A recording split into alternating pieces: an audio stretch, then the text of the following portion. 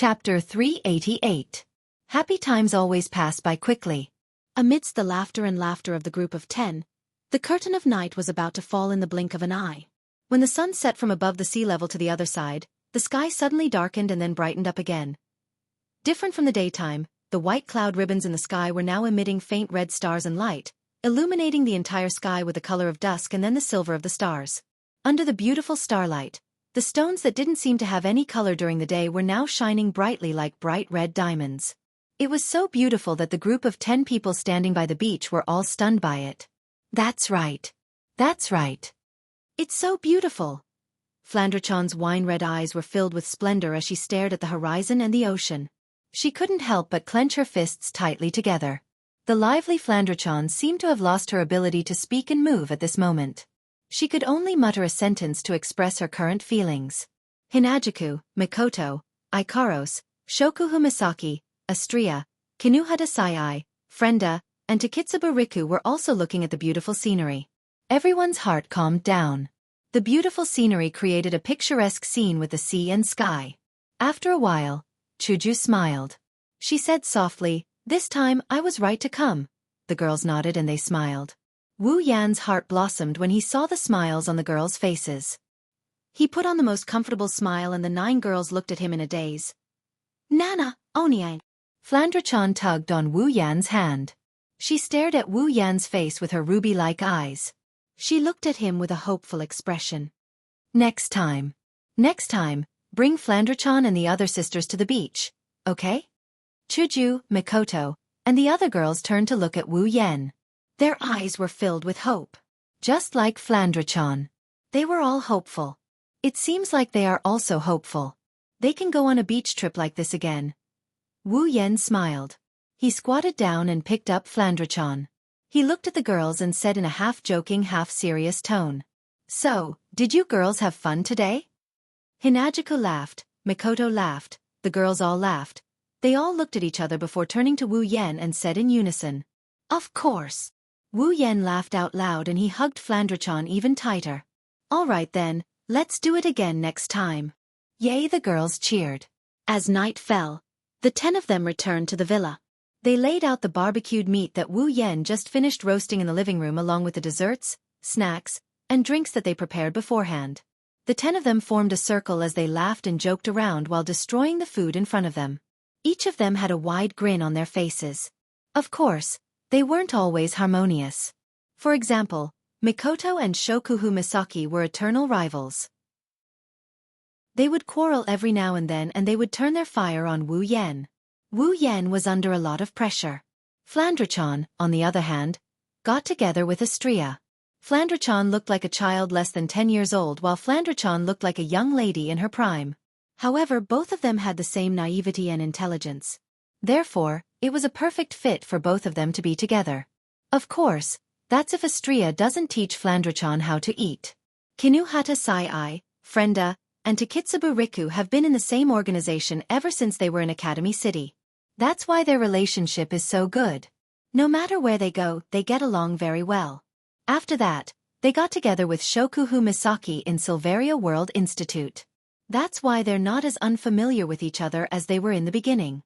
On the other hand, Hinajuku and Ikaros are actually able to chat and laugh together. This really surprised him.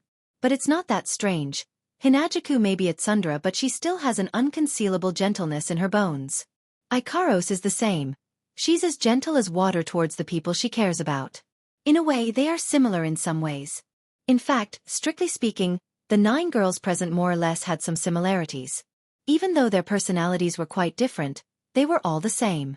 They wouldn't hesitate to do stupid things for the people they cared about.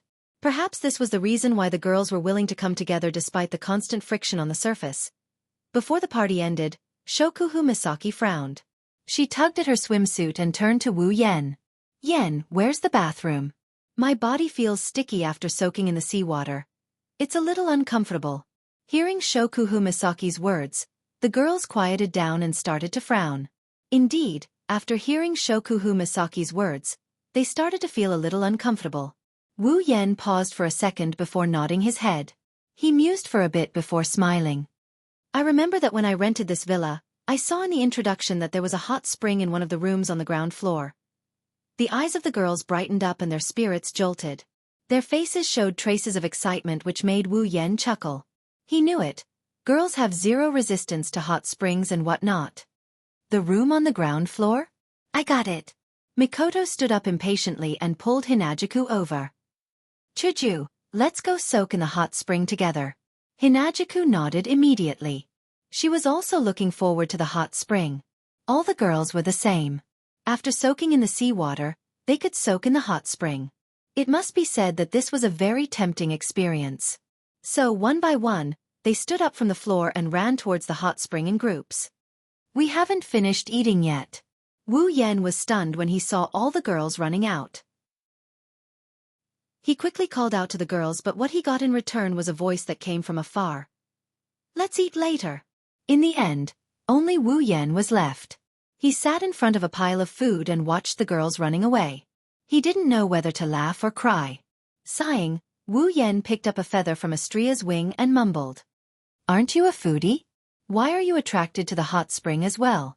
Wu Yan saw another feather on the ground. It was pink in color.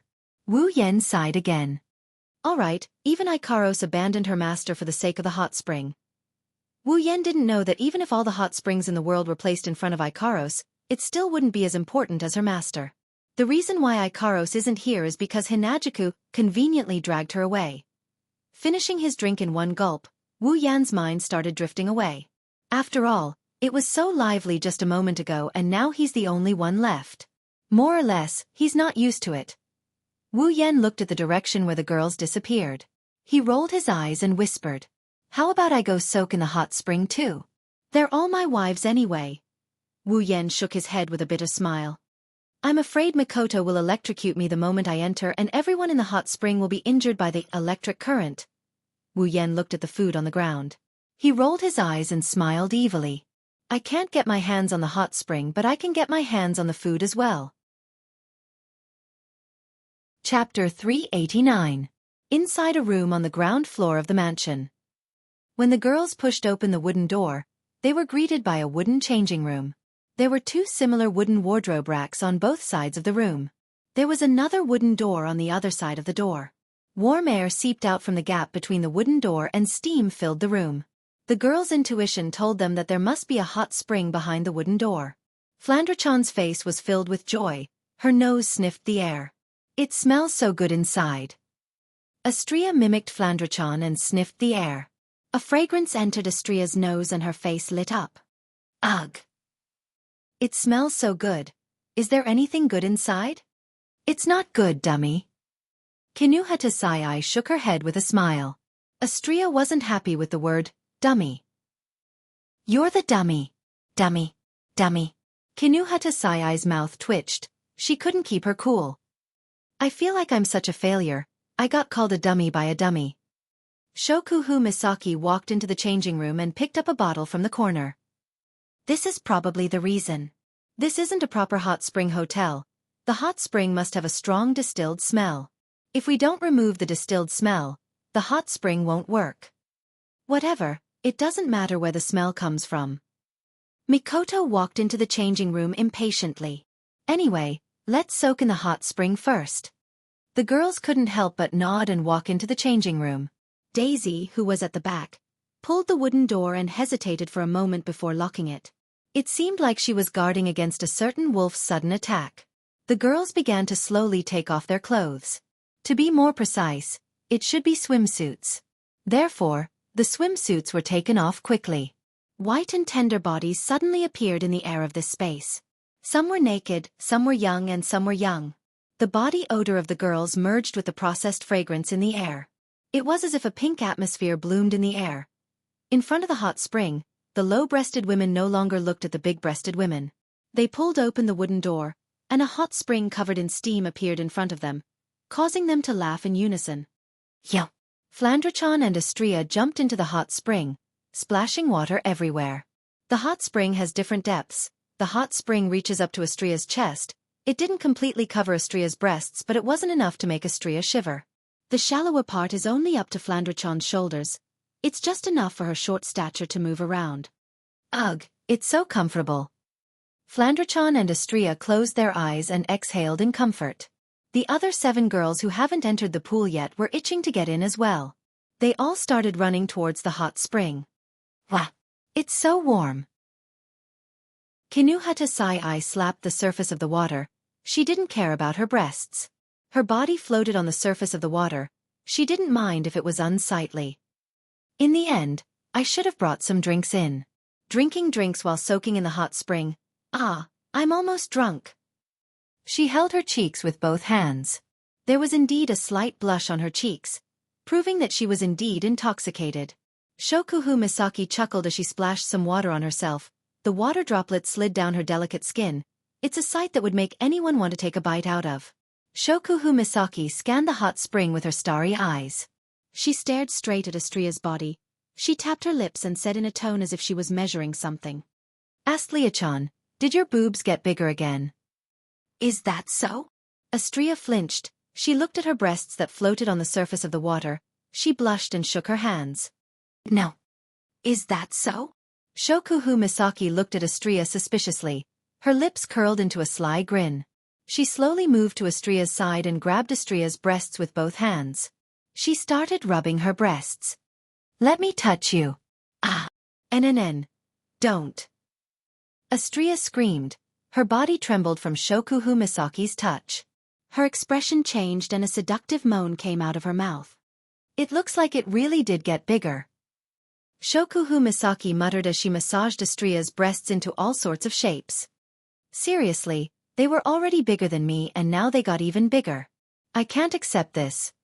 Stop it. Astria collapsed onto Shokuhu Misaki's body. She pressed her back against Shokuhu Misaki's ass.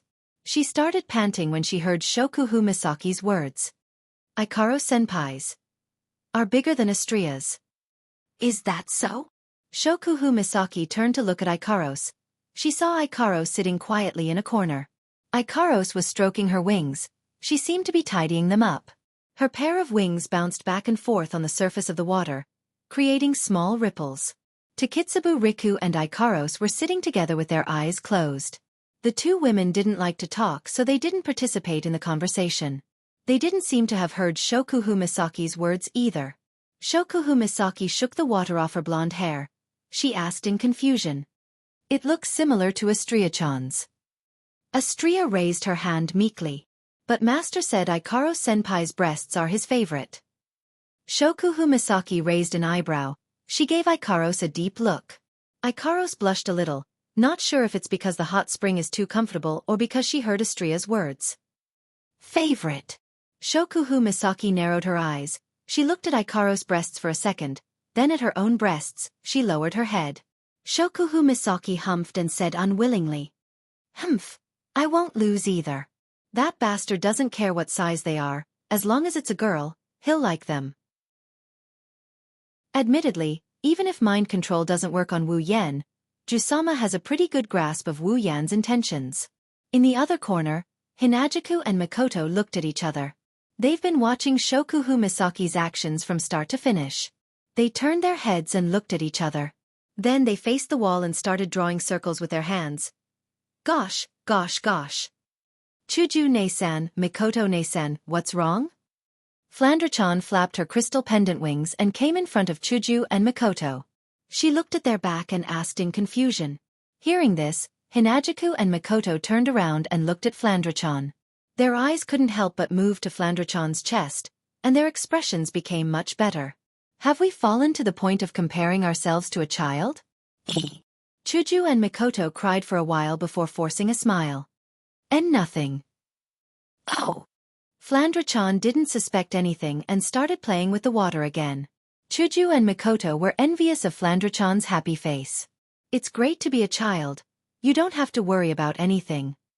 Not far away, Kinuhata Sai and Frenda sighed when they saw the change in Chuju and Mikoto's expression. So, flat breasts are also a rare resource. Why don't they understand? Frenda said slowly as if she understood the truth of the world. It's not clear if she really understood the truth or if she was just comforting herself. Kinuhata Sai pouted and continued to wander around. Chapter 390. Phew, this is so comfortable. A group of girls slowly walked out of the hot spring room, each holding a towel and wiping their bodies. The clothes they were wearing were no longer bathing suits with very little fabric, but bathrobes that they found inside. It had to be said that the owner of this villa had prepared everything. Ahaha, my body is so warm and fragrant. Flandre-chan skipped in front of the girls and ran towards the living room. Let Onii-chan smell you. You're super going to let that guy smell you? Kinuhata-sai pouted. Isn't this super convenient? The girls laughed, Frenda said. Well, it's good to be a kid, you don't have to think about anything. Chuju and Makoto nodded in unison. Frenda's words are exactly what they're thinking. Of course, the meaning is different. Under Flandre-chan's lead, the girls started to walk faster towards the main hall. After all, they've been soaking in the hot spring for more than an hour. However, when the group of young ladies returned to the hall, the scene that appeared before them caused them to be stunned and astonished. Wu Yan is sitting in front of the pile of food with a glass in his hand. It's exactly the same as when they left. The only difference is that there's a lot of beer in the middle of the pile of food. The glass in Wu Yan's hand isn't filled with soft drinks. It's filled with yellow beer. You girls sure took a long time to take a bath. Wu Yan rolled his eyes and he gulped down the beer in one gulp. He also exhaled a huge mouthful of air. The girls looked at him in shock. Chuju asked in surprise. Yen, you're drinking? What's wrong? Is there something wrong? Wu Yan looked at Hinajiku with a puzzled expression. At the same time, he filled his cup to the brim with beer. His actions looked so natural that the girls exchanged glances with each other. Mikoto walked up to Wu Yan and sat down. She grabbed a bottle of beer and frowned. Why do you suddenly want to drink? The other girls also looked at Wu Yan with the same doubt in their eyes. That's to be expected. Even Hinajiku, the oldest of them all, has never seen Wu Yan drink, so it's normal for her to have this kind of doubt. Wu Yan didn't think much of it. He sipped his wine and continued. I don't have any particular reason, I just suddenly felt like drinking. Wu Yan looked at the girls and said, You don't have to be so surprised, I'm in my 20s, there's nothing strange about drinking. But I've never seen you drink before. Chuju said. She stared at Wu Yan's carefree drinking. Her yellow-green eyes were filled with worry. Yan, you haven't been drinking since we left, have you? Wu Yan laughed. I'm not that tough, I might be an adult but I don't drink often, I can't hold my liquor that much. The girls released a sigh of relief, but Wu Yan's next sentence made them choke on their breaths. Well, you girls soaked for more than an hour, I only drank for an hour. An hour. Chuju and Mikoto raised their voices in disbelief. Hey. You really drank for an hour. Kinuhata Sai's jaw dropped. Beer's alcohol content isn't that high and there are plenty of people who can drink for an hour without stopping. But at the end of the day, out of the 9 girls here, at least 5 are underage. That's excluding Flandre-chan, Ikaros, and Astria. There's also Shokuhu Misaki. Her age will always be a mystery. At least no one would believe she's a middle school student. Since they have never had a drink before, of course they wouldn't know the extent of drinking beer for an hour straight. It's just that Wu Yan has never had a drink before. Now that he's drinking for so long, it's quite a surprise to them. You girls are exaggerating. Wu Yan couldn't help but laugh at the girls' shocked expressions. It's just beer, it's not something with high alcohol content. Even if I drink for an hour, I won't get drunk. It's not like I can say that. Drinking is bad for the body, it's not good to drink too much. Chuju said hesitantly. Wu Yan chuckled at Chuju's words. Well, it's fine to do it once in a while, right? The girls went silent for a while before they reluctantly accepted it. Wu Yan narrowed his eyes and raised the glass in his hand, finally revealing a hint of his wolf's ambition. Do you girls want some as well? The girls flinched. Shokuhu Misaki suddenly smiled and stared at Wu Yan. Her eyes seemed to be able to see through a person's heart. Shokuhu Misaki giggled at Wu Yan. I say, Yen, are you planning to get us drunk? That's why you brought out so much beer, right? The other girls flinched again. When they regained their senses, they glared at Wu Yan. It's clear that they believed Shokuhu Misaki's words 100%. Because, with the Wu Yan they know, he's definitely capable of doing such a thing. Ignoring those piercing gazes, Wu Yan admitted to it in a straightforward and honest manner. That's right. I want to get you all drunk. The girls were stunned. Even if Shokuhu Misaki said what Wu Yen was thinking, they didn't expect Wu Yen to admit it so easily. Wu Yen smiled. He knew from the start that he couldn't hide it from these smart girls, so he didn't plan to hide it. Wu Yen picked up a bottle of beer and said to the girls with a smirk. His tone was disdainful, as if he didn't care about anything. "Do you all dare to drink?" The girls were angered. Wu Yan's disdainful tone successfully made the girls who had made up their minds not to let Wu Yen have his way. Now, they were angered by Wu Yen. "Humph, it's just super beer. I, Kinuhata Sai, am a member of the Super Dark Department. I'm not afraid of death. Why would I be afraid of a bottle of beer?"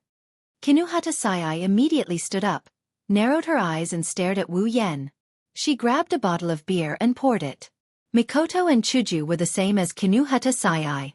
These two girls are the ones who can't stand being provoked the most. Therefore, with Wu Yan's provocation, these two prideful girls stepped onto the path of no return. "Let's drink then, who's afraid of who?" After saying that, the two girls picked up a bottle of beer and poured a little. They hesitated for a moment before squinting their eyes and gulping it down. Then, their eyes lit up and they started laughing. "What the hell, this beer isn't as bad as I thought. In the end, it's just beer, how bad can it be?" Shokuhu Misaki narrowed her eyes and thought. Since Wu Yen is alone and she has so many people on her side, even if she gets drunk, as long as she can get Wu Yen drunk as well, they won't lose anything. With that in mind, Shokuhu Misaki also picked up a bottle of beer. Her eyes were filled with curiosity. She's curious about the taste of beer. In the end, Shokuhu Misaki has never drunk beer before.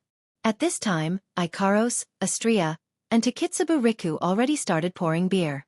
They weren't provoked by Wu Yen, they just drank because Wu Yen asked them to. In the end they all drank it. Frenda's mouth twitched. She hugged Flandra-chan who also wanted to try the beer and sighed. She reached for the bottle of beer. Chapter 391. Ahem, it's not that bad but it's not that good either. Beer. It smells bad but it's a little choking. It tastes like bitter tea. Bitter tea? Bitter tea is way more bitter than this. I'd rather drink alcohol than drink bitter tea. Ugh, flan doesn't feel good. Ah, but kids can't drink it. My head feels a little dizzy. Ugh, I think so too. Wah! Astria passed out. Astria, wake up. Sis, flan feels dizzy. I told you kids can't drink it. As time passed, the faces of the girls who picked up the beer bottles began to turn red. Although the alcohol content of the beer wasn't much, the girls here had never drunk alcohol before.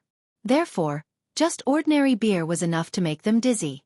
The more the girls drank, the more blank their minds became. They couldn't think of anything else. At first, they only took small sips. Later on, whenever Wu Yen raised his glass, they would reflexively gulp down the beer. They didn't notice that when they drank a glass, the empty glass in their hands would be filled up with beer without them noticing. Astria, who didn't know when to stop, and Flandra-chan, who didn't know what was going on, had already collapsed on the floor. The other 9 girls were blushing and their vision was blurry.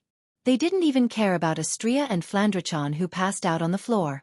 They kept pouring beer into their mouths and started talking nonsense. This is a sign of drunkenness. Wu Yen, who has been drinking with the girls, is also feeling a little dizzy.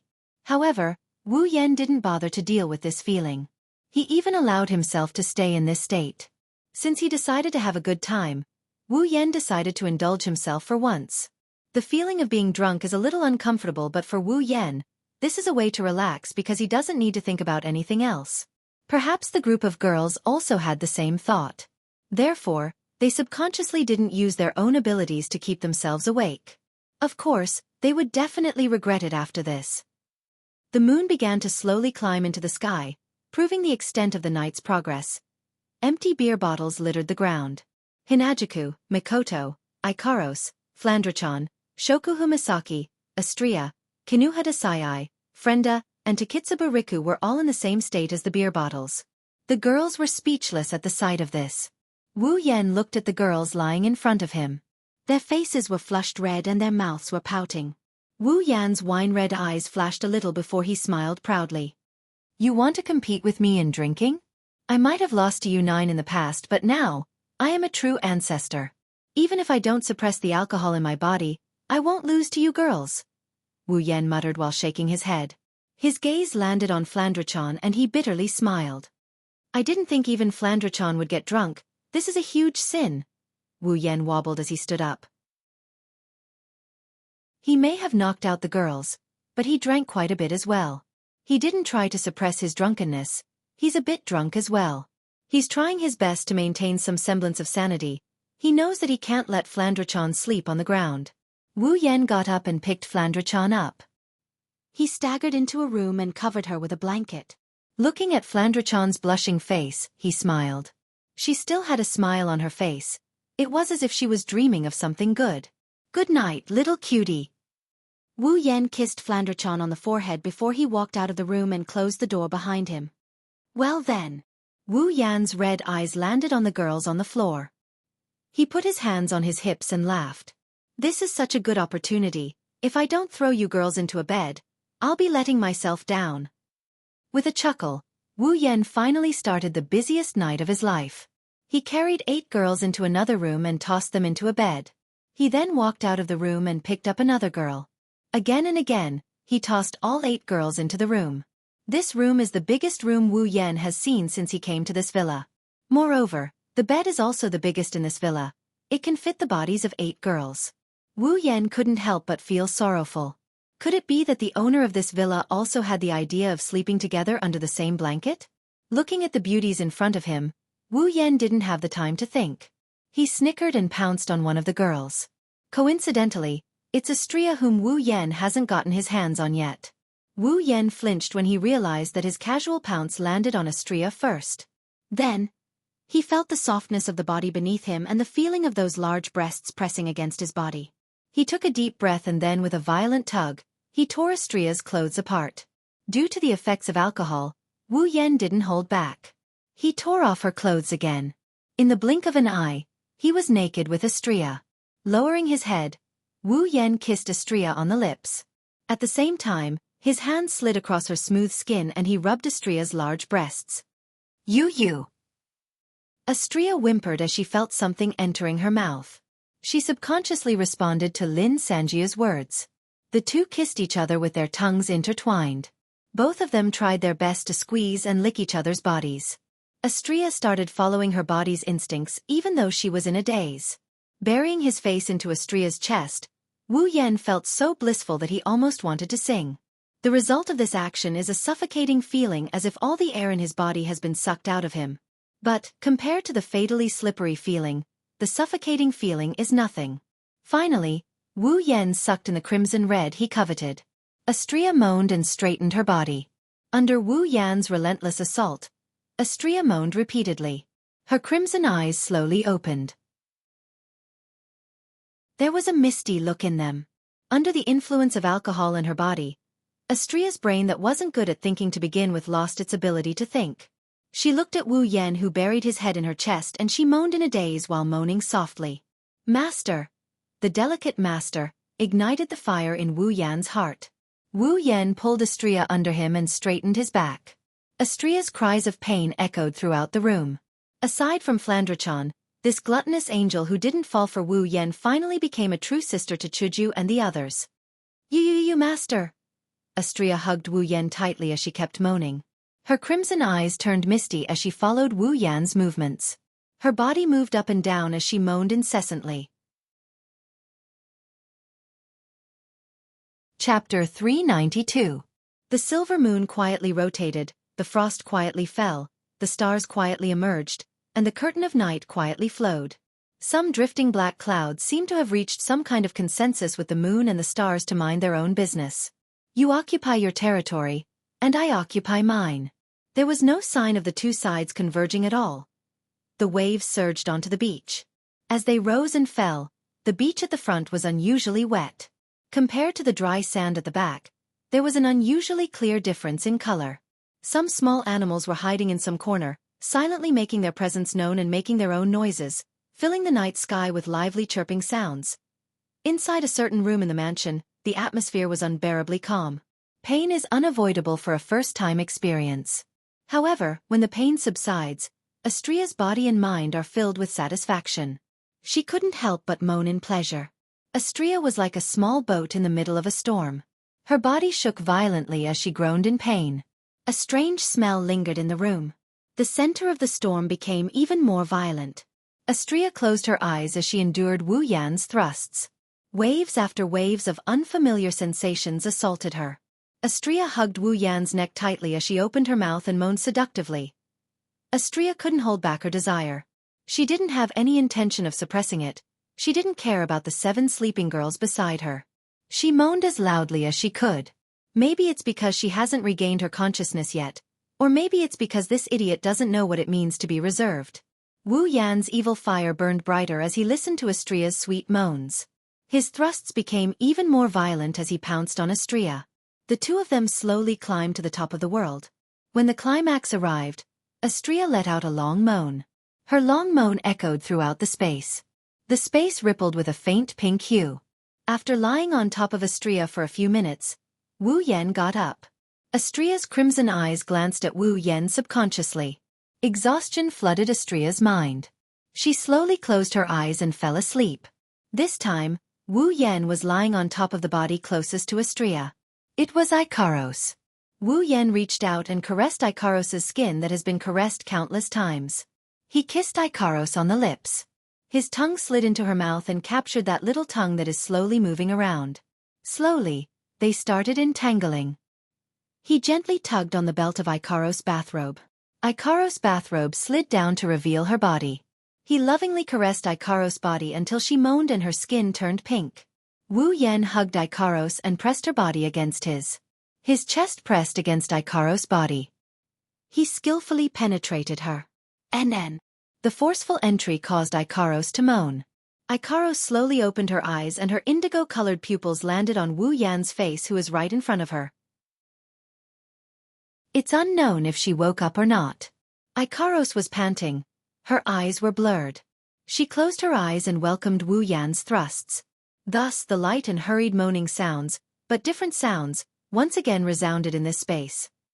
As time goes by, Ikaros's moans get louder and louder. At this point, even the thick walls can't block out her moans. Fortunately, in this villa and even the beach, other than Wu Yan's group of 10, there's no one else.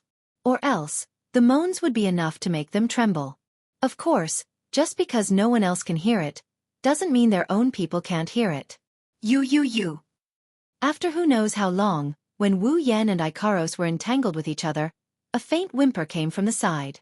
Wu Yan reflexively turned his head towards the source of the whimper. Shokuhu Misaki raised her hand and held her forehead. She struggled to open her eyes. Her pair of starry eyes blinked, telling Wu Yan that she's awake. Shokuhu Misaki turned around and she was stunned as well. She didn't say anything else as she stood there frozen in place. She had a dumbfounded look on her face. The two of them stared at each other blankly. After a while, Shokuhu Misaki finally regained her senses. She recalled the scene where she passed out drunk, the scene where the girls were lying on top of each other, and what Wu Yan is doing right now. She understood everything. Seeing Shokuhu Misaki's face gradually turning red, Wu Yan cursed. Without waiting for her to react, he reached out and pulled her over. You! What are you doing? Don't tell me. Shokuhu Misaki thought that her sobriety would make Wu Yan hesitate. Following Wu Yan's actions, her expression froze. The smart Shokuhu Misaki seemed to have figured out what Wu Yan was going to do. She had a bad feeling. Wu Yan, I'm warning you. If you make me and the other girls do that with you, I will. Shokuhu Misaki shouted at Wu Yan. But in the next moment, her words were blocked by Wu Yan's lips. You. Shokuhu Misaki was stunned. She slapped Wu Yan's chest, trying to break free from Wu Yan's grasp. Alas, she's a sports idiot. Against a true ancestor, the result is obvious. When Wu Yan tore off Shokuhu Misaki's bathrobe, Shokuhu Misaki was thoroughly embarrassed. She couldn't believe that she was going to sleep in the same bed with the other girls and do such a thing. Shokuhu Misaki could only whimper helplessly as she struggled in Wu Yan's arms. But when Wu Yan grabbed her breasts, Shokuhu Misaki went limp and all her strength disappeared. At this time, Wu Yan was still attacking Ikaros. Finally, after a loud moan, Ikaros's body collapsed on top of Wu Yan's body as if she lost all her bones. She panted heavily and closed her eyes in exhaustion. However, Wu Yan didn't stop. After leaving Ikaros's body, he immediately pressed Shokuhu Misaki on top of him and spread her legs apart. Don't. Shokuhu Misaki's weakness is too obvious. If Wu Yan gets his hands on her, she would be a lamb waiting to be slaughtered. She wouldn't be able to resist at all. Not to mention, Wu Yan isn't just controlling her, he's also tormenting her with all his might. Shokuhu Misaki kept begging for mercy. Shokuhu Misaki only had sex with Wu Yan Huan once. Now that she's about to have sex with him again, she was even more flustered than the first time. With her pride, sharing a man with another woman is already an unthinkable thing for her. Now that she's going to have to serve the same man, she couldn't accept the fact that she's going to have to serve the same man with him. But in the next moment, Wu Yan entered her forcefully again. Shokuhu Misaki could only moan in pain. Chapter 393. Unlike Ikaros, Shokuhu Misaki already had sex with Wu Yan once. Even though it wasn't that long ago, a man and a woman who tasted the forbidden fruit for the first time are like firewood and fire. Once they meet, it's only a matter of time before they start a fire. Therefore, with Wu Yan's entrance, Shokuhu Misaki once again experienced the familiar yet strange feeling she had back in the Tokiwadai dorm. Her sensitive body made Shokuhu Misaki completely lose her mind. Her heart was filled with pleasure. Even the shame of sharing a bed with another girl was dispelled. She was panting and gasping for air. Her wine-red eyes were filled with resentment. That was Shokuhu Misaki's silent complaint against Wu Yan's tyrannical behavior. However, as her body was pounded by Wu Yan, her resentment slowly faded away. What replaced it was a misty look and her eyes started tearing up. Shokuhu Misaki has always been a sports idiot. Among all the girls, she's probably the weakest. Even Flandrechan with her powers sealed is better than Shokuhu Misaki. Shokuhu Misaki quickly reached her peak. She took a deep breath and slowly calmed down. She slumped on the floor, unable to get up again. Shokuhu Misaki can't stand up anymore. She took a deep breath and slowly calmed down. She collapsed on the floor, unable to get up again. Ugh! He's not sure if it's because Shokuhu Misaki's voice was too loud or if it's because of his bad luck, but when Shokuhu Misaki surrendered, another soft murmur came. Wu Yan's hand that was about to touch the other girl froze in place. Under Wu Yan's gaze, a pair of brown eyes slowly opened. Unlike Shokuhu Misaki, Mikoto didn't regain her ability to think the moment she woke up. Maybe it's because Mikoto's alcohol tolerance isn't that good. When those brown eyes opened, there's a hint of drunkenness in them. Yen. Not sure if Mikoto realized what's going on, but when she saw Wu Yan, she subconsciously called out and sat up on the bed. But Wu Yan didn't give her the chance. If Mikoto realizes what's going on, it won't be something that can be solved with just a few words. This violent and arrogant cis-canon, ever since the first time he raped her together with Chuju, she refused to sleep with her best friend in front of Wu Yan. If she finds out that there are 8 girls in this bed, she's going to make a move. But that's not important. What's important is that there's an existence in this bed that Mikoto can't tolerate, Shokuhu Misaki. If Mikoto finds out that she's about to receive the same treatment as Shokuhu Misaki, and it's after Shokuhu Misaki, she's going to go berserk. So without waiting for Mikoto to get up, Wu Yan pounced on her and pinned her under his body. He reached out his hands and grabbed her breasts and started rubbing them. At the same time, he lowered his head and pressed it against her breasts, silencing her scream. Ah! Mikoto's tea-colored eyes widened as she looked at Wu Yan, who is so close to her. When her pair of bunnies fell into Wu Yan's hands, Mikoto's face instantly crumbled and turned into ripples. However, due to her prideful nature, Mikoto naturally couldn't accept Wu Yan's doting, so she quickly struggled to break free from him. Let me go! Let me go! Ah! Ah! Ah! Before she could finish, Wu Yan waved his hand and Mikoto's clothes and a belt flew into the air and landed below the bed. Wu Yan went straight in, silencing Mikoto's words, leaving only a soft moan in her throat. All that's left is Wu Yan's thrusts, thrusts, and thrusts. Following Wu Yan's assault, Mikoto's body's desire grew stronger and stronger. In the end, Mikoto's resistance grew weaker and weaker. Gradually, her resistance turned into resistance and resistance turned into desire. All the words that came out of her mouth were transmitted within the room by those two simple words. Then, thrusts, thrusts and thrusts. When her body's desire completely drowned her, her rationality collapsed. Her two hands uncontrollably climbed onto Wu Yan's back. She closed her eyes and began to accept Wu Yan's assault. From start to finish, Mikoto didn't notice that there were a lot of bodies scattered around her. Among them, there were her good sisters. There were also her enemies. One has to say, this is a miracle. Soon, Mikoto welcomed her climax in her own moans. Under Wu Yan's unbridled assault, Mikoto finished everything in one go. The feeling of floating in the clouds, along with the tipsiness from before and the drowsiness of the night, caused Mikoto to fall into a deep sleep. At this time, Wu Yan's hand was already touching Chuju. This time, the accident didn't happen. Hinajuku was still drunk. Wu Yan gently lifted her up from her bed. Her bathrobe flew away without her knowing anything. Her body was also ravaged by a certain asterisk shoal without her knowing anything. She was also ravaged by a certain asterisk shoal. In her sleep, Chuju felt like she was in a hot spring. The water in the hot spring was very comfortable. It warmed her body. Moreover, it kept caressing her body. The warm water flowed into her body. The comfortable feeling made Chuju moan softly. There seemed to be waves in the hot spring. Her body could only go with the flow, up and down. However, the warm feeling was still there. After a long time, Chuju felt that the waves in the hot spring were getting stronger and stronger. The warm feeling in her body became clearer and clearer. Chuju kept moaning, until a certain important string in her body was touched. Chuju let out a long moan and sank to the bottom of the hot spring.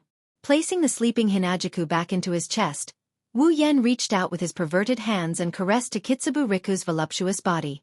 She seemed to have sensed something as she frowned and her eyelids fluttered open. Confusion flashed through her eyes. Fragments of memories came back to her. Takitsubu Riku regained her vision. She was shocked when she regained her vision. This was to be expected.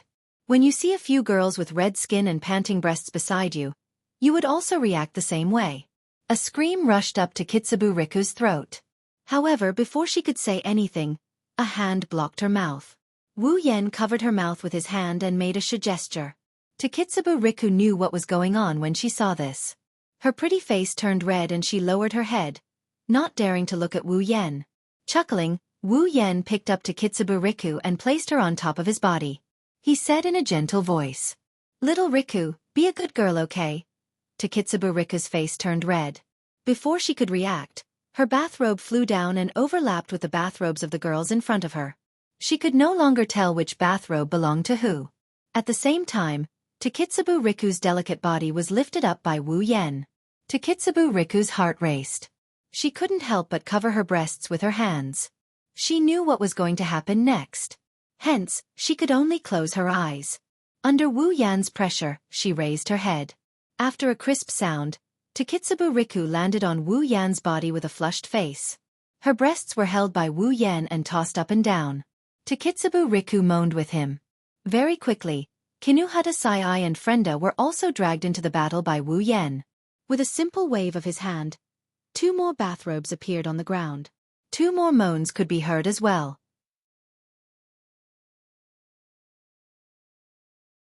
Chapter 394. The sun slowly rose from the horizon. The night was chased away by the sudden appearance of the sun. The dark clouds on the horizon were suffused with specks of gold. The sky regained its luster. White clouds floated in from afar. Blue dotted the sky and the sea. Between the horizon and the sea, 2 different worlds on the same plane were dyed with the same shade of blue. When the sun shone on a villa by the beach, the peaceful scene in one of the rooms seemed to have been broken. The people who were asleep woke up. Wu Yan opened his eyes. The glaring sun shone on his eyelids. He wanted to raise his hand to block the sunlight, but he realized he couldn't raise his hand. In his wine-red eyes, the sleeping figures of Hinajuku and Mikoto appeared in his vision. Right now, the 2 of them are lying on his left and right respectively, each holding one of his arms. No wonder he couldn't raise his arms. He looked up and saw Hinajuku, Mikoto, Ikaros, Shokuhu Misaki, Astria, Kinuhata Sai, Frenda, and Takitsubo Riku lying on the same bed as him. Wu Yan was shocked. Fragments of memories from last night slowly flowed into his mind. Wu Yan finally remembered what he did last night. A smile appeared on his face. Wu Yan almost laughed out loud. He finally realized his dream of having all of his wives sleep on the same bed. Of course, other than Flandre-chan, all of his summons are sleeping on the same bed as him. The sense of accomplishment is unimaginable. Of course, the summons here don't count as the Misaka sisters. Pride surged in his chest. He has never felt this proud before. This is a historical moment that could become a milestone in his life. Wu Yan tilted his head as he looked at the girls around him. Then, he said something that really deserves a beating.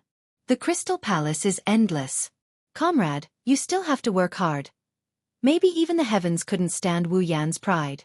Under the infinite will of the universe, Chuju, Mikoto, Ikaros, Shokuhu Misaki, Astria, Kinuhata Sai, Frenda, and Takitsubo Riku all mumbled. Their eyelids started trembling. Wu Yan's smile froze and his heart started pounding. Seeing that the girls are about to wake up, Wu Yan's warning bells started ringing and he started screaming in his mind. After all, the so-called milestone in history was nothing more than him using alcohol in exchange for it. If he reminds the girls of what happened last night, Wu Yan would lose a layer of skin even if he doesn't die. Ikaros, Astria, and Takitsubo Riku should be fine. These three women are extremely obedient to me, so there shouldn't be any problems. Kinuhata Sai and Frenda, on the other hand, will definitely feel embarrassed. But considering their combat prowess and everything that happened in the past, there shouldn't be any problems. However, the other three are different. Chuju and Mikoto will definitely throw away their hatchet without hesitation. As for Shokuhu Misaki, even though she won't throw away her hatchet, she will definitely find a way to get him a hatchet and willingly throw herself at it. The danger level was simply S-class. Wu Yan chose to run away without hesitation. But the moment he moved, Wu Yan froze. Because his hands are being held by Chuju and Mikoto. No, while Wu Yan screamed in despair, the 8 girls shuddered and their eyelids fluttered open. Their eyelids fluttered open as well. 8 pairs of eyes scanned the room and looked at each other. After seeing each other's miserable state, the memory of last night finally returned to their minds. Then, under Wu Yan's gaze, the 8 girls' faces turned red. Ah! Between the beautiful horizon and the sea, on the deserted beach, inside the villa, a few extremely shocking voices gathered together and let out an earth-shattering scream that pierced through the clouds. Bang! The door to the room was violently flung open. Wu Yan came out of the room with his clothes in a mess. At the same time, Hinajuku with a crystal sword in her hand and Mikoto with an iron sand sword in her hand also flew out of the room with their clothes in a mess. The only difference is that the former is running away pathetically while the latter has a face full of killing intent. Wu Yan, who was running away, was shocked. He leaped away from his original spot. Almost at the same time, a crystal sword and an iron sand sword slashed at the spot where Wu Yan was just a moment ago. A strand of hair fell to the ground. Wu Yan was scared witless. He yelled at Chuju and Mikoto. "You two, are you trying to murder your husband?" Chuju gritted her teeth. Her face still had a trace of anger.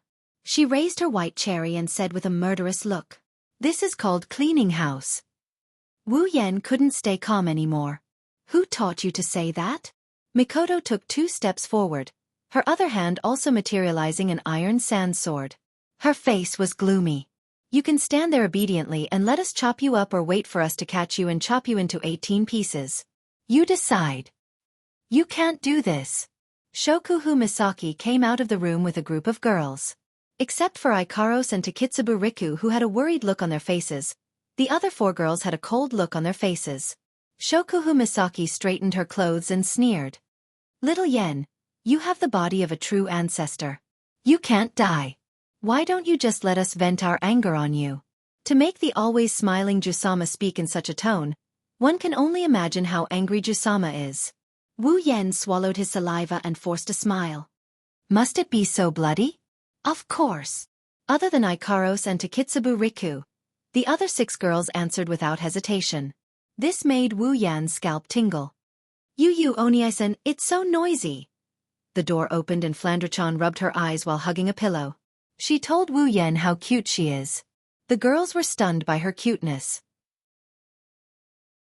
Wu Yan's face lit up and he rushed to Flandrechan's side and hugged her. Flan, did I wake you up? It's only I-san's fault, are you hungry? Yes. Yes, Flandrechan is hungry. Looking at Wu Yan hugging Flandrechan, the girls couldn't help but curse Wu Yan's shamelessness. With Flandrechan in his arms, who would dare to make a move? The girls stared at Wu Yan with a dark expression. They wanted to stare him to death. Wu Yan chuckled awkwardly. Spalier World Academy, Villa District. Inside one of the villas, a bright light flashed without warning. The next moment, Wu Yan's group of 10 appeared in the hall. Oh, I'm back. Wu Yan sighed. He sounded like he had gone through a lot of ups and downs. It's as if he didn't go on a vacation but instead, he went for an exam. Humph. Shokuhu Misaki snorted and walked out of Wu Yan's villa without looking back. Kinuhata Sai-I and Frenda had the same reaction. They snorted and followed behind Shokuhu Misaki. Takitsubu Riku smiled apologetically and followed after them. Humph. Astria snorted and stuck her tongue out at Wu Yan. Master. Idiot! Idiot! Astria followed after him. Wu Yan felt a bit resentful. Looks like this time, he really got himself into a lot of trouble. Hinajiku and Mikoto didn't even look at him as they went back to their rooms and slammed the door shut. Looks like they're still in a fit of anger. Wu Yan shrunk his neck and smacked his lips. I should think about the upcoming academy competition. Chapter 395. 3 days of time quietly passed under the anticipation of the Spalier World Academy students. On the third night, when the last of the moon disappeared from the horizon, a faint light began to drive away the darkness. The bright golden light seemed to indicate the arrival of a new round of competition. As the first ray of morning light sprinkled into the Spalier World Academy, the quiet atmosphere of the academy suddenly broke. The lively atmosphere from a few days ago reappeared once again. It didn't diminish even after 3 days of rest, it's still as lively as ever. Today is the day of the competition between the top 10 of the academy. Now that the competition has progressed to this stage, it's basically entered the real competition stage. Every student is looking forward to the birth of the champion. Within an extremely short period of time, the spacious square had already become packed with people. Boiling noises continuously rang beside everyone's ears. The fiery atmosphere caused everyone who entered the square to feel a little affected. When Wu Yan's group arrived at the high platform, whether it's the stands or the high platform, it's already packed with people. Although 90 contestants have been eliminated after 2 rounds of elimination, they still participated in the competition. Therefore, the high platform prepared for the contestants is still open to those who failed to make the cut. As for the battle between the top 10, even if they can't participate, it's still good to be able to watch from the sidelines. Therefore, everyone brought their friends or subordinates along. As for the stands, maybe the audience didn't notice it but the people on the high platform did. There's a lot of people in the stands, and they're all Spalier World Academy teachers. Obviously, the battle between the top 10 is enough to attract the attention of these arrogant teachers. When Wu Yan, Chuju, Mikoto, Ikaros, and Flandrechan stepped onto the high platform, countless gazes began to fall on them. Wu Yan, Chuju, and Mikoto are undoubtedly the 3 dark horses of the academy competition. In less than a month since they entered the academy, they're already in the top 10. This kind of strength is enough to make the ordinary students feel shocked. Therefore, they attracted everyone's attention as soon as they stepped onto the stage. Wu Yan's group is already used to this kind of attention. Compared to Shokuhu Misaki, who got a lot of support as soon as she stepped onto the stage, this kind of attention is nothing. Ignoring the surrounding gazes, Wu Yan's group came to the spot where they stayed a few days ago and calmly looked around the place while chatting with each other. Not long after they arrived, 2 beautiful figures appeared at the entrance of the high platform. One black, one silver, 2 dazzling hair colors. They're walking towards Wu Yan's direction. Lulu ran over and she picked up Flandrechan in a practiced manner. She rubbed her face against Flandrechan before giggling at Wu Yan. She's a very lively girl. Wu Yan glanced at Lulu's smiling face. Wu Yan felt helpless towards this crazy Lulu, but at the same time, he liked her from the bottom of his heart. Although Lulu always does things that make people tired, he has to admit that this Lulu is really cute. But right after that, Wu Yan was shocked. From what Wu Yan can sense, Lulu's aura is faintly emitting a powerful aura. Although it's not at the level that Wu Yan needs to pay attention to, but compared to a few days ago, it's completely different. Plum Li Lu? Lowly, level 50. Tier 6. Wu Yan looked at Lulu in shock. The information from the system was enough to shock Wu Yan. After all, 3 days ago, Lulu was only around level 40. And a month ago, she was only level 44. And in just 3 days, Lulu has already reached Tier 6? You found out. Seeing Wu Yan's shocked expression, Lulu proudly raised her head. The shock on Wu Yan's face faded and he rolled his eyes. Lulu, how did you reach Tier 6? Chuju and Mikoto also saw Lulu's level and asked curiously. With this kind of strength, even if it's not enough for them to pay attention to, it's still very eye-catching. Hearing Chuju and Mikoto's question, Lulu pouted and said with a little dissatisfaction, "It's all because of Grandpa. He said that it's about time for my strength to increase, but he forced me to drink some very strange colored potions. He's so annoying, those potions are disgusting." Hearing this, Wu Yan and the others were speechless. This little girl really doesn't know how lucky she is. Potions that can increase one's strength. Who knows how many people can't even get their hands on them even if they spend a lot of money. Now that the potion is delivered to her door, she's complaining that it's disgusting? If those who dream of getting their hands on a bottle of this potion heard this, they'll definitely vomit blood and die. They should really drag her out and shoot her for 10 minutes. Even Feifei couldn't stand it anymore and knocked on Lulu's head, causing Lulu to tear up. The old patriarch did this for your own good. It's fine if you're not grateful, but you're complaining. Lulu cried out a few times, feeling wronged. But it's really disgusting. The group of people helplessly rolled their eyes and no longer paid attention to this guy who was complaining about how happy he was. The group of people gathered together and began to chat, causing Lulu to yell out. Suddenly, the crowd started to stir. The group turned around and saw Shokuhu Misaki and the others at the entrance of the stage. As the most dazzling stars of the academy, the commotion caused by them was naturally bigger than Wu Yan's. Shokuhu Misaki glared at Wu Yan and walked away as if nothing happened. Wu Yan shrugged helplessly. It seems like she's still holding a grudge against him for sharing the same bed as her. After Shokuhu Misaki entered, Sylph, Kaya, and Jaffer also entered the stage. The three of them exchanged glances with each other and quietly walked to one side. They began to focus their minds and calm their breathing. It seemed that even they had no choice but to take the competition for the top 10 seriously. With the flow of time, the number of people in the square also increased. The noise also increased and mixed together.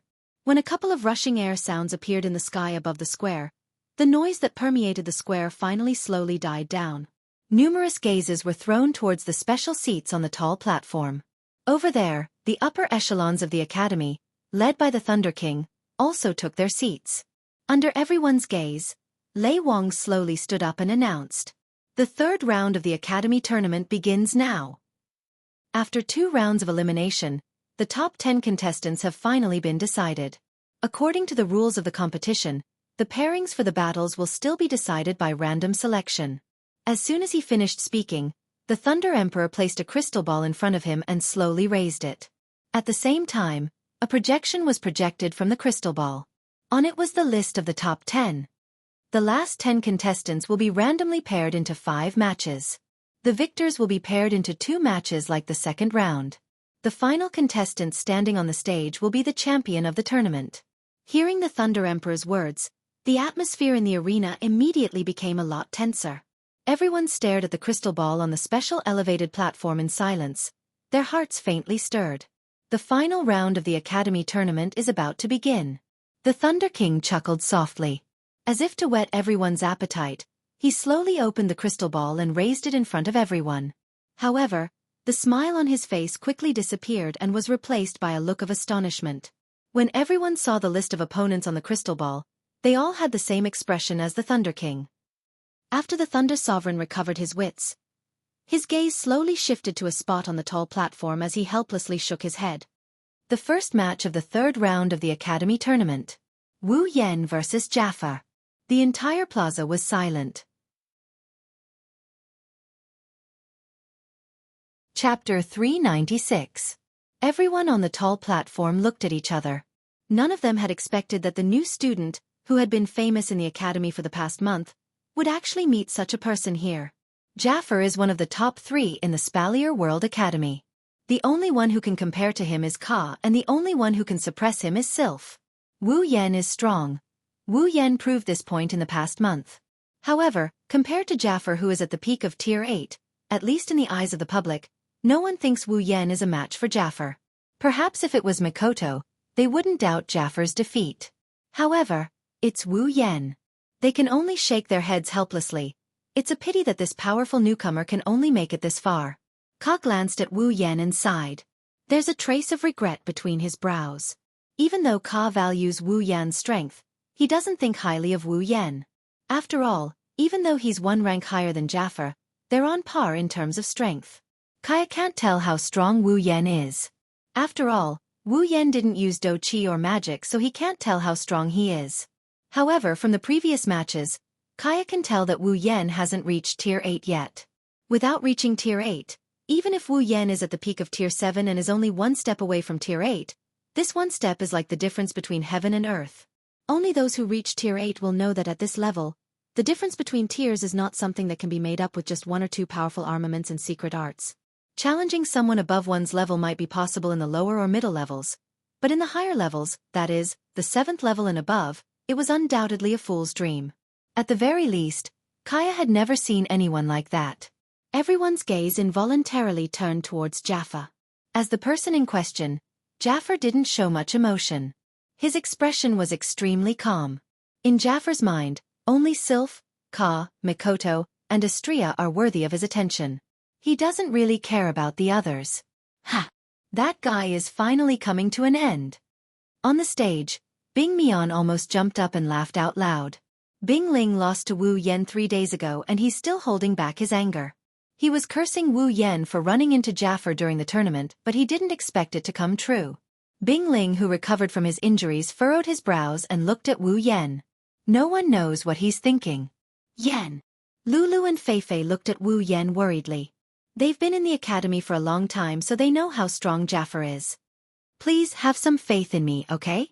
Wu Yan looked away from the crystal ball projection and looked at Lulu and Feifei. He saw the worry on their faces and shook his head with a bitter smile. He rubbed Lulu's head. The other girls had a heavy expression on their faces. Even Hinajuku, Mikoto, Ikaros, and Flandrachan, who trusted Wu Yan all this while, couldn't help but look worried. After all, Jaffer is a rank 8 while Wu Yan is only level 68. True ancestor bloodline, infinite martial refinement, and King's Babylon make Wu Yan's strength immeasurable. However, they don't know if he's a match for a real rank 8. Wu Yan didn't know whether to laugh or cry when he saw the depressed looks on the girls' faces. Jaffer is strong, but it's hard to tell who will win in a real fight. With his current strength, Wu Yan can even defeat Sylph if he goes all out, let alone Jaffer. After all, Meteor Shower is something that even Iwa SSI and Archangel Divinity are wary of. It's not something Sylph can compare to. Even if she has a gold armament, Wu Yan is certain his Meteor Shower is much stronger. Of course, Meteor Shower is too powerful. Wu Yan doesn't dare to use it in this crowded plaza. However, even without Meteor Shower, Wu Yan is confident that he won't lose to Jaffer even if he can't win against Sylph. Lei Wang slowly retracted his gaze from Wu Yan. In his heart, he is still biased towards this little fella who has an unusual relationship with Lulu. He can clearly see that ever since she met this mysterious little fella, Lulu has been smiling a lot more than usual, and he can't tell how much more sincere she has become. Every time Lien Feifei spoke, the topic of conversation would involuntarily shift to this friend of hers whom she had known for less than half a year. Every time they talked, her face would be radiant with joy, causing the Thunder King to have a good impression of this little fellow who had changed Lulu and Feifei's lives. If possible, Lei Wang still wants Wu Yan to win, and that's exactly what he's hoping for. Both sides. Onto the stage. Following Lei Wang's voice, everyone's gaze shifted to Wu Yan and Jaffer. Silence ensued. Yan. Lulu suddenly tugged on Wu Yan's sleeve. Her gem-like eyes stared straight at Wu Yan's face. Her gaze was filled with trust. Yan. I believe in you. You can definitely defeat him. Big brother will definitely defeat that big guy. Flandra-chan nodded repeatedly. Her red eyes had a vicious glint in them. If she could, She'd really like to toy with Jaffer until he breaks. Chuju, Mikoto, Ikaros, and Feifei also looked at Wu Yan with trust. Jaffer might be strong, but they believe that Wu Yan won't disappoint them. Wu Yan felt warmth in his heart when he saw the trust in the girls. He couldn't help but laugh out loud as he rubbed Lulu and Flanderchan's heads. "How can you still laugh?" A sweet voice came from the front of Wu Yan. At the same time, gasps of disbelief could be heard from the spectator stands and the high platform. Everyone looked up. They saw Shokuhu Misaki, Astria, Kinuhata Sai, Frenda, and Takitsubu Riku walking over with different expressions. Shokuhu Misaki rolled her eyes at Wu Yan. Judging from the way she complained just now, it's obvious that she's an acquaintance. Everyone was in an uproar. The Academy Queen, Shokuhu Misaki, the leader of Starlight Queen, the idol of every student. She doesn't seem to have a good relationship with Wu Yan. This is enough to drive everyone crazy. After all, the Queen of the Academy was famous in the Academy for not showing any interest in men. It could even be said that she disdained men. Shokuhu Misaki doesn't care what those people think. Although she has gained a lot of popularity in the Academy, it's only because of her unusual interest, which is more of a hobby. If Wu Yan wanted her to disband Starlight Queen and announce her relationship with him in the Academy, Shokuhu Misaki might grumble, but she wouldn't object to it. For Shokuhu Misaki, this man who walked into her heart is more important than anything else. Shokuhu Misaki's resentment towards Wu Yan for forcing her to sleep with the other girls has mostly dissipated. She looked at Wu Yan seriously and asked calmly, "How confident are you?" Wu Yan smiled and looked at Jaffer. "If you trust me, then 100%. Chapter 397. At the very least, if Wu Yan wants to drag Jaffer down, he can use the true ancestor's immortality to do so. However, by that time, he would be sent to the research lab to be dissected. Under the watchful eyes of the crowd, Jaffer was the first to make a move. He slowly stood up from the ground and strode to the railing of the high platform under the admiring gazes of the Beast Tide members. He then leaped off the railing in a flash. Jaffer stomped his feet on the stage and he looked at Wu Yan's direction with a calm expression. In the Academy tournament, his most important opponent is Sylph. He didn't care much about the other participants. It's not that there's no one here who can match up to Sylph. He has seen Mikoto's strength before. However, he has been competing with Sylph for quite some time now. It's only natural that he would value this opponent whom he wanted to surpass the most. Kaya is not to be underestimated either. However, Jaffer values Sylph more. After all, Sylph is the strongest in the Academy. Of course, after this competition, no one knows the outcome. After Jaffer left the stage, everyone turned their attention to Wu Yan. They wanted to know if this newcomer can keep up his winning streak against a peak expert like Jaffer. Under the watchful eyes of the crowd, Wu Yan's expression didn't change. He wasn't afraid of Jaffer. He stood up and walked towards the edge of the stage. "Oni-chan Yen. Do your best." Flanderchan and Lulu's soft cheers came from behind. Wu Yan didn't turn around. He waved his hand and appeared on the stage in the blink of an eye. Wu Yan lifted his head and he met Jaffer's gaze. Both of them looked at each other with an inexplicable look in their eyes. Wu Yan has been avoiding direct confrontations with Tier 8 combatants like Sylph, Kaya, and Jaffer. He's still a Tier 7. If possible, he didn't want to go all out. But, if there's nowhere to run, Wu Yan isn't going to back down. Jaffer, on the other hand, didn't pay much attention to this newcomer, but he still paid attention to him. After all, among his companions, Mikoto managed to tie with Sylph, whom he dreamed of defeating, and Ikaros managed to easily nullify the power of Mikoto and Sylph's clash. On top of that, Shokuhu Misaki, who created Starlight Queen, seems to have a close relationship with Wu Yan. They seem to have known each other for a long time. Plus, they're both newcomers. Jaffer couldn't help but pay more attention to this newcomer. Jaffer, who hasn't spoken a single word since the start of the academy exam, finally opened his mouth to speak. "I hope you won't disappoint me." Jaffer suddenly spoke. His voice was rather low, and just like his enormous aura, it carried a fierce, domineering and ferocious aura. Wu Yan flinched and he laughed. He waved his hand and a small crimson dimension vortex appeared behind him. Niatono no Shauna slowly floated out of it. Wu Yan grasped the sword in his hand and he pointed the tip of the sword at the ground. A strong gust of wind howled as he swung the sword. "Give it your all." Jafar glanced at Niatono no Shana in Wu Yan's hand. His eyes flashed with surprise. A few days ago, when Wu Yan fought Bing Ling, Jafar knew that this seemingly ordinary sword has the ability to control fire. Now that he's facing it personally, Jafar felt that this newcomer might actually have something special about him. Jafar didn't take out his armament like Wu Yan did. Instead, he slowly extended his bear-like palms and curled them into a strange claw shape. "Don't say I'm underestimating you. My armament will only be used against those who are qualified." Jafar waved his claw in front of him and an invisible gust of wind shot down. It left behind 5 tiny finger holes on the ground. Jafar faintly said, "If you want me to use my armament, you will have to prove that you are qualified." Xiao Yan smiled but he didn't reply.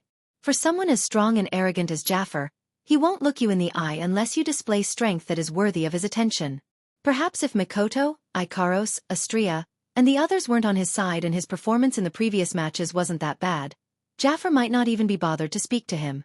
The conversation between the two in the arena was naturally transmitted to the incomparably quiet stadium. Mikoto, Chuju, and the others felt that Jafar was being too arrogant. However, the audience didn't feel that Jafar was being arrogant. After all, a person with strength had the qualification to be arrogant.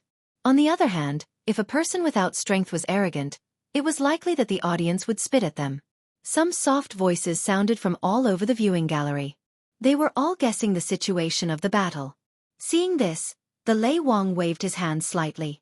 The voices in the stadium immediately became much softer. The Lei Wang smiled as he watched the two facing off in the arena. Some anticipation involuntarily rose in his heart. There was no doubt that Jafar had a great chance of winning. There was not much suspense in a battle between a rank 8 and a rank 7. However, Wu Yan was an extremely mysterious person. Even those old fellows were alarmed by his background. Additionally, there was not the slightest fear in Wu Yan's eyes or face since the beginning. This caused the Lei Wang to believe that Wu Yan would definitely give him a big surprise. "Little fellow, don't disappoint me." The Lei Wang looked around him after saying this. He raised his hand and a faint voice finally sounded in the air above the stadium in front of a countless number of people. The third round of the Academy trial. The first match. Begin.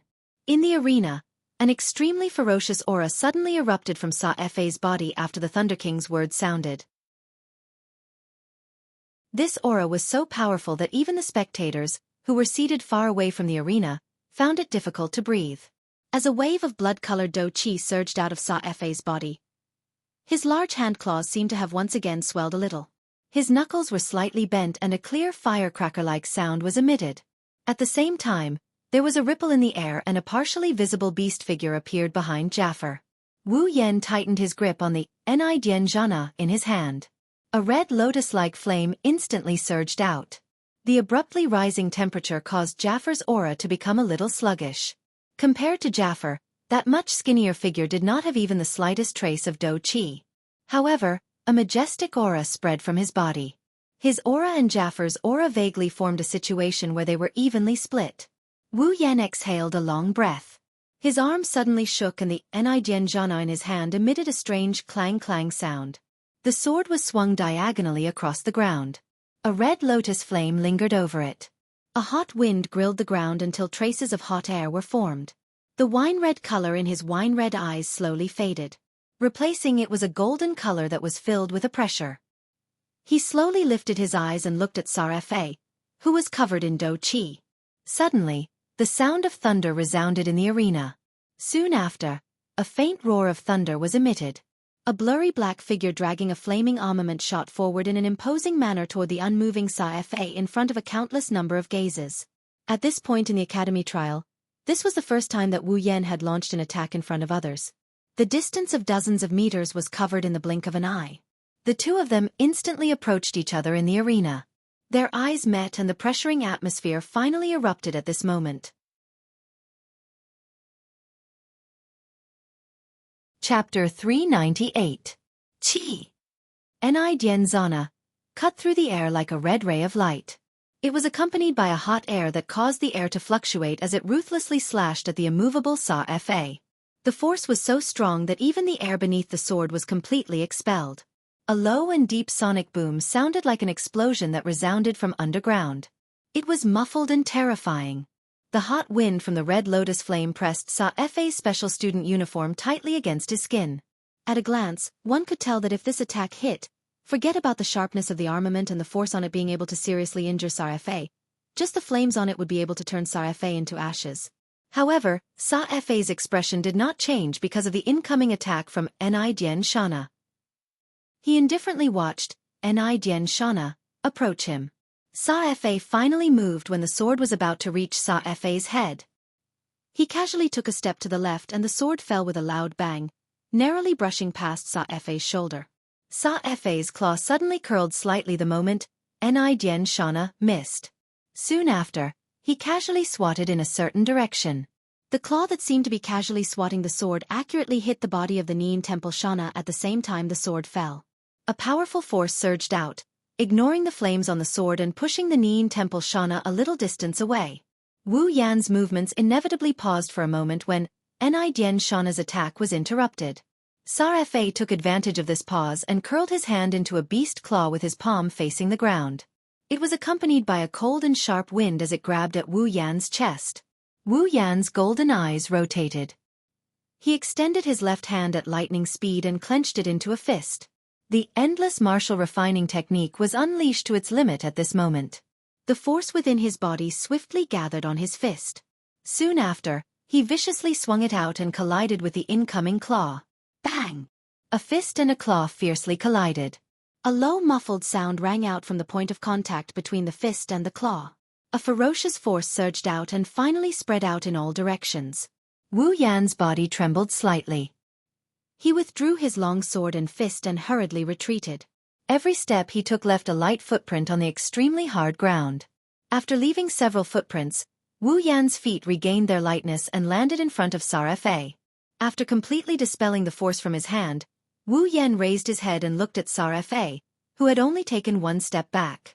A hint of seriousness appeared in his golden eyes. In a head-on collision, Sa-Fe's strength had almost completely suppressed him.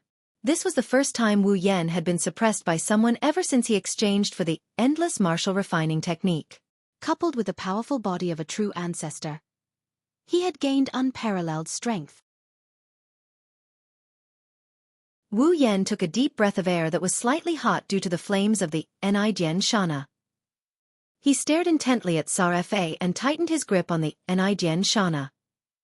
A moment later, he suddenly leaned forward and stomped his foot. Suddenly, the Xianxia left Wu Yan's hand and shot towards Sa-Fe like a red bolt of lightning, accompanied by an extremely sharp sound of rushing wind and a pressuring hot wind. Surprise flashed in Safar's eyes when he saw Wu Yan's sudden attack. However, his expression didn't change much. His palms curled into the shape of a claw. Instead of retreating, he moved forward. His claw was wrapped in a faint red dough qi. He extended his claw downward and a section of a sword wrapped in flames appeared between his claw. Sa-Fe's claw seemed to be protected by the pale red dough qi. He tightened his grip and the lightning-like Xianxia suddenly paused in midair. Bang! An extremely hot flame suddenly erupted from the Xianxia after Sa-Fe's claw clamped onto it. Sa-Fe was forced to take a couple of steps back by this flame force. His 5 fingers were curled into a strange arc coincidentally.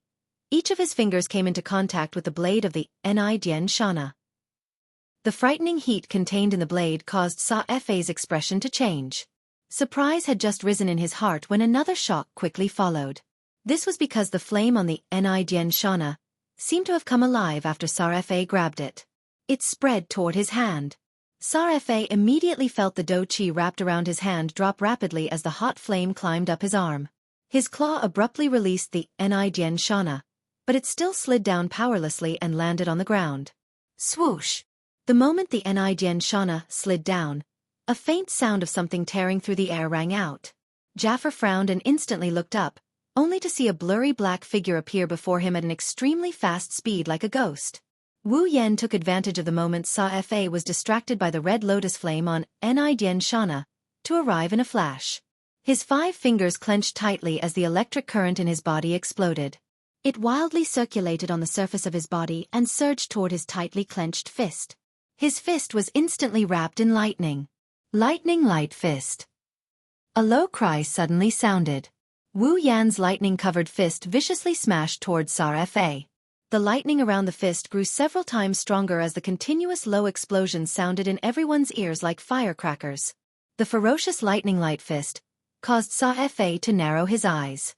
He could sense that Wu Yan's ferocious attack was the powerful close-range attack that defeated Bing Ling in one move. Sa relied on his super-strong Do Qi cultivation to sense that the lightning light fist hadn't arrived yet.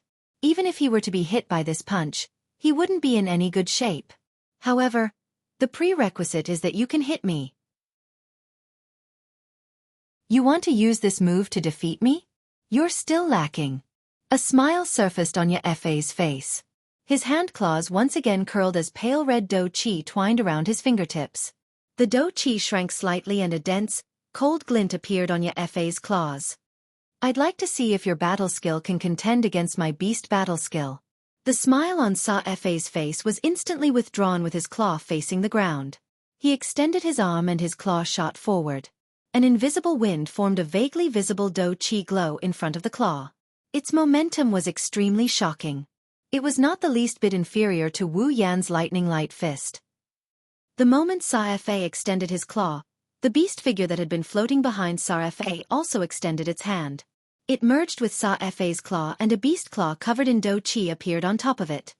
Blood-hunting beast king claw. The most direct physical fight that was about to occur in the arena caused waves of exclamations to sound from the viewing gallery. This kind of close physical fight was undoubtedly the most bloody and violent. The men did not have the slightest objection to this. Some of the students, whose faces had turned red, had even stood up from their seats. Under the attentive gazes of countless people, the fist and claw, each containing an extremely powerful destructive force, finally collided head-on. Bang! A loud and clear explosion sounded in the air above the square. A wave of wind formed from the force of the collision surged out from the point of contact between the fist and claw of the two people. Wherever the wind wave passed, the ground repeatedly emitted a cracking sound as if it was unable to bear the heavy burden. Numerous cracks swiftly spread out from under the two people's bodies like a spider web. The wind wave blew into the viewing gallery, causing the faces of all the students to hurt. The sound of saliva being swallowed was immediately emitted from the viewing gallery. Everyone's faces had already turned a little pale.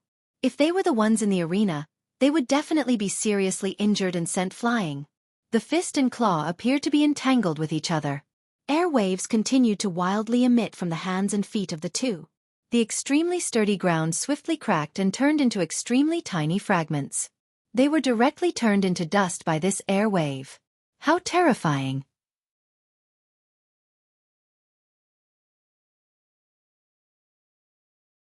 Chapter 399. The collision between the lightning light fist and the blood-hunting beast King Claw was like two clumps of energy attracting each other. They wanted to invade each other's territory, but at the same time, they wanted to devour each other. However, at this moment, the two seemed to have reached a delicate balance. Jaffar's heart sank as he stared at the expressionless Wu Yan. From an outsider's point of view, the lightning fist and the blood-hunting beast King's Claw are locked in a stalemate. However, Jaffar knows that when his battle chi invades Wu Yan's lightning fist's territory, an incomparably violent energy is slowly dispersing his battle chi. In other words, his blood-hunting beast King's Claw is crumbling. At some point, Wu Yan grinned and he yelled.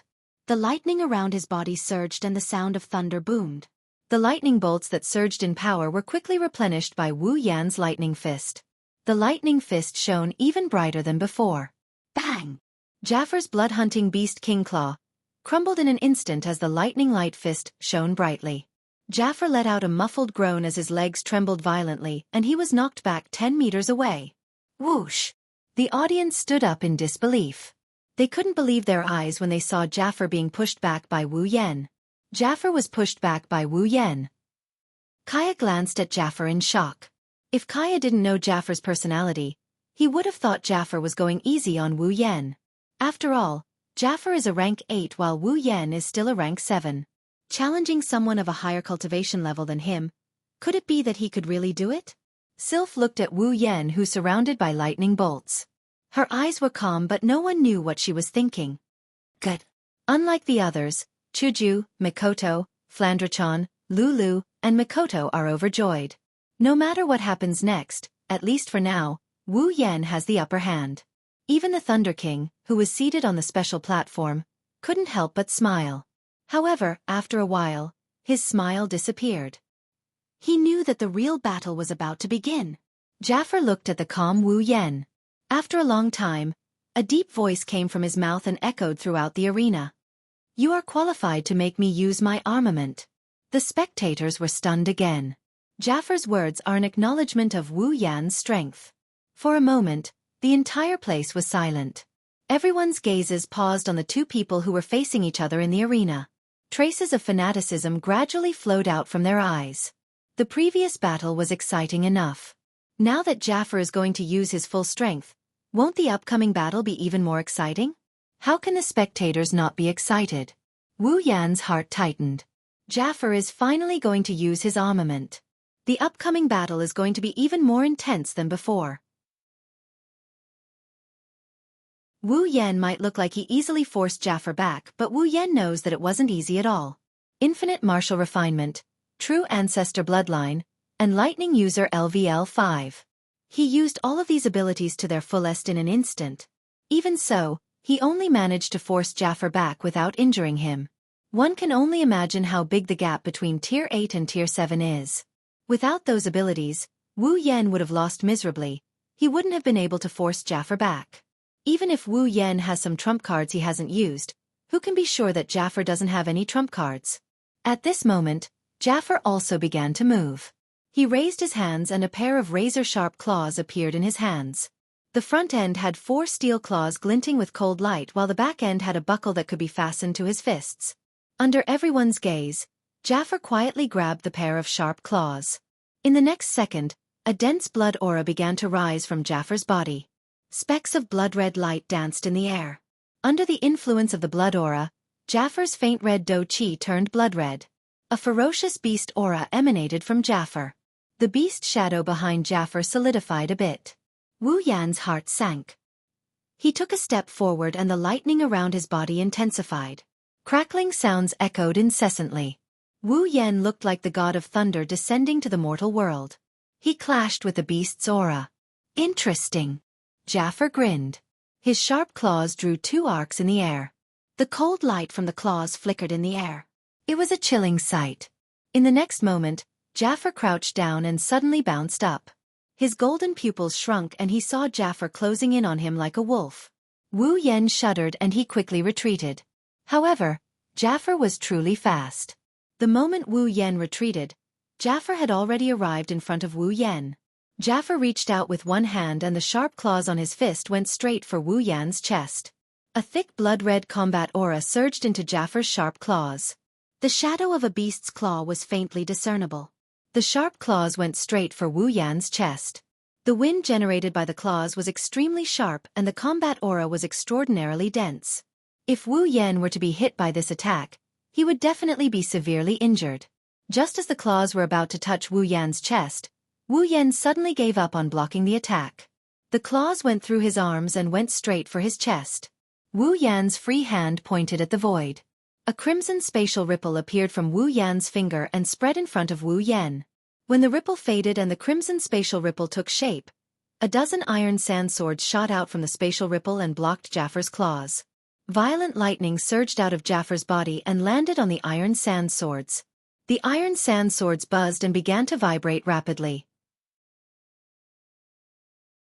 They firmly protected Wu Yan behind them and formed an indestructible iron sand sword wall.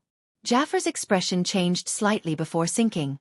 Only now did Jafar remember that Wu Yan still had this move up his sleeve. "You want to block my attack with a few armaments that aren't even rare grade?" A cold glint surged in Jafar's eyes. He did not withdraw his attack. Blood-colored combat aura surged violently, and the surface of his body flashed with a dazzling light. The wind generated by the claws also became a little sharper, and the shadow of the beast claw became a little more solid. In the next moment, the sharp claws heavily slammed into the sword wall formed by the iron sand swords. Clang!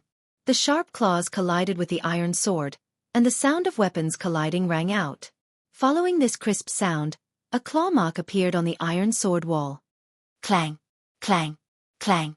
Sa-Fa instantly extended his claws again after the first claw attack. Blood-colored Do-Chi lit up on both of his claws and numerous claw shadows were formed in the air. Soon after, they continuously landed on the iron sand sword wall. Immediately, the entire arena was filled with the sound of weapons clashing together. The hearts of the audience were all raised. Some of them had already clenched their fists tightly. They could not help but break out in cold sweat for Wu Yan when they saw that Jaffer had been forced back a moment ago. The situation had turned around in an instant. Yan. Lulu's hands were constantly moving. Her eyes were filled with anxiety as she watched Wu Yan being forced back by Jaffer's attacks. Lulu was about to die from anxiety. Jaffer's attacks were extremely ferocious. If even one of these attacks landed on Wu Yan would not have a good ending.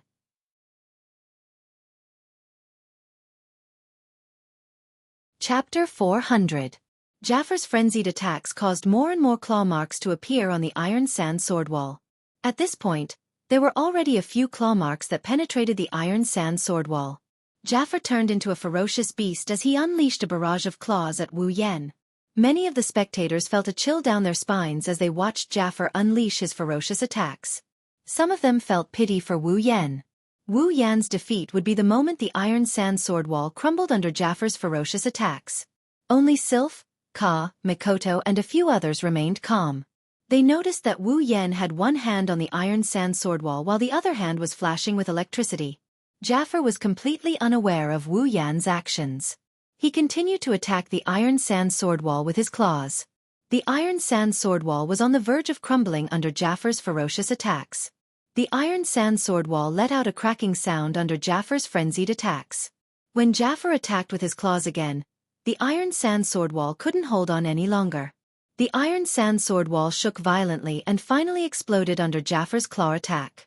With the iron sand sword wall's disappearance, Wu Yan, who was hiding behind the iron sand sword wall, appeared in front of Jaffer once again. The iron sand sword wall's collapse should have been a good thing, but Jaffer didn't look happy at all. Instead, his expression changed and he stopped attacking with his claws.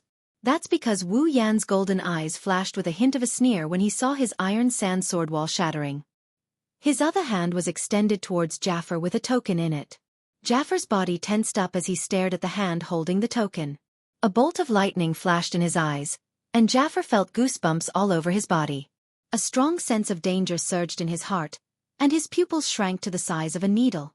Under numerous astonished gazes, Jaffer actually stomped his foot on the ground like a madman, smashing the ground beneath his feet into pieces, and then he shot backwards rapidly.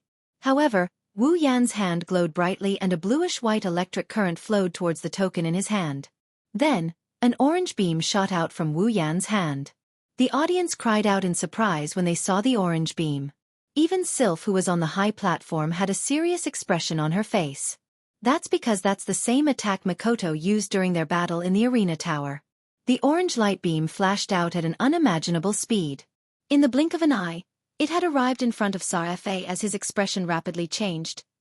Jaffer clenched his teeth and roared. He mobilized all of his combat chi and channeled it into his sharp claws. His claws glowed with a bloody light. Jaffer raised his hand and attacked the orange beam together with the beast behind him.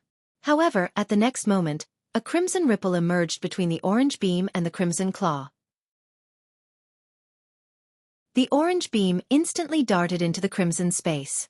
Shortly after, the crimson space vanished and Jaffer's attack missed its target. At the same time, the crimson ripple appeared again, but this time, it's behind Jaffer. A chill ran down Jaffer's spine and traveled up his back. Jaffer's back was drenched in cold sweat. At the same time, an orange beam shot out from the crimson space behind Jaffer and slammed into his back. Boom! A deafening explosion sounded like a clap of thunder in the spacious square amidst countless astonished gazes. A majestic destructive wind, carrying a scorching electric current, swept out in all directions from where the orange light beam had exploded like a storm.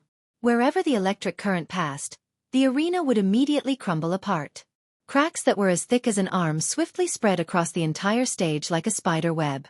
The seemingly extremely sturdy stage was turned into a complete mess in the blink of an eye by the electric current. On the spectator stands, numerous dumbfounded gazes stared blankly at the arena that had been destroyed. Their brains instantly short-circuited, and they were completely unable to wrap their heads around it. From the beginning, Wu Yan forced Jaffer to retreat and gain the upper hand to Jaffer, turning the situation around and wildly attacking Wu Yan until now. The tables had turned once again and Jaffer had ended up in an unknown state. It hadn't even been 5 minutes yet. How could such an urgent and heart-shaking battle not make everyone feel shocked in their hearts? After a long while, the crowd finally recovered from their daze. All of their gazes turned towards the center of the stage.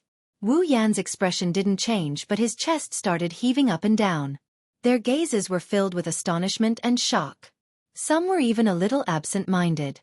There was no doubt that the situation was exactly the same as when Wu Yan challenged the 9 great factions at the arena tower. This newcomer, whom everyone thought would lose without a doubt, gave them a pleasant surprise once again. However, this time, everyone looked at Wu Yan with admiration and fear. Even Jaffer, who was at the 8th level, was beaten to such a state.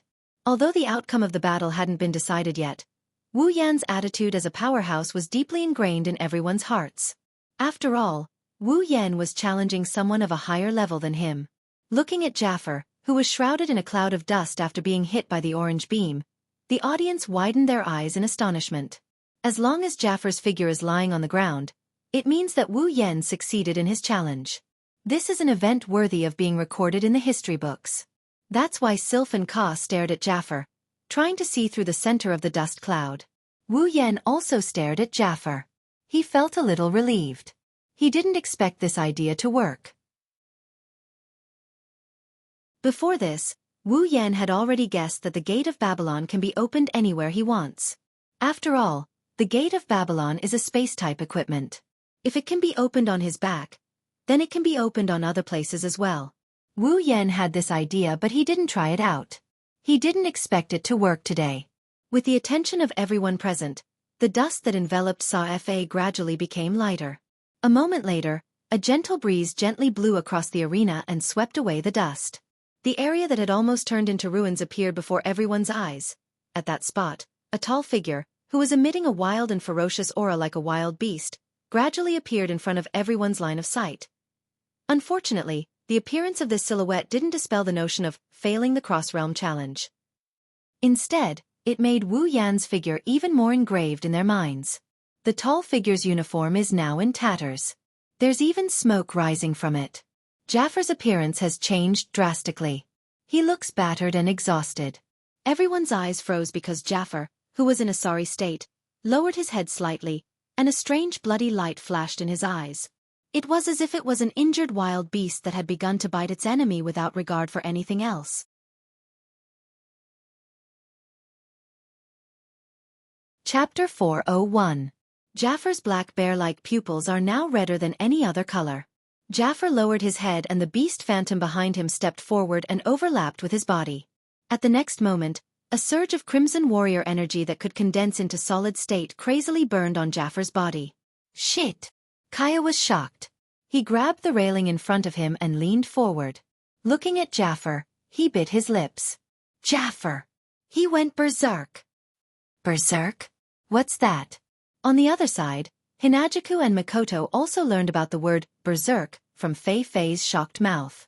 Seeing Fei Fei's nervous look and the thick blood aura coming from Jaffer, the two girls' hearts clenched. Fei Fei shook her head and said, Berserk is one of the unique beast-type battle techniques of the Baruba Empire. It's more like a type of buff magic. It allows the user to merge with the shadow of a beast and unleash even more power than normal.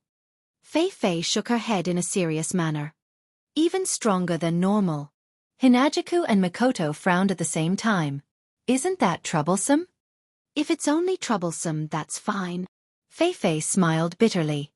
Most importantly, those who use berserk will lose their rationality and turn into a ferocious beast from head to toe. They won't know how to hold back at all. If something goes wrong, I'm afraid that even someone's life might be lost. Chuju and Makoto were shocked, but they quickly calmed down. It sounds like someone might lose their life, but Wu Yan is a primogenitor. Something like that won't happen to him.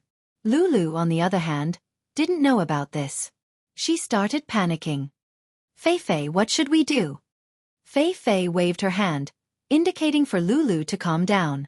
She then turned to look at the Thunder King seated on the special platform. Don't worry. If Yen is in danger, the old patriarch won't just stand by and watch. Lulu's heart calmed down when she heard that her grandfather was going to make a move. However, she still looked a little worried. Berserk!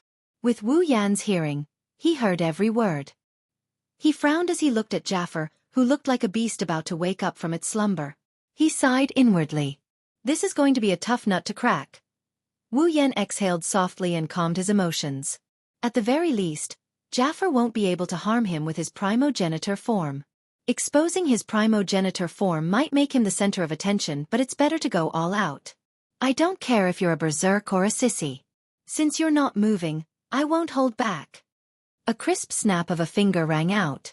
Crimson spatial ripples instantly spread across the entire arena. Countless iron sand swords shot out of the ripples and pointed at Jaffer.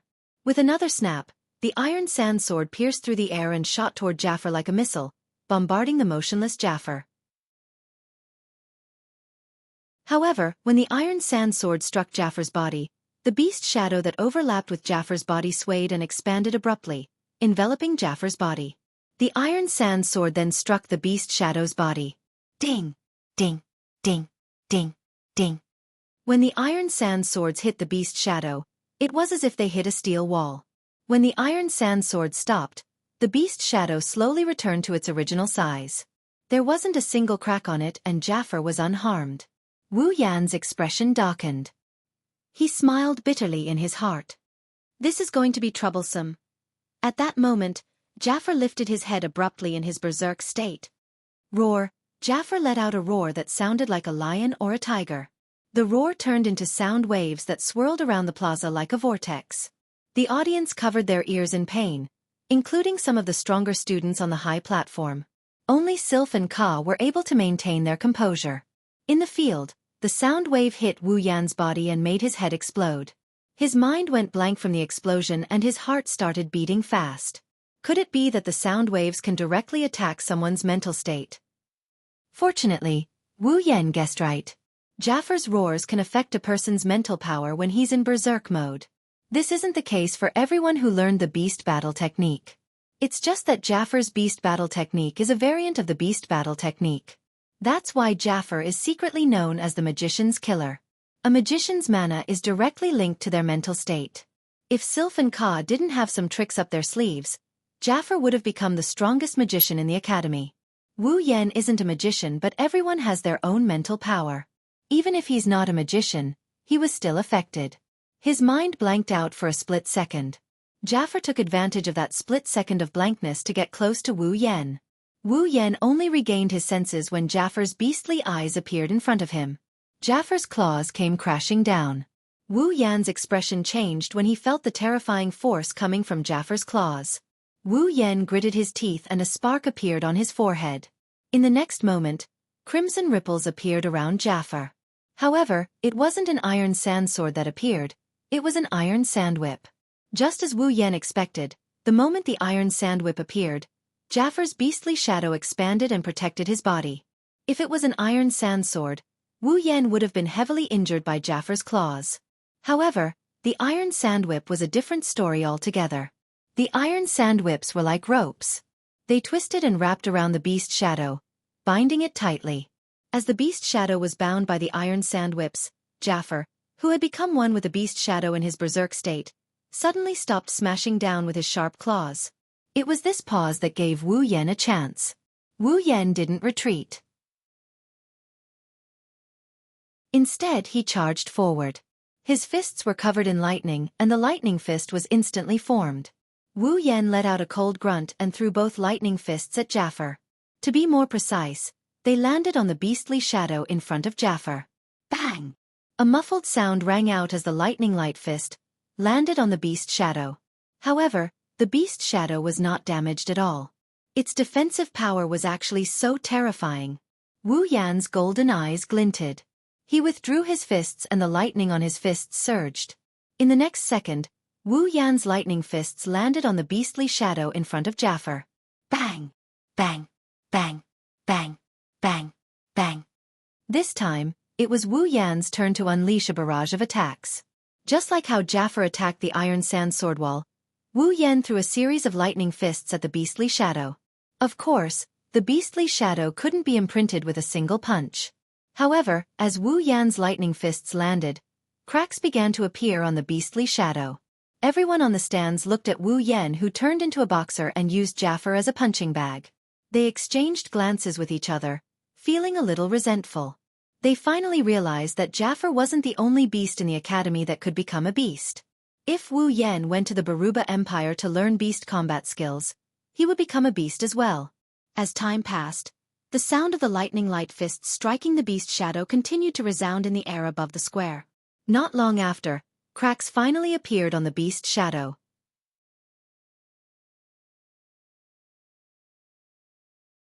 Chapter 402. As more and more cracks appeared on the beast shadow, Wu Yan increased the speed of his punches. Lightning fist infused with the might of lightning struck the beast shadow. Electricity flowed through the beast shadow, causing the cracks on the beast shadow to become even more compact. Just as the lightning light fist was about to shatter the shadow, a strange phenomenon occurred. The iron sand whips that bound the shadow and restrained Jaffer finally crumbled into iron sand under Jaffer's powerful force. Jaffer regained his freedom. Roar! Jaffer roared. The unique roar caused Wu Yan's mind to go blank. This time, the roar was so close that not only did Wu Yan's mind go blank, but Wu Yan also felt a sharp pain in his head. Jaffer stared at the stunned Wu Yan and did not show any mercy. The claw that he had struck out earlier slammed into Wu Yan's chest.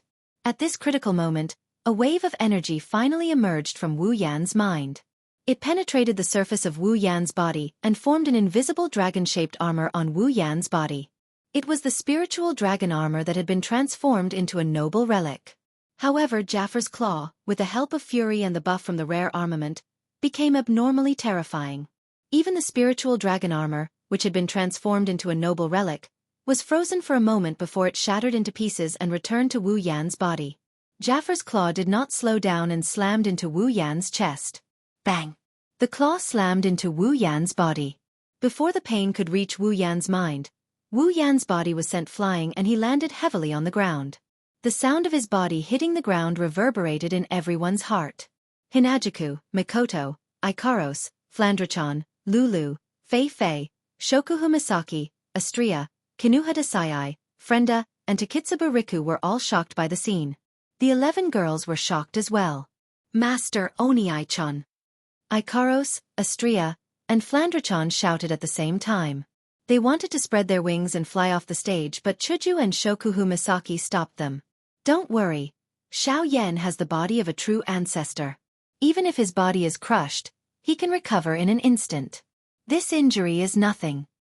Shokuhu Misaki calmly reassured Astria. She clenched her fists tightly. Flandrachan remembered the time when Wu Yan played with her and he could recover in an instant. That's why she stayed back obediently. She doesn't have any strength left, so it's useless for her to go up the stage.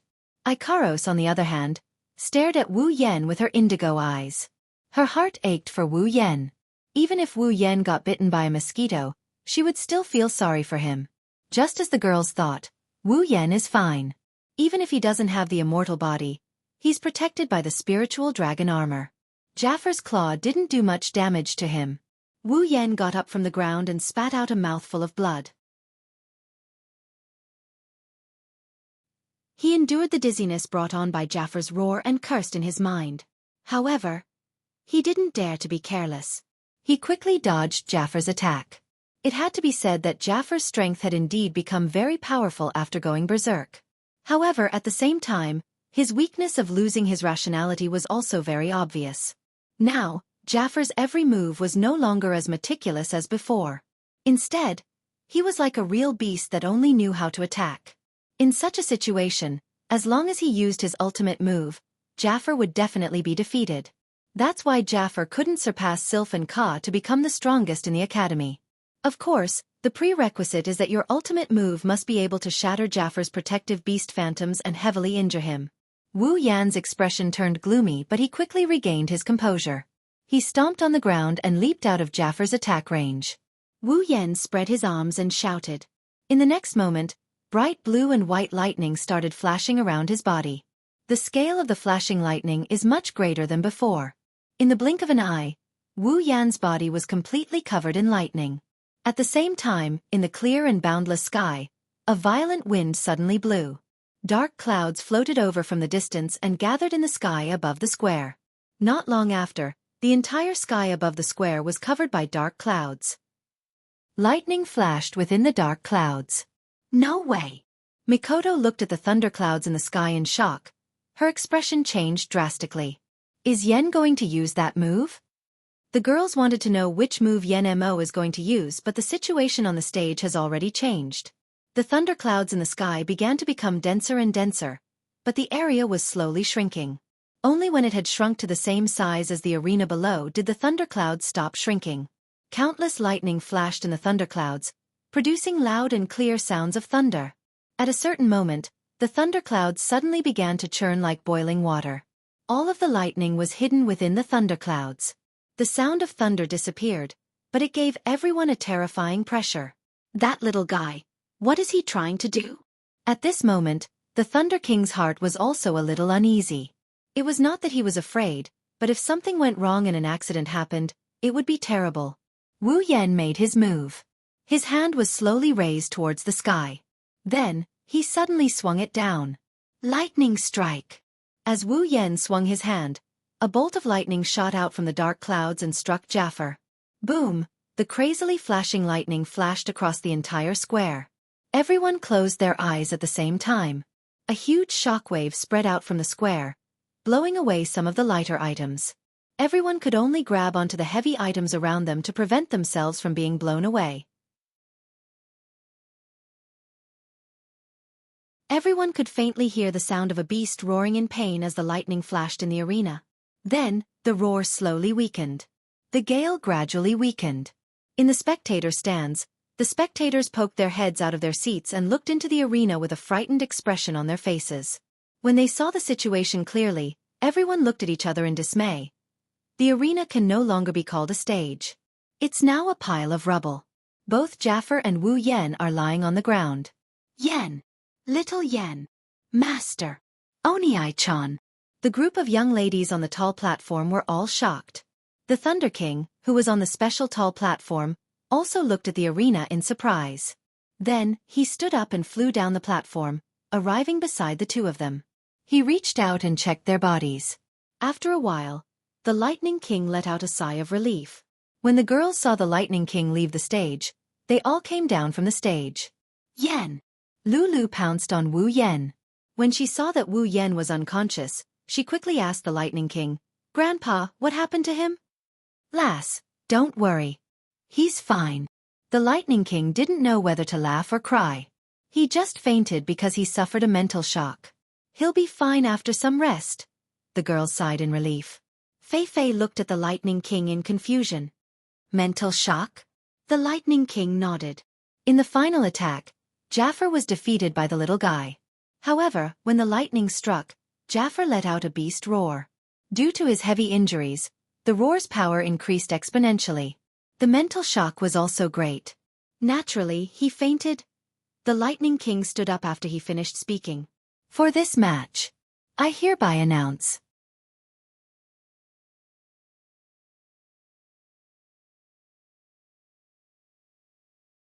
Chapter 403. After an indeterminate amount of time, Wu Yan's consciousness slowly returned to his head. When a sliver of consciousness returned, Wu Yan immediately recalled his battle with Jaffer. He opened his eyes and sat up. When he sat up, he noticed that he wasn't in the plaza, he was in his own room in the villa, sleeping on his own bed. Wu Yan looked around blankly and knocked his head. He finally remembered that he fainted because of Jaffer's scream during his battle with him. Wu Yan wanted to yell at him, but before he could open his mouth, a soft voice came from beside him. The tone of the voice was filled with pleasant surprise. Master! Ikaro stood beside Wu Yan's bed and watched Wu Yan bounce up from his bed. Her face was expressionless, but her indigo eyes didn't conceal her joy. Ikaros! Wu Yan's heart, which had been ravaged by 10 million alpacas, became active when he saw the joy in Ikaros' eyes. Even the gloominess of being knocked out by Jaffer's scream dissipated.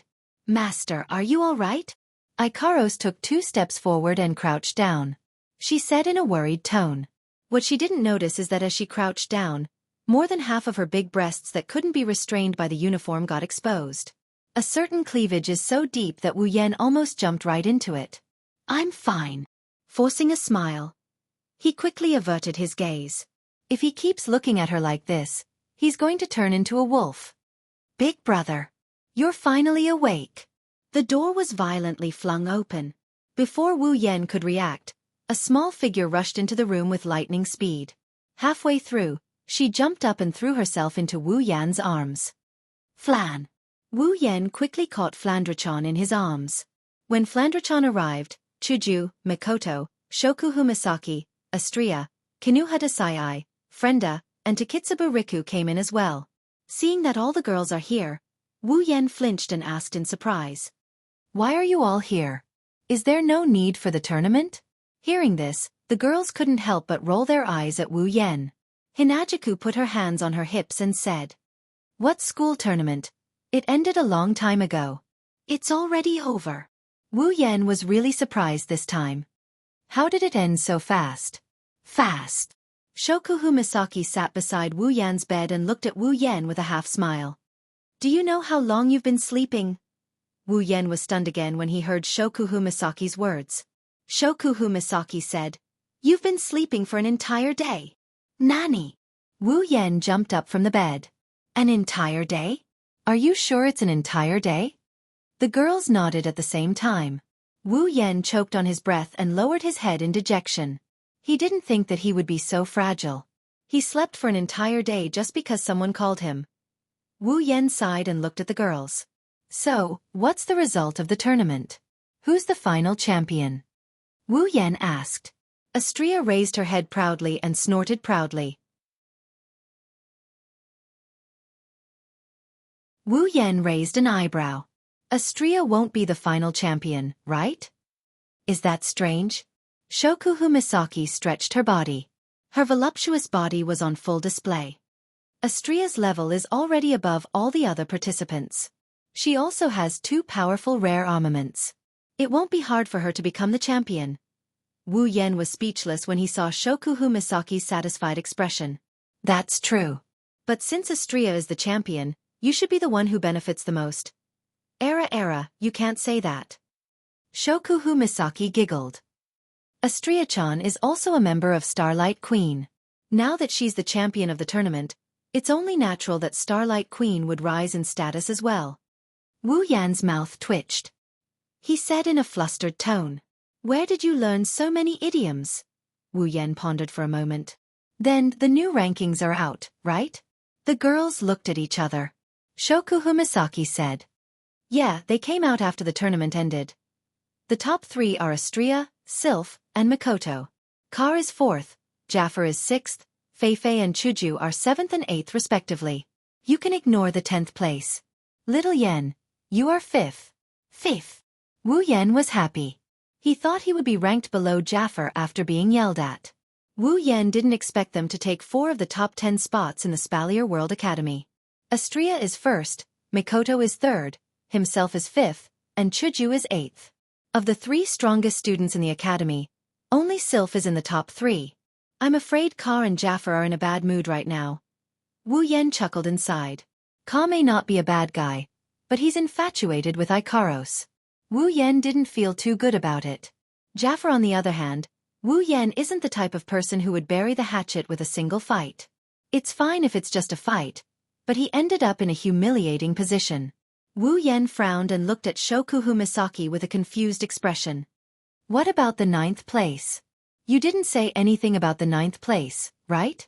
Who's the 9th place? Shokuhu Misaki giggled and she turned away without saying anything. Wu Yan already knew who this 9th-ranked person is. It looks like there aren't only 4 people in the top 10, there are 5 of them. All in all, Wu Yan isn't too disappointed with his ranking.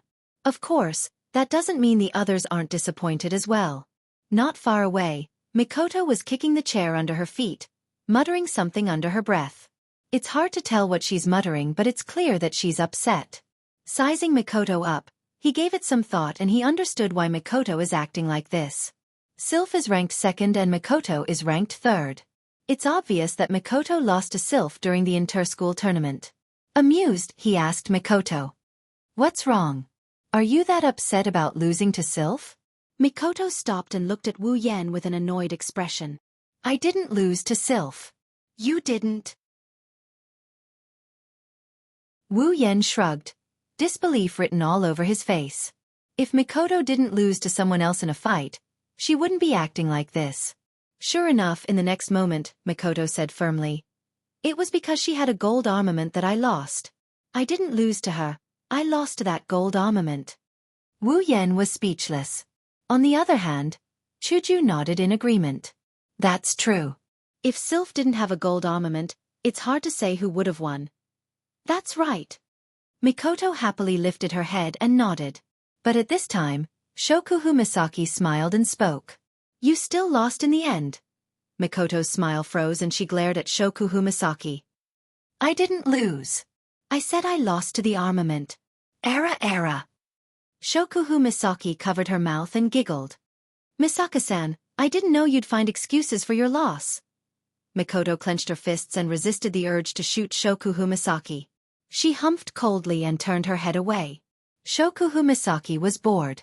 For Shokuhu Misaki, teasing Mikoto is one of life's greatest joys.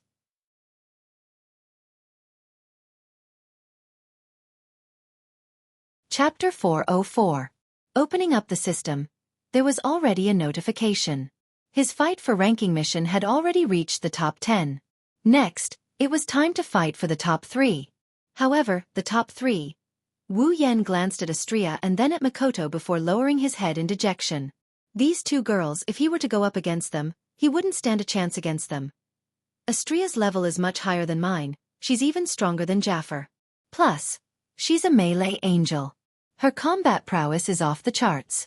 She's one of the top 3 fighters in our group. I already had a hard time going up against Jaffer. I'm sure Xianxia will be a piece of cake if I go up against her. Mikoto's level is about the same as Jaffer's, but she's using her abilities. It's not wrong for her to say that she only lost to Sylph because of her gold armament. She can at least tie with Sylph without her gold armament. Jaffer, on the other hand, can't beat Sylph at all. Plus, a part of his strength is Mikoto's ability.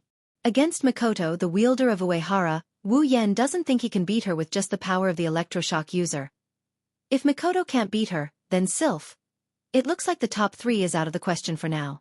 As for the Tower of Arena quest, Wu Yan is currently at the 6th floor. If he wants to challenge the floor master of the 6th floor, he can do so at any time. Unfortunately, this quest has no end in sight for the time being. Even Sylph, Ka, and Jaffer haven't cleared the 6th floor.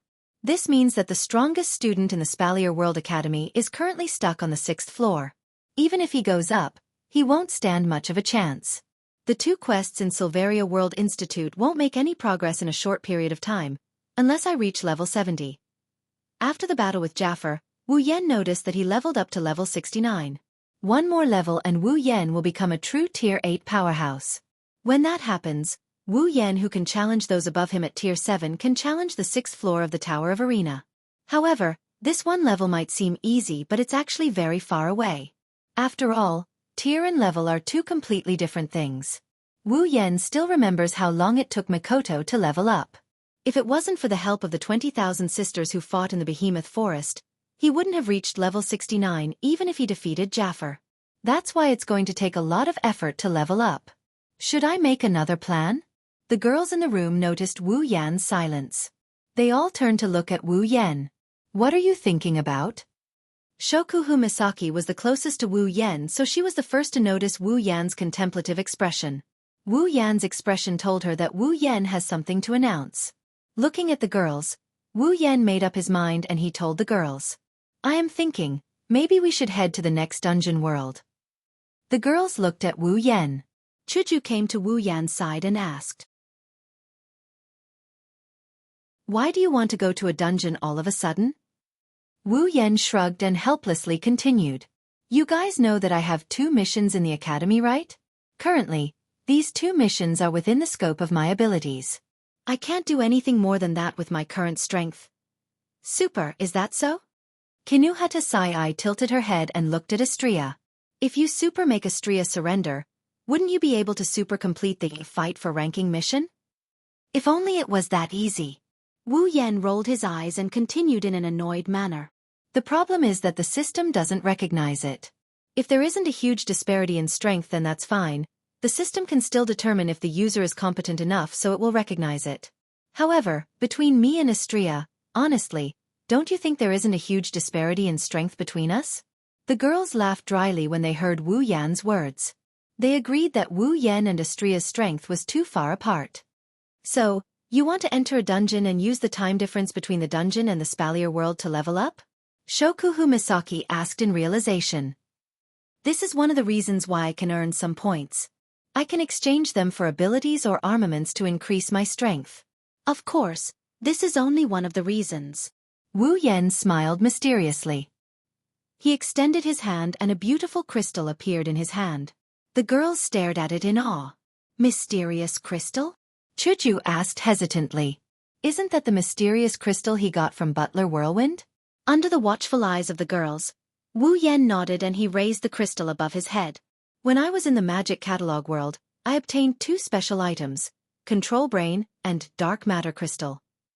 According to the system, these 2 special items are used to unlock the mysterious crystal. Shokuhu Misaki narrowed her eyes and said thoughtfully. So, you're saying you're going to the dungeon to unlock the mysterious crystal? That's right. Wu Yan smiled. I've asked the system. There's a total of 5 special items needed to unlock the mysterious crystal. These 5 special items aren't fixed. As long as they're related to the unsealing of the mysterious crystal, then it'll be enough. The Control Brain and the Dark Matter Crystal are 2 of the 5 special items needed to unlock the mysterious crystal. As for the remaining 3, I'm not very clear about their specific qualities for the time being, but I do have a clue about one of them. So you're saying? Chuju wrinkled her nose and looked at Wu Yan. The dungeon you're going to is the one with the unlocked items? Wu Yan nodded. The girls fell silent. Shokuhu Misaki rested her chin on her hand and muttered to herself. Little Yan, I'm afraid I can't go with you this time. Wu Yan was stunned. He looked at Shokuhu Misaki and asked. Why? Shokuhu Misaki shook her head regretfully. It's because Xianxia became the champion and Starlight Queen became the target of public criticism. There are a lot of things to deal with and the 5 of us won't be able to leave for the time being. Since you're going to the dungeon, you'll have to stay for at least a month or 2. That's about a day here. If I'm not at HQ for an entire day, something will go wrong. Shokuhu Misaki clasped her hands and apologized. I'm sorry, little Yan. Xianxia, Ai-chan, Frenda, Takitsubu and I won't be able to go with you this time. I'm not going either. Mikoto clenched her fists and said angrily. I still want to get my revenge on Sylph. I won't rest until I defeat her. Oni-chan, Flan can't go either. Flandra-chan stuck her tongue out. If Flan isn't here, Lilin-chan will be lonely. Since everyone else isn't going, then I'll pass as well. Even if you stay there for a year, it'll only be 3 or 4 days here. Chuju waved her hand with a smile. Wu Yan's mouth was wide open as he looked at the girls who refused to go with him. He didn't expect this to happen. He slowly turned around and looked at Ikaros. Before Wu Yan could say anything, Chuju and Mikoto pulled Ikaros away and said in unison. If you take Ikaros away, who's going to cook for us? Wu Yan almost couldn't catch his breath. Shokuhu Misaki shook her head and stuffed a space ring into Wu Yan's arms. She blinked her eyes cutely. Looks like you'll have to go to the dungeon by yourself. Inside the space ring are some magic crystals and other items that we sisters collected in the behemoth forest. I'll give them to you as a parting gift. Wu Yan's face was covered in tears.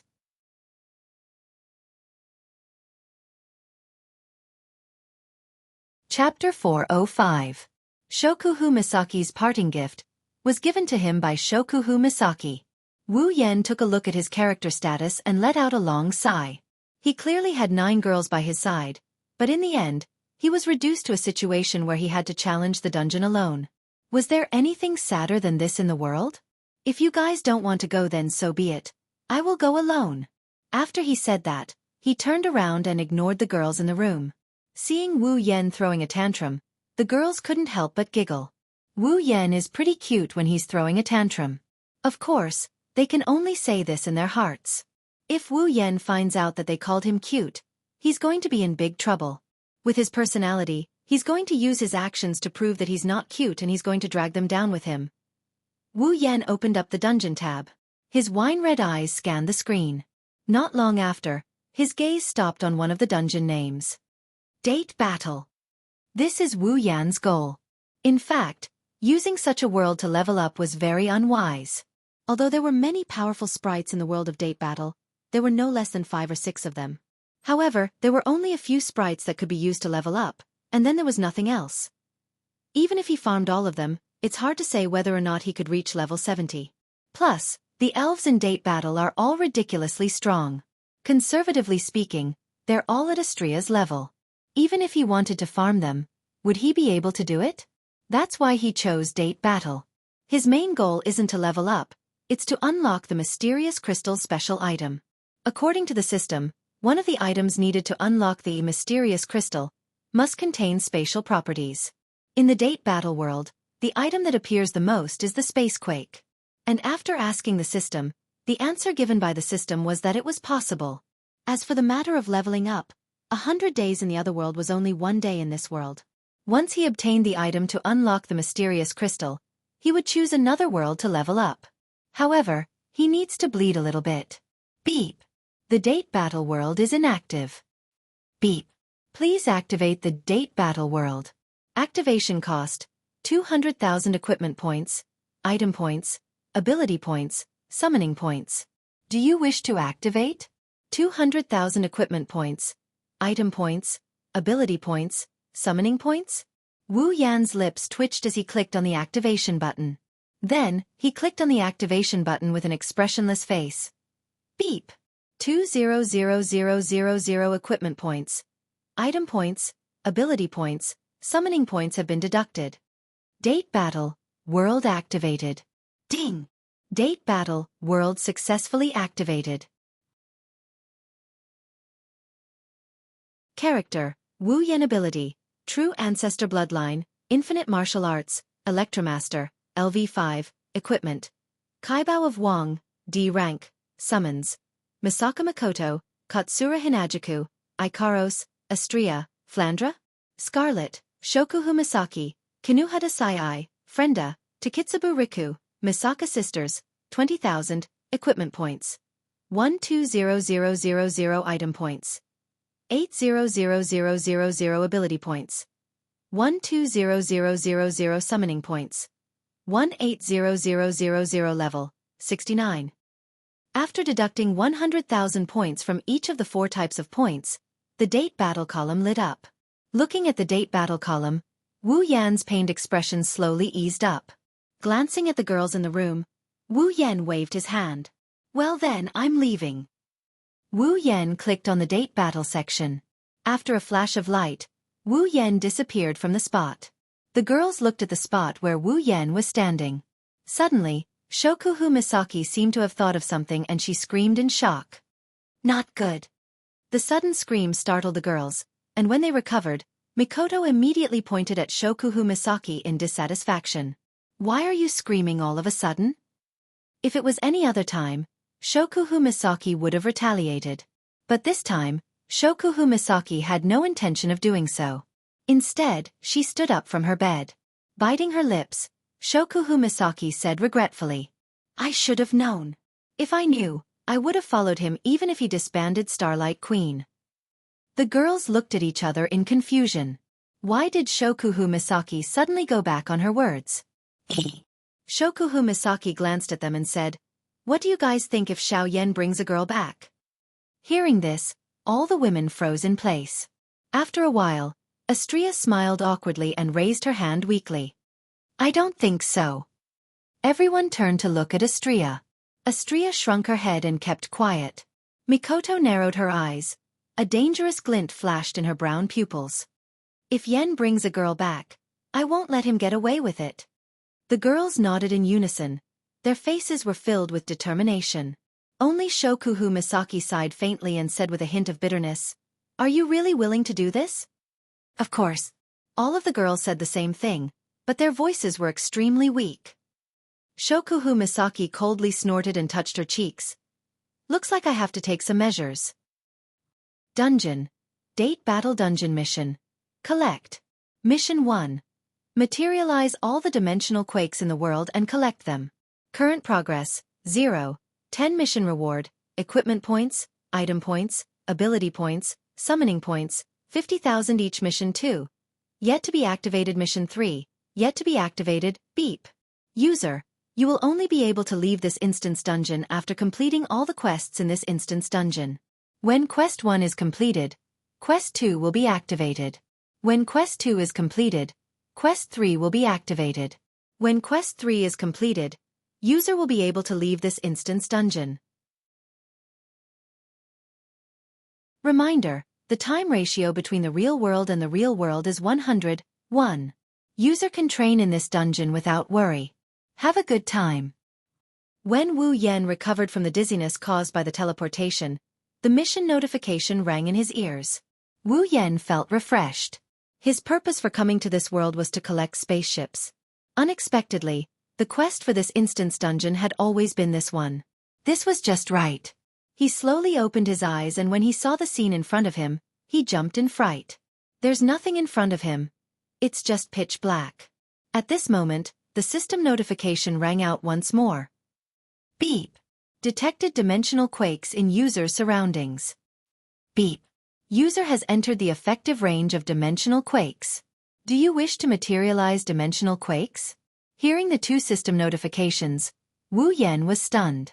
Could it be that this blackness was the space quake? Am I inside a dimensional quakes? When the thought appeared in Wu Yan's mind, the surrounding space suddenly shook. A powerful storm swept through the dark space. In the blink of an eye, the storm filled the entire space. Like a shockwave, the storm surged towards Wu Yan. Wu Yan's face sank. He only had time to raise both his hands to protect himself. The black storm arrived. It wasn't until a ray of light appeared in front of him that he realized he's high up in the sky.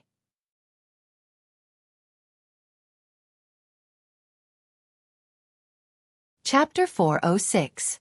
Spacequake is a large-scale vibration phenomenon with unknown causes. As its name suggests, spacequake refers to the vibration of the space itself. The frequency of the vibration is enough to destroy everything in the space. This is spacequake. 30 years ago, the spacequake phenomenon appeared in this world without any warning and caused great destruction. It was a disaster for the people of this world, as it destroyed everything in its surroundings. Originally, since the space tremor phenomenon occurred 30 years ago, it had not appeared in the following 25 years.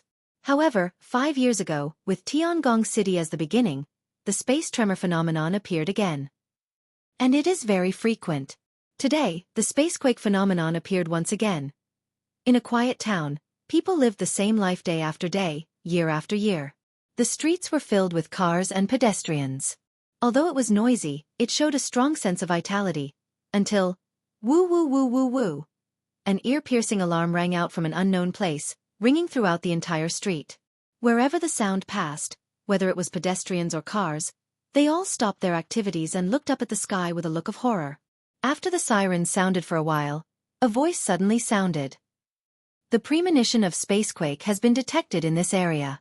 Please go to the nearest shelter as soon as possible. This is not a training. This is not a training. This is a real alarm. Please go to the nearest shelter as soon as possible. Please go to the nearest shelter as soon as possible.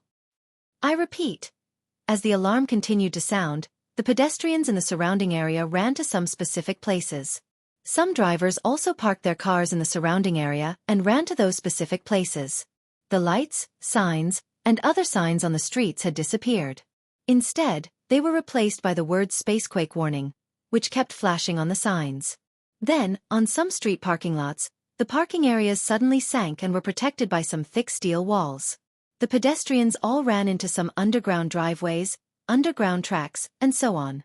The steel walls also spread out from the side, protecting these areas tightly. Then, these areas all sank into the ground.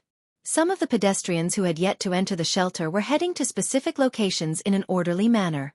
The buildings by the roadside had changed greatly due to the sinking of some important areas, but they ignored it and moved very efficiently. It was obvious that they were used to this kind of operation. It was unknown whether it was because of the frequent occurrence of spacequakes or because they had a special rehearsal. Perhaps, it was a combination of both. It wasn't until all the residents in the vicinity had entered the shelter and some of the important areas were protected that the sirens finally stopped. What followed was a desolate town and a chilling silence. Until a certain moment, a black light spot appeared at the center of the town and quickly spread to the surroundings. In the blink of an eye, it has spread to the point that it is bigger than a football field. Wherever the huge black light ball went, no matter if it was the buildings, the streets, or the ground, everything was inevitably turned into ruins. The ground directly exposed the rock plate and a deep hole was blasted open. After an unknown amount of time, the black light ball slowly stopped and turned into a black filter and disappeared. If it was not for the collapsed buildings and the deep hole in the ground, I am afraid that everything that happened just now would be considered a dream. In the center of the deep hole, a figure wearing a white and gold robe that's similar to a noble's uniform quietly stood there. Slowly opening her eyes, a pair of wine-red gem-like eyes appeared in her eyes. She looked as if she just woke up from a dream and raised her head. Gorgeous clothes and a pair of beautiful red gem-like eyes. Even if the newcomer's face is the type that needs to be looked at carefully to see the beauty, she is still very elegant and graceful. However, in the next moment, she made a move that completely broke this elegant temperament. Under the influence of the wine-red eyes, the charming face directly collapsed. She raised a hand and wiped the cold sweat on her forehead. Then, a cuss came out from her mouth. F***CK. Must you trick me like this every time? This is not without reason. Wu Yan has entered a total of 3 dungeons. In these 3 dungeons, other than the Whirlwind the Butler world where he entered the Magic Catalog world, because of the character setting, he became a scumbag who molests innocent women. This time, because of the lesson from last time, Wu Yan did not use the character insertion card. Instead, he directly fell from the sky together with a spacequake. Is there anything worse than this? Of course there is. System. Didn't the spacequake materialize? Why did it still happen? User. You did not materialize the spacequake. Ha! Didn't I say, confirm in my mind? User. A reminder. You only said, confirm in your mind. You did not say, freeze in your mind. Fine, I was wrong. Reminder, user. When you want to materialize the spacequake, please say, confirm, and freeze in your mind. Why do I feel like hitting someone?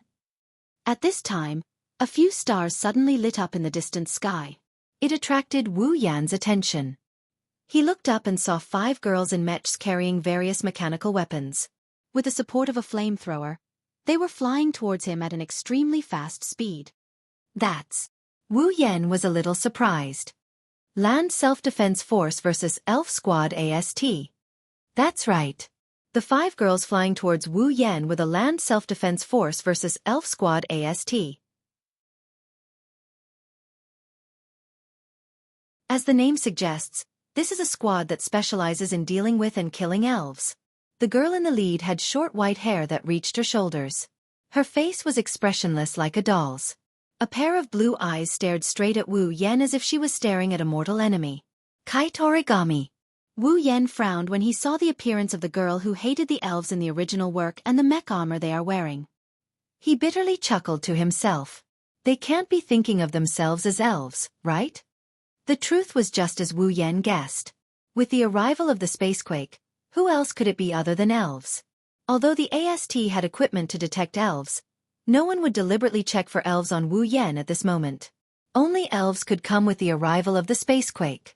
This idea was already deeply ingrained in the hearts of the AST.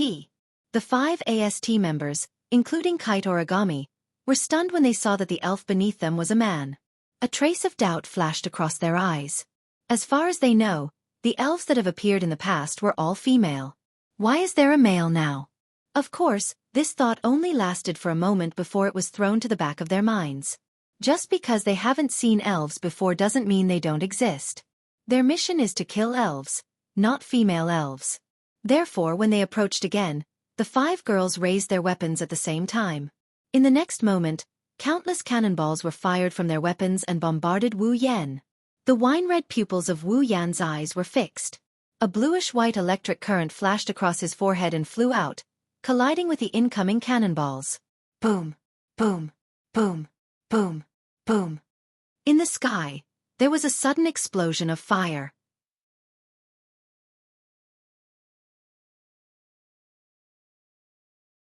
Chapter 407.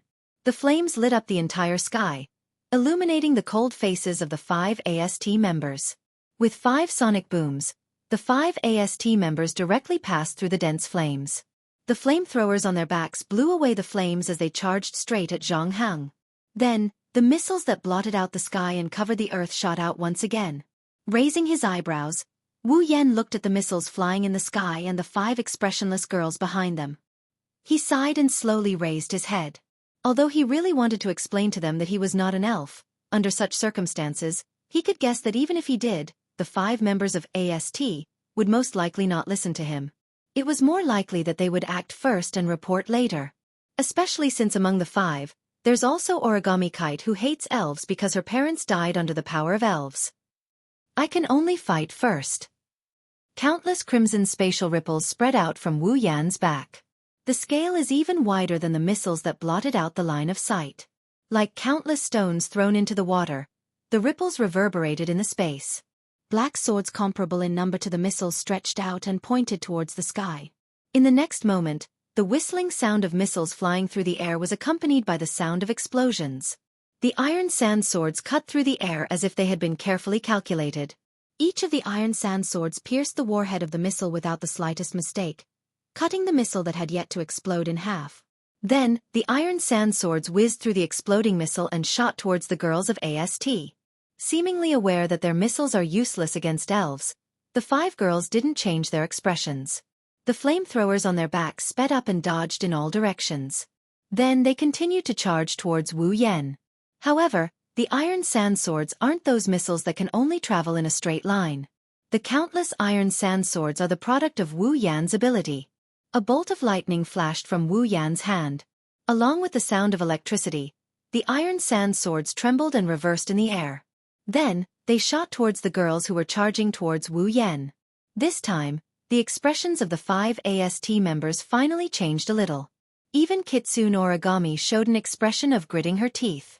The iron sand swords shot backwards. The AST members could only helplessly stop their charging bodies and quickly dodge to the side. All of this was within Wu Yan's expectations. So, he showed a victorious smile. However, the next moment the smile froze. Unlike the other AST members, Origami Kite only glanced at the iron sand swords behind her. Then, as if she didn't see them, she turned her head and stared at Wu Yan's face. The flamethrowers on her back sped up and flew towards Wu Yan's position. Wu Yan was shocked. He quickly withdrew the iron sand swords that were about to hit Origami Kite. At this time, Origami Kite had already arrived in front of Wu Yan. Floating in mid-air, she immediately raised the heavy cannon in her hand and aimed it at Wu Yan's face. Then, a laser beam shot out from it. The distance between the laser beam and Wu Yan is just a hair's breadth away from zero. With such a distance and the speed of the laser beam, it's impossible to dodge. However, that's not the case. With infinite arms refinement, Wu Yan's combat skills can only be described as terrifying. Under this close to zero distance laser beam, Wu Yan tilted his head to the side in a very small way. The laser beam grazed Wu Yan's ear and shoulder and shot behind him. The burning sensation rose from Wu Yan's ear and shoulder. Wu Yan couldn't help but frown. Origami Kite did the same thing as Wu Yan. Origami Kite suddenly reached behind her and pulled out a light blue lightsaber from who knows where. She held the laser beam while waving the lightsaber and fiercely slashed at Wu Yan's head. However, when the lightsaber was halfway through, a hand reached out from under Origami Kite and grabbed her lightsaber hand. Origami Kite's slash was neutralized. When Origami Kite finally reacted, the laser beam was already shot out. Only the heavy cannon was left in front of Wu Yan and was fiercely grabbed by Wu Yan. Holding the laser cannon in one hand and Tabichi Origami's hand in the other, his wine-red eyes looked at the cold face in front of him and he cursed in his heart. This Origami Kite really hates the elves to the bone. She actually desperately rushed in front of him to shoot at him. No wonder every time he faced the elves in the original work, she was the craziest one. Wu Yan also tasted something new. If it weren't for the fact that the infinite martial arts was simply superior in terms of skill, he would probably have to obediently take a shot from that round of attack just now. While Wu Yan was rejoicing in his heart, Origami Kite in front of him moved her body vigorously, trying to break free from Wu Yan's control. However, The other party's two hands were even stronger than a vice. Origami Kite could not move at all. At that moment, she actually used her head to hit Wu Yan. This crazy woman.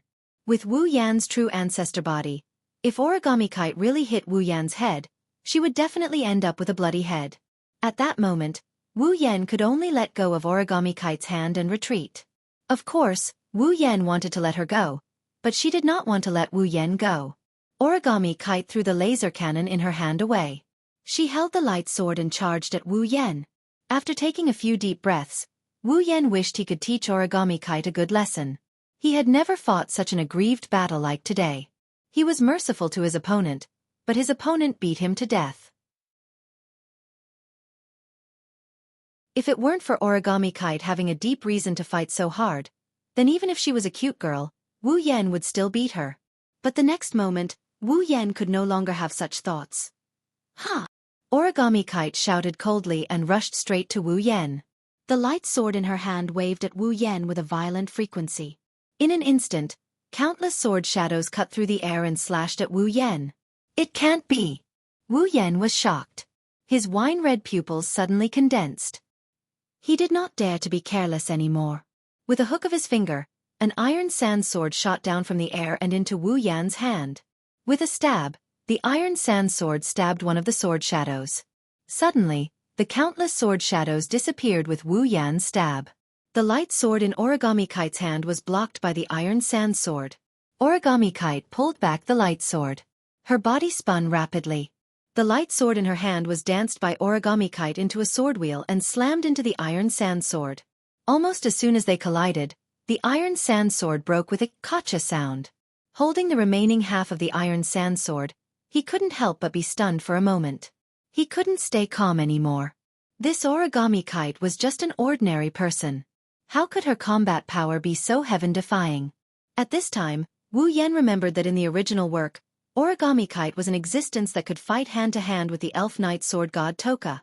Although a large part of Origami Kite's combat power was supported by the equipment provided by the AST, this could not hide Origami Kite's terrifying close combat ability.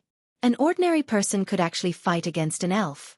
Even if she relied on equipment, it was enough to cause a storm in Wu Yan's heart. Sure enough, there was no girl in the 2D world who could not defy the heavens. Looking at the charging Origami Kite, Wu Yan looked up to the sky and sighed. There was no other way. If he held back, he would really be defeated. A pair of wine-red pupils turned and a golden light flashed.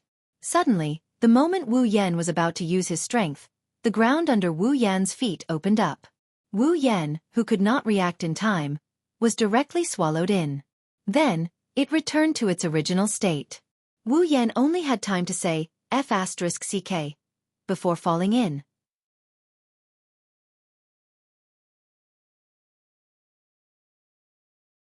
Chapter 408. On top of the ruins, Origami stared blankly at the ground where Wu Yan was supposed to be standing. She only reacted when the ground returned to normal. Don't even think about running away. She didn't know what happened, but it was a fact that the elf disappeared in front of her. Origami bit her lips and raised her lightsaber to smash the ground. But when the ground broke open, it wasn't the cave where the elf was taken away but a thick layer of steel plate. How did this happen? Origami was stunned. Could it be that someone deliberately saved the elf? Damn it! Origami raised her lightsaber again and slashed at the steel plate. But this time, it didn't even leave a scratch. Koichi Origami was not willing to give up. He waved his lightsaber again and again, trying to break the steel plate in front of him and kill the elf. For a moment, there was a continuous sound of swords clashing in the desolate ruins. What happened? At this time, the other 4 members of AST flew over and stopped in front of Origami. They couldn't find a chance to intervene at all. After Wu Yan disappeared, they still didn't know what happened. Her comrade's arrival calmed her down. She was originally a girl with no morals. If it wasn't for the fact that her opponent was an elf, she wouldn't have lost her composure. She glanced at the steel plate on the ground and said expressionlessly, "The target escaped." After that, Yoichi Origami no longer spoke. The other girls also knew Yoichi Origami's personality, so they didn't ask any more questions. Of course, the cause and effect were more or less guessed by them. The 4 AST girls looked at each other and flew into the sky together, raising the heavy cannons in their hands. Seeing this scene, Toby Origami also left the place immediately. Then, countless cannonballs fell from the sky and landed on the steel plate. Under the ground, Wu Yan, who was caught off guard, used fine iron particles to wrap around his body. He stabilized himself and floated in the air. He looked up and saw that the space above him was completely covered by a thick layer of steel plate. Wu Yan could faintly hear an explosion coming from above the steel plate. He knew that it was either Origami or AST attacking the ground. He stayed silent for a while until he confirmed that AST couldn't break through the steel plate. Only then did he let out a sigh of relief. Although he's not happy about being tricked by such a retarded trap, he has to admit that this trap came at the right time. At least it solved his immediate problem. If it wasn't for this trap, he would have to take down Tabichi Origami first. That's not a big deal. The scary thing is that if he was the one being taken down, he would be in big trouble. Wu Yan doesn't think that Tabichi Origami would let him go. Don't think that Wu Yan was joking. He understood that with Origami's ability and AST's equipment, she wouldn't be at a disadvantage against a rank 8 powerhouse. Wu Yan is only level 69. His true strength is around rank 8. If he's not careful, Origami might succeed. Although he's a primogenitor, so he won't die. He tilted his body downwards and his lips started twitching when he saw the bottomless pit. Who has a grudge against me? Who is the one who tricked me in the name of saving me? Such a deep pit, is it to save me from the sea of bitterness, or is it to directly throw me to my death? After cursing in his heart, Wu Yan sighed. No matter what, he fell into this pit on purpose. Since the other party helped him block AST's attack, it shouldn't be an enemy. Let's go down and take a look. Wu Yan's wine-red eyes stared at the space below. He swooped down and flew down. The more he flew down, the more Wu Yan was sure that the guy who made the pit was trying to kill him. He's been flying for about 10 minutes and there's still no bottom. Wu Yan started getting impatient as he looked at the monotonous rock trays. After 20 minutes, the ground finally appeared in front of him. However, Wu Yan didn't feel happy at all. Because there's a person there. A man with blonde hair and brown eyes who looked like a handsome Western man. Wu Yan narrowed his eyes when he saw this person. Information about this person instantly appeared in his mind. Konazuki Kyuhei, Ratatoskir's deputy commander. Ratatoskir is an organization similar to AST. The reason why they are similar is because Ratatoskir and AST are specialized in dealing with elves. The only difference is that AST advocates killing elves while Ratatoskir advocates rescuing elves. The person in front of Wu Yan is Ratatoskir's deputy commander. He's a person who left a deep impression on Wu Yan. Of course, there are two reasons why he left a deep impression on Wu Yan. First, Ratatoskir's deputy commander is Konazuki Kyuhei. The commander is Itsuka Kotori, one of the main female characters in the original novel. Second, Konazuki Kyuhei is a masochist. On the other hand, Konazuki Kyuhei didn't know that Wu Yan already knew everything about him. He looked at Wu Yan with a serious expression on his face. If one were to look at him from the surface, one wouldn't be able to tell that this handsome man with Western features is a masochist. After a while, Wu Yan landed in front of Konazuki Kyuhei. He stared at him with his red eyes. Konazuki Kyuhei felt pressured. Konazuki Kyuhei took a deep breath and bowed to Wu Yan. Nice to meet you. I am Konazuki Kyuhei, Ratatoskir's deputy commander. Wu Yan smiled faintly. Of course he knows about this. This isn't what he really cares about. So, you were the one who stopped those who wanted to kill me? Yes. Why? Konazuki Kyuhei stood up and looked at Wu Yan. Our commander wants to see you. Itsuka Kotori wants to see me? Wu Yan flinched for a bit. Then he understood what happened. Ratatoskir's goal was to save all fairies. He came to this world along with the spacequake, so there was no way Ratatoskir didn't notice him. However, Itsuka Kotori should know how powerful the elves are, and they don't have a good relationship with the humans. Why would she send someone to bring me to her in the first place? Isn't she afraid that I'll kill this masochist? Or does Itsuka Kotori already know that I'm not a fairy? With that in mind, Wu Yan tilted his head and said, If that's the case, lead the way. Konazuki Kyuhei froze and looked at Wu Yan in shock. He thought it would take a lot of effort to bring this powerful guy to Ratatasker's headquarters. He didn't expect Wu Yen to be so straightforward. However, it's still a good thing that he achieved his goal.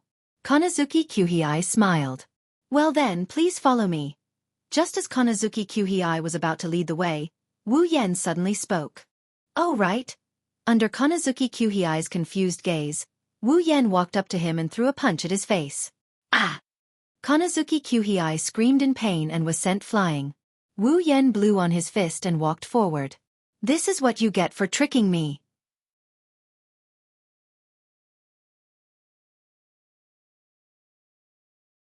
Chapter 409. Above Heavenly Palace City, 15,000 meters away. This is an endless stretch of sky. There's not a single cloud in sight. Birds don't pass by here either. The only thing here is strong enough to blow a person away.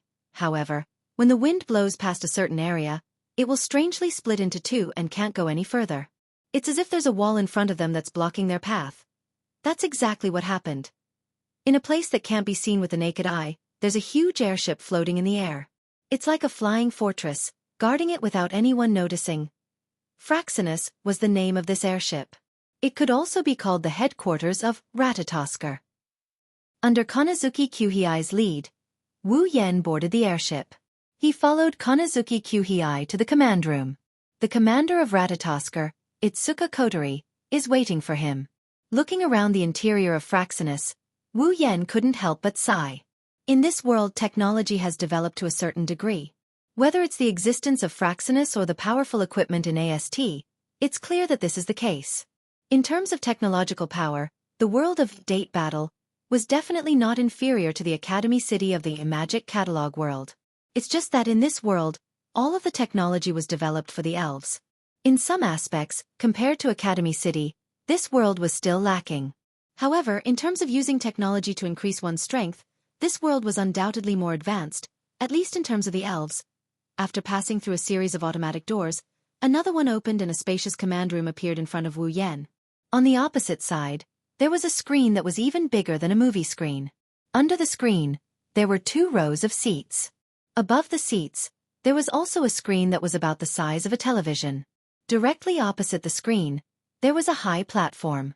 That high platform was the commander's station. When Wu Yen saw the command center, Wu Yen stopped and looked at it.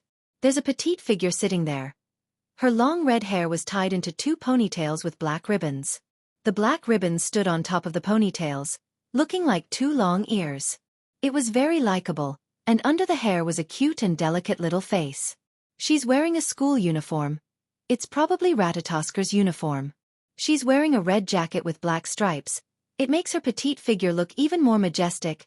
Itsuka Kotori, the younger sister of the original main character. She's the commander of Ratatosker.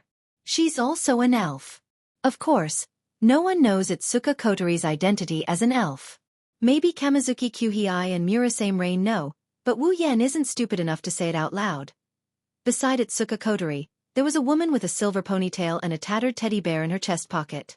She had dark circles under her eyes and looked like she was about to die. She was the analyst of Ratatosker, Murasame Rain. At the head of the table, Kotori propped up her chin with one hand while holding a lollipop in the other.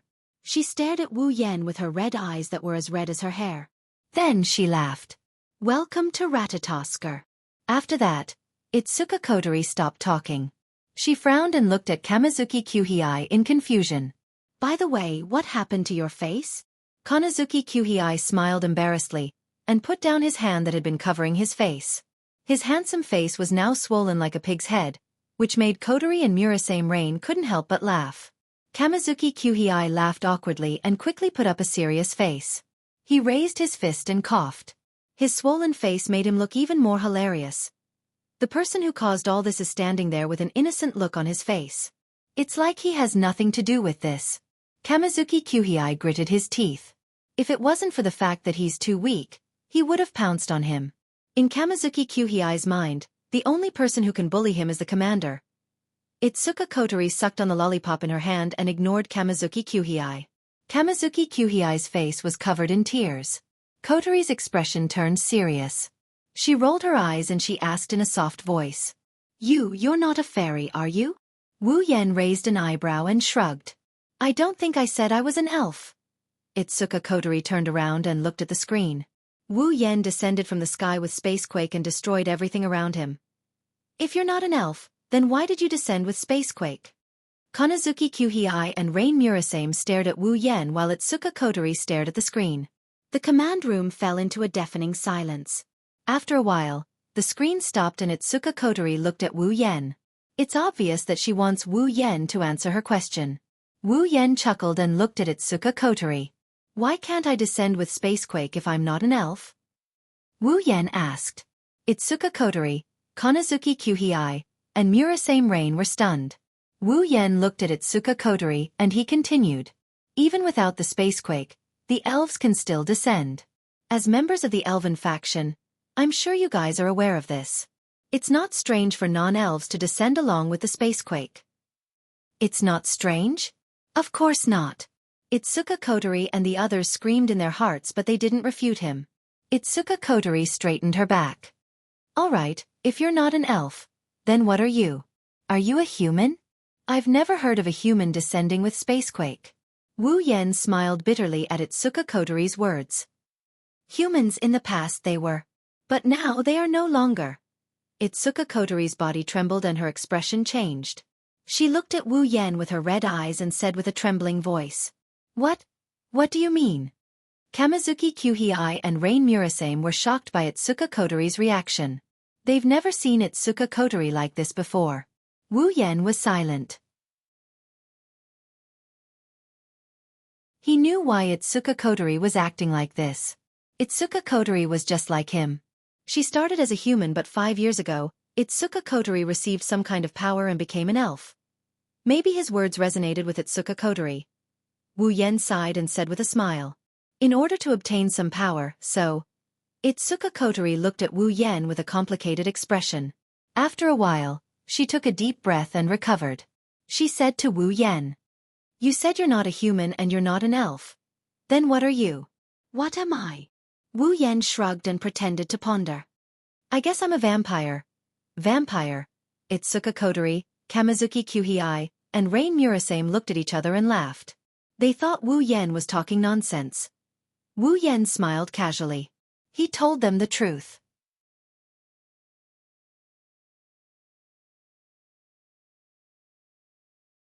Chapter 4:10. Sometimes, people will doubt a lie, but they won't believe the truth. This is the perfect example. If a true ancestor wasn't a vampire, then no vampire would be qualified to be called a vampire. Well, that's because the true ancestor was a vampire. Wu Yan didn't lie, but they just didn't believe him. Vampire. Kotori looked at Wu Yan with a serious expression and said mercilessly. Are you an idiot? If you want an excuse, at least come up with a better one. Vampires don't exist in this world. Wu Yan crossed his arms and shook his head with a chuckle. So you're saying that elves do exist in this world? Kotori was rendered speechless by Wu Yan.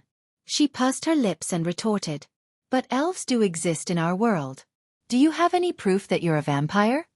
Itsuka Kotori chuckled to herself and put the pearl into her mouth. She mumbled, how is that possible? If there was, the werewolves would have been executed long ago. Wu Yan lowered his head and fell silent. Itsuka Kotori isn't going to let Wu Yan off the hook so easily. She mocked him again.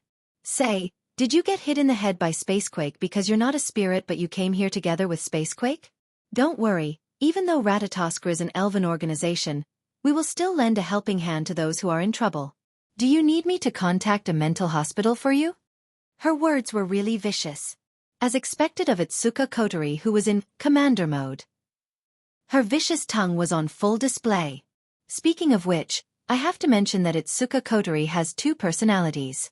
One of them is the cold and vicious commander mode, while the other is the naive and cheerful sister mode. The 2 personalities are worlds apart. When Kotori wore a black ribbon, she would be in commander mode. When she wore a white ribbon, she would be a cute little girl. She would be in little sister mode. Now, Itsuka Kotori is wearing a black ribbon on her head. She's in her commander mode with her venomous tongue. Just look at how venomous Itsuka Kotori can be when she's in this mode. She didn't hesitate to taunt Wu Yan when they first met. Qi and Rain Murasame seemed to be used to Kotori's vicious tongue, so they didn't say anything. Kotori, on the other hand, had a bad feeling after mocking Wu Yan. Wu Yan started walking towards Itsuka Kotori on the command deck. Itsuka Kotori flinched and she wrinkled her nose. "What are you doing? Didn't you want to see the evidence?" Wu Yan raised his head and he flashed a radiant smile at Kotori. His words sent chills down Kotori's spine. "Let me suck your blood and you'll know." Blood. Blood. Itsuka Kotori shrunk her head subconsciously, but she quickly realized she was showing weakness, so she quickly straightened her back. "Sure. I want to see if the so-called vampires really exist." "Is that so?" Wu Yan giggled and he jumped onto the command platform before Kanazuki Qi and Murasame Rain could react. Kotori jumped in fright. "Then I won't hold back." As soon as he said that, Itsuka Kotori felt her hair stand on end. She was completely dumbfounded. Wu Yan slowly opened his mouth and revealed 2 sharp fangs. Speaking of which, this is the first time Wu Yan bared his fangs. He didn't think that the first time he bared his fangs would be under such circumstances. But it's not a big deal. The first time he sucked his own blood anyway. Itsuka Kotori is completely stunned. Wu Yan pressed down on her shoulders and he slowly inched his way towards her neck. "I am going to move." When Wu Yan spoke slowly, Kotori finally reacted. She saw the 2 sharp fangs in Wu Yan's mouth and she was scared. "No!" Itsuka Kotori yelled. She placed her hands on Wu Yan's chest and pushed him away with all her might. But how can she beat Wu Yan in terms of strength? As a result, a scene of rape unfolded in the spacious command room. "Commander!" Kanazuki Qi was shocked. His handsome face. No, his pig face was furious. He forgot about Wu Yan's combat ability and rushed towards the command desk. "Commander! I'm coming to save you!" A foot appeared on Qi Kanazuki's face as he was kicked off the podium. It was Itsuka Kotori's little foot that was kicking him off the podium while she was struggling to free herself. "Stop! Stop it!" Kotori pushed Wu Yan with all her might, but Wu Yan didn't budge at all. Kotori screamed with her eyes closed. For the first time in her life, Kotori wished that she still had her fairy power. "Be a good girl and don't move. Let me suck you," Wu Yan said unhappily. "Didn't you want to prove yourself? Why did you reject me?" "There's no need for that. There's no need for that. I believe you," Itsuka Kotori said with tears in her eyes. She did believe it. After all, the 2 sharp fangs might be fake, but the fear that came from the bottom of her heart was real. Her instincts told her that the person before her was indeed a vampire. Wu Yan stopped moving his mouth towards Kotori's neck. His lips curled into a smirk. Wu Yan looked at Kotori's face and smiled evilly. "Do you really believe me? You don't need me to prove myself?" "No, no, no." Itsuka Kotori shook her head like a rattle drum. However, her head stopped abruptly and her eyes widened. She stared at Wu Yan's hand with disbelief. Wu Yan looked at Kotori in confusion. He looked at his hand and scratched his head. "What's wrong? Is there something wrong?" Kotori stared at Wu Yan's hand blankly. She didn't react at all. Suddenly, tears welled up in Kotori's eyes. She stood up and grabbed Wu Yan's hand. "What are you doing?" Wu Yan was shocked by Kotori's actions. Kotori ignored Wu Yan and reached for Wu Yan's hand. To be more precise, she reached for the white bracelet on Wu Yan's wrist. "It's the sealing bracelet." Itsuka Kotori caressed the sealing bracelet on Wu Yan's wrist in a daze. Her eyes were filled with nostalgia, excitement, and enchantment. She looked like she had been searching for something for a very long time and now, she finally found it. "I say." Wu Yan stared blankly at Kotori. He asked awkwardly. "What's wrong with you? Is there something wrong with my bracelet?" Itsuka Kotori looked at Wu Yan with her red eyes. She seemed to be reminiscing about something. She raised her hand and her sleeve slid down. Wu Yan's pupils shrank when he saw the scene that appeared in front of him. "The sealing bracelet!" Wu Yan exclaimed. "That's right. It's a red sealing bracelet in front of Wu Yan. So, you do know him." Kotori exhaled. She stared at Wu Yan's face. She no longer felt like she just met him for the first time. Instead, she felt a sense of familiarity. How could this be? The sealing bracelet caught Wu Yan off guard. Itsuka Kotori opened her mouth and said, "Don't worry, Wu Yan can't handle it. Hey, do you want to join Ratatosker?"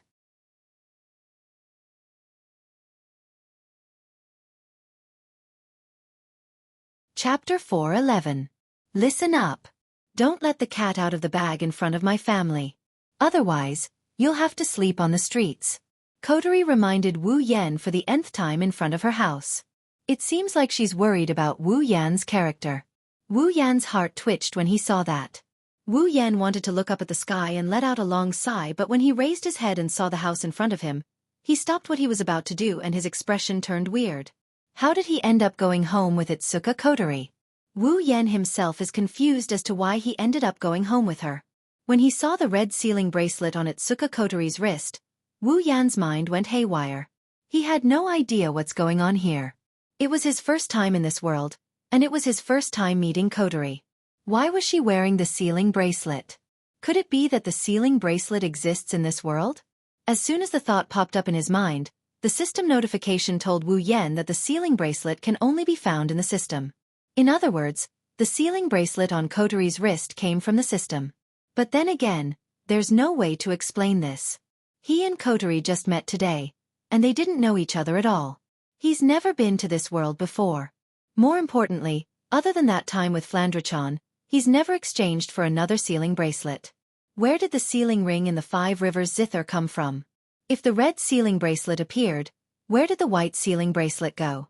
If Kotori was wearing the sealing bracelet, could it be that her elven powers were sealed by the sealing bracelet? These three questions have been lingering in Wu Yan's mind ever since he saw the sealing bracelet on Kotori's wrist. When Kotori asked if he wanted to join Ratatosker, Wu Yan nodded. And so, Wu Yan officially became a member of Ratatosker. He's a combat commander too. Ratatosker isn't inferior to AST in any other aspect. In fact, they're even better than AST in certain aspects. Their only weakness is that Ratatosker's attitude towards elves is to save them. That's why Ratatosker can't even compare to a normal army, let alone AST. Wu Yan's appearance just so happens to make up for this weakness. After all, Kotori and the others saw Wu Yan's combat prowess on the big screen. He's even comparable to the elves. With this kind of combat prowess, it would be a waste of Wu Yan's status if he doesn't become a combat commander. As for why Wu Yan would follow Kotori home, Wu Yan doesn't know either. According to Kotori, it's because... Do you have anywhere else you can go? Wu Yan thought about it for 0.01 seconds and agreed without hesitation. Wu Yan brought quite a bit of gold from Silveria before he came to this world. It's more than enough for him to buy a villa. But, rather than living in a house by himself, he might as well go home with a cute girl. Wu Yan is also curious about the main character of this world, Itsuka Shido. The main characters of Whirlwind the Butler and Magic Catalog are both unlucky. If he gets close to them, Wu Yan is worried that their bad luck might be contagious. Compared to the other two, Itsuka Shido is much easier to get along with. Most importantly, Itsuka Shido was an honorable planner of the Light Clan. The arrogant Itsuka Kotori was conquered by Itsuka Shido when she was young. In other words, Itsuka Kotori has a brother complex. Wu Yan looked at Itsuka Kotori with a regretful look. She's a cute chick, but she's already been taken over by someone else. It's not like the person who did it is a scumbag. Wu Yan has no interest in NTR other people. Of course, Itsuka Kotori shivered when she saw Wu Yan's regretful gaze.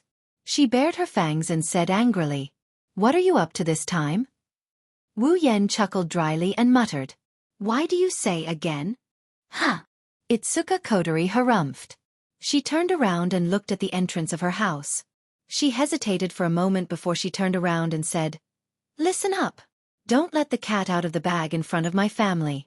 Otherwise, you'll really have to sleep on the streets." Wu Yan's face crumbled in an instant. "You've told me that many times. I'm just worried that you won't remember. What should I do so that I won't give myself away? I've thought about it for a long time." Itsuka Kotori thought for a moment and said reluctantly, "I'll say that you're my long-lost brother." Wu Yan almost choked on his own breath. His brows twitched, he couldn't stay calm. My long-lost brother. What a sharp excuse. What's wrong? Can I change it? No. No. Itsuka Kotori exhaled and turned around to face the door. She took off the black ribbon on her head and took out a pair of white ribbons from her pocket. She put them on her own head. Wu Yan's eyes lit up. He watched Itsuka Kotori's actions with interest. He knew that she would turn into a cute little sister after putting on the white ribbons. Wu Yan was looking forward to it. Wu Yan's expectations were proven right. When Itsuka Kotori turned around again, the cold expression on her face was gone. It was replaced by an innocent and cute smile. She blinked at Wu Yan and said with a smile, "Go in, Onian." When that soft Onian entered Wu Yan's ears, an inexplicable warmth filled his body. It's as if he's soaking in a hot spring. It's comfortable to the extreme. Itsuka Kotori didn't know that her Onian almost awakened a certain someone's strange nature. She opened the door of her house and shouted in a cheering tone. "I'm back." Itsuka Kotori's sweet voice made Wu Yan smile. He had to admit, Itsuka Kotori in her little sister mode is really cute. However, when another sweet voice entered Wu Yan's ears, Wu Yan was completely dumbfounded. "You're back, Kotori." A figure slowly walked out of the house. When he saw the figure, Wu Yan's dumbfounded expression completely twisted. Her long dark blue hair was draped over her frail shoulders, and her bangs were neatly spread across her forehead. Just a little bit more and it would cover her slightly dark pupils. On the left side of her bangs, there was a tuft of hair tied up with a hairband. At the end of the band was a cute hair accessory, adding a bit of cuteness to its owner's already extraordinary appearance. She was holding a spatula and wearing an apron. She was smiling at Kotori, her eyes filled with love and adoration. "That's right. It's her. Big sister." Itsuka Kotori smiled happily and cheered. She threw herself at her and hugged her arm. It seems like they are very close. However, the word big sister from Itsuka Kotori caused Wu Yan to have a mental breakdown. Big sister. Yes, Itsuka Kotori smiled and hugged her big sister. She said to Wu Yan, "This is my big sister, Shirori Itsuka."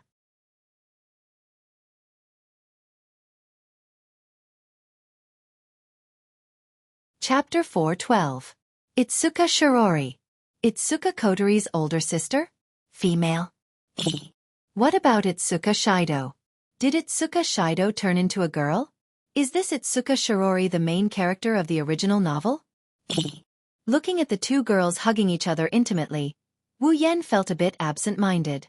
He had imagined a lot of situations where he would come into contact with the main character, but he didn't expect the final outcome to be like this. In the original work, Itsuka Shido did dress up as a woman.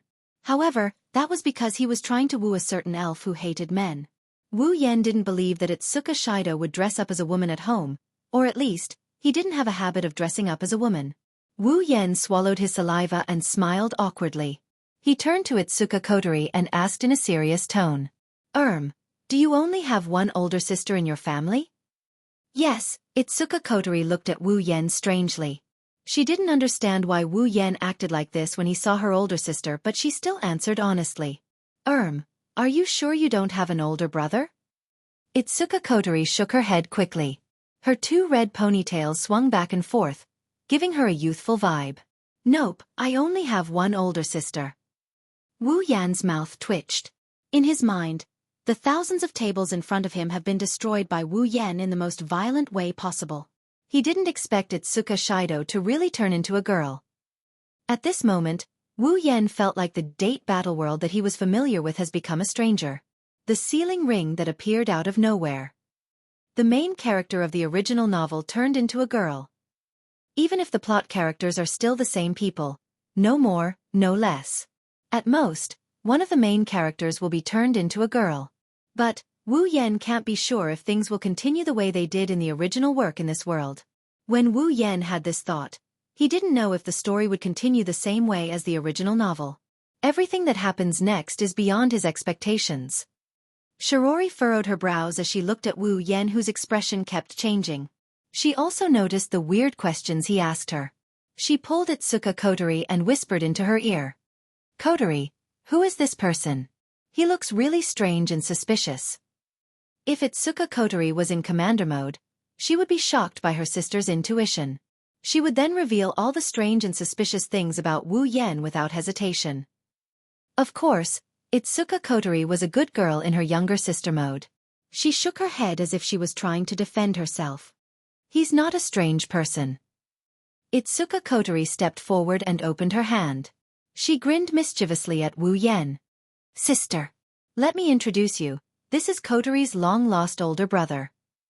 Long-lost older brother. Itsuka Kotori's words didn't make Shirori feel relieved. It made her even more confused. Kotori, how come I've never heard of you having a long-lost older brother? It's reasonable for Shirori to ask such a question. After all, Shirori isn't Kotori's biological sister. Even though Shirori and Kotori have been living together for a long time, Shirori isn't sure if Kotori has a long-lost older brother. Kotori scratched her head and stuck her tongue out at Shirori. She said embarrassedly. It's because I didn't know before. I only found out recently that I have an older brother. Is that so? Shirori was still confused. She didn't know where Kotori found out she had a brother and where did she go to find him. Shirori was confused about all of this. However, when she saw Kotori's mischievous look, she knew she was familiar with Kotori. At the very least, she won't be able to get any answers from Kotori. Shirori looked at Wu Yan. She had her doubts, but since Kotori said so, Shirori had no choice but to believe her. They still have a long way to go. Shirori decided to help Kotori keep an eye on her. She didn't want the naive Kotori to get scammed. Welcome to the Itsuka family. Shirori smiled at Wu Yan and bowed. I'm Shirori Itsuka. I'm Kotori's legal older sister. Nice to meet you. Of course not. Wu Yan turned his head away. To be honest, he really doesn't know how to deal with this feminine main character of the original work. Whether or not the main character is feminine has nothing to do with him, but the fact that Wu Yan was caught off guard is a fact. Suddenly, Wu Yan's eyes lit up and he looked at Itsuka Kotori, who was giggling. The protagonist is feminine. In other words, Itsuka Kotori was not conquered by the main character. Wu Yan, who was feeling a bit depressed because things didn't turn out the way he had envisioned, the gloomy mood of a second ago suddenly brightened up. Even his mood became a lot more cheerful. Kotori didn't know she was being targeted by a wolf. She saw Wu Yan's expression change and his eyes darting around. He didn't even greet Shirori. This made Kotori anxious. To prevent the atmosphere from turning awkward, Kotori jumped out and faced her older sister. Sis, Oni-chan will be living with us from now on. Please make sure to cook for one more person. I see. Shirori nodded and smiled at Wu Yan. Then, I'll go help this. Wu Yan and Kotori knew that Shirori didn't know how to address the other party. Wu Yan didn't even introduce himself since the start of the meeting. Wu Yan wanted to introduce himself, but Kotori thought Wu Yan was still in a daze. She quickly said, Sis, Oni-chan's name is Itsuka. Itsuka. Itsuka Kotori's eyes lit up and she said something that left Wu Yan flabbergasted. Shido. Oni-chan's name is Itsuka Shido. The name, Itsuka Shido, reverberated throughout the room. The three of them reacted differently. Kotori had a smile on her face as if she was proud of herself for coming up with a good name. Shirori, on the other hand, had a weird expression on her face. The name, Itsuka Shido, and Shirori, sound more like a pair of siblings. Wu Yan, on the other hand, who already has the name Itsuka Shido, his heart contracted. His expression changed to one of embarrassment. Itsuka Shido. My name. How should I react? Wu Yan forced a smile as he looked at the happy Kotori. Itsuka Shido. Kotori made a funny face at Wu Yan. She tried to tell herself not to be so embarrassed. How would Kotori know what the name, Itsuka Shido, represents? Is there anything you're not happy about? Oni-chan. No. He's the main character now. What's there to be unhappy about? Shirori tilted her body and she told Wu Yan. Well then, Shido-kun, let's go inside first. Once I'm done cooking, I will help Shido-kun clean up a room. Wu Yan had nothing to say. He smiled helplessly at Shirori. Then, I'll have to trouble you, Shirori. Shirori smiled sweetly. Since Shirdao-kun is Kotori's brother, then you're my brother as well. Please don't be shy, just treat this place as your home. Oniitan, let me introduce you to this house. Itsuka Kotori nodded. She grabbed Wu Yen and Shirori by the hand and they walked into the house.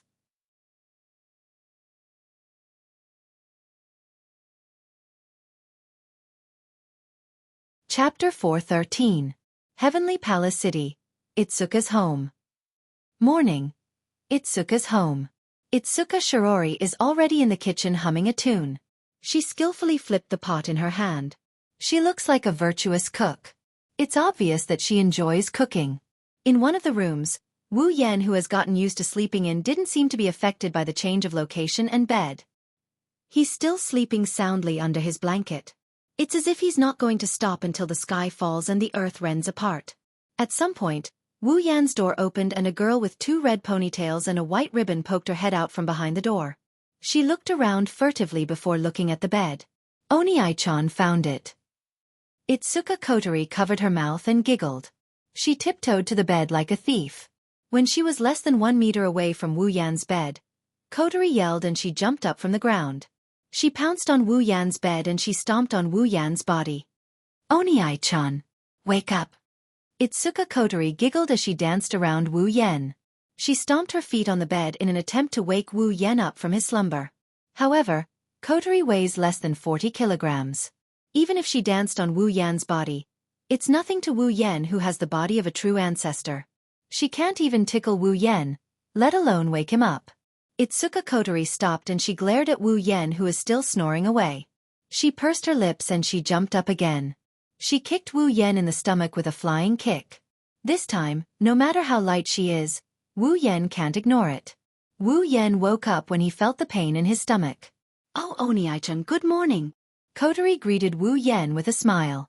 Of course, if she wasn't standing on top of Wu Yen, it would be more convincing. Logically speaking, no matter how good Wu Yan's temper is, having his sweet dream broken in such a rude manner would be hard for him to avoid grumbling. However, the moment he opened his eyes, he froze. That was because Itsuka Kotori, who was standing on top of him, was wearing a dress. Itsuka Kotori didn't know if she noticed that she's exposed or not. She assumed that Wu Yen hasn't woken up from his dream yet. She pouted and she raised her foot. She wanted to stomp down on him again. This action woke Wu Yen up from his stupor. He turned pale with fright because Kotori's foot missed his stomach by quite a bit. Wait! Wu Yen didn't have time to get up. When he saw Kotori's foot, he felt a chill between his legs. Wu Yen quickly grabbed Kotori's hand and pulled her down. Ah! Itsuka Kotori shrieked and she lost her balance.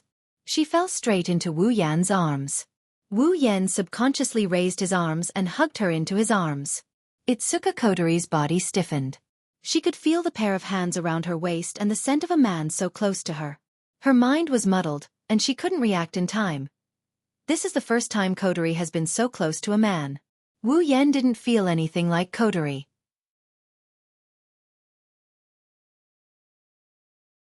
Wu Yen has been hugging girls in the Magic Catalog and Spalier World Academy. Even though the girl in his arms has changed, Wu Yen didn't feel anything. Wu Yen didn't know whether to laugh or cry as he looked at Itsuka Kotori. Say, Kotori, are you trying to wake me up or do you want me to stay in bed forever? You were so cruel. Wu Yen felt weird. The scene where Kotori woke him up is exactly the same as the scene where Kotori woke Shido up in the original work. Could it be that not only had his name changed, but he had really become the main character of this world? Kotori looked up from Wu Yan's arms. She looked at Wu Yan's face and made sure Wu Yen didn't want to let go of her. She said weakly, Big brother, can you let go of me first? Wu Yen paused and realized he was holding Kotori in his arms.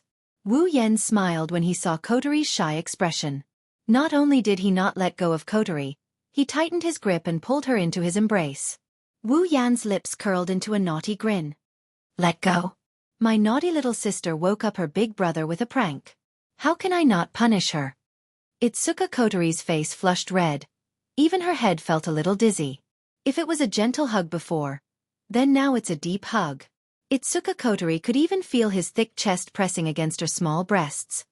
I know I was wrong. Kotori stuttered as she pushed Wu Yan's chest. Wu Yan, who's in close proximity to Kotori, could feel Kotori's heart thumping furiously. You know you were wrong? That means you're going to accept your punishment, right? Wu Yan looked at Kotori's blushing face and he told her in a gentle voice. Okay, Wu Yan said. Itsuka Kotori shrunk her neck timidly and asked in a soft voice. What punishment? What punishment? Wu Yan grinned. He grinned wickedly. What kind of punishment is that? Wu Yan's face inched closer to Kotori's. Ugh. Itsuka Kotori's already red face turned a deep shade of purple. Could it be that the so-called punishment was? Wu Yan's face got closer and closer. Kotori's red eyes teared up. Her heartbeat sped up and she didn't know what to do. She looked around as if she was looking for something that could save her. When Wu Yan's lips were about to touch hers, Kotori whimpered and closed her eyes. Wu Yan was overjoyed and he almost laughed out loud. He didn't think that after only knowing her for a day, he would be able to conquer this girl with dual personality. Sure enough, soft girls are good, easy to bully. Just as he was about to kiss her and steal her kiss, Itsuka Kotori punched him in the face with her tiny fist. Wah! The sudden punch stunned Wu Yan. Since he wasn't on guard, the punch landed squarely on Wu Yan's nose. Wu Yan felt something sour and sweet rushing up his nose. He let go of Kotori and covered his nose with his hand. You despicable pervert! Itsuka Kotori yelled at Wu Yan. Wu Yan noticed that the white ribbon on Itsuka Kotori's head was replaced with a black one. It's commander mode. Why? Wu Yan muttered. He didn't understand why Kotori changed her hair ribbon so quickly. But to Itsuka Kotori, it sounded like, why did you reject me? You still have the nerve to say that? Kotori raged at Wu Yan as she punched him again. How dare you kiss a girl you've only known for a day? Ah.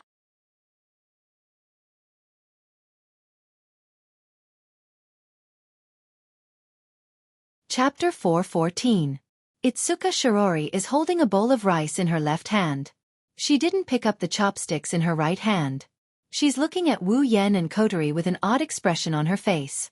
No one can tell what she's thinking. The reason for this was not without reason. It was because the expression and behavior of the man and woman in front of him were too suspicious. One of them was engrossed in eating as if he had a grudge against the food in his bowl. The other was blushing as she kept grabbing her chopsticks. She didn't even realize that her bowl was already empty. It's too suspicious. Shirori glanced at the man and woman in front of her. After a while, Shirori couldn't hold back her curiosity and asked, "What's wrong with you guys?" As soon as Shirori finished speaking, Kotori's body trembled as if she was stimulated by something. She stood up with such force that even her chair fell to the ground. Kotori blushed and closed her eyes. She yelled at Shirori. Nothing. Nothing at all. Shirori froze on the spot. She looked at the shy Kotori and didn't understand why Kotori had such a big reaction. Did something really happen? Shirori tilted her head and looked at Wu Yan, who was shaking his head with a bitter smile. She asked carefully, "Did I miss something?" Shiori's words reminded Kotori of what happened this morning. Kotori blushed. Kotori felt lucky that she managed to stop the car at the last moment and changed into the black satin belt as fast as she could. Otherwise, Kotori doesn't dare to look at Wu Yan anymore. It's not only because Wu Yan wanted to do something beyond friendship with her, it's also because she punched Wu Yan twice in her commander mode. She was too embarrassed to face Wu Yan. Of course, Kotori wouldn't tell Shirori about this. Wu Yan also wouldn't bring up the fact that he got punched twice for his sister. Thus, the two of them fell silent. Seeing this, Shirori was even more certain that she must have missed something. Something must have happened between the two people in front of her. Shirori bit the end of her chopsticks and hesitated for a bit. She didn't force Lu Zhou to answer. Instead, she lowered her head. Ugh, I care so much. It has to be said that in every girl's heart, there is a flame of gossip. At this moment, a report came out from the TV. Early this morning, a small spatial quake was observed in the suburbs of Heaven Palace City. The damage was light and there were no casualties. The cause of the spatial quake is currently being investigated. The report made the three of them stop eating. Wu Yan and Kotori's expression froze. Kotori's no longer shy. She looked at Wu Yan and relaxed when she saw his calm expression. If Kotori was in her commander mode, she wouldn't have gone looking for Wu Yan. She's just a cheerful, naive, and lively little girl. She doesn't have much of an opinion of her own when it comes to big matters like this. Wu Yan was confused by this difference.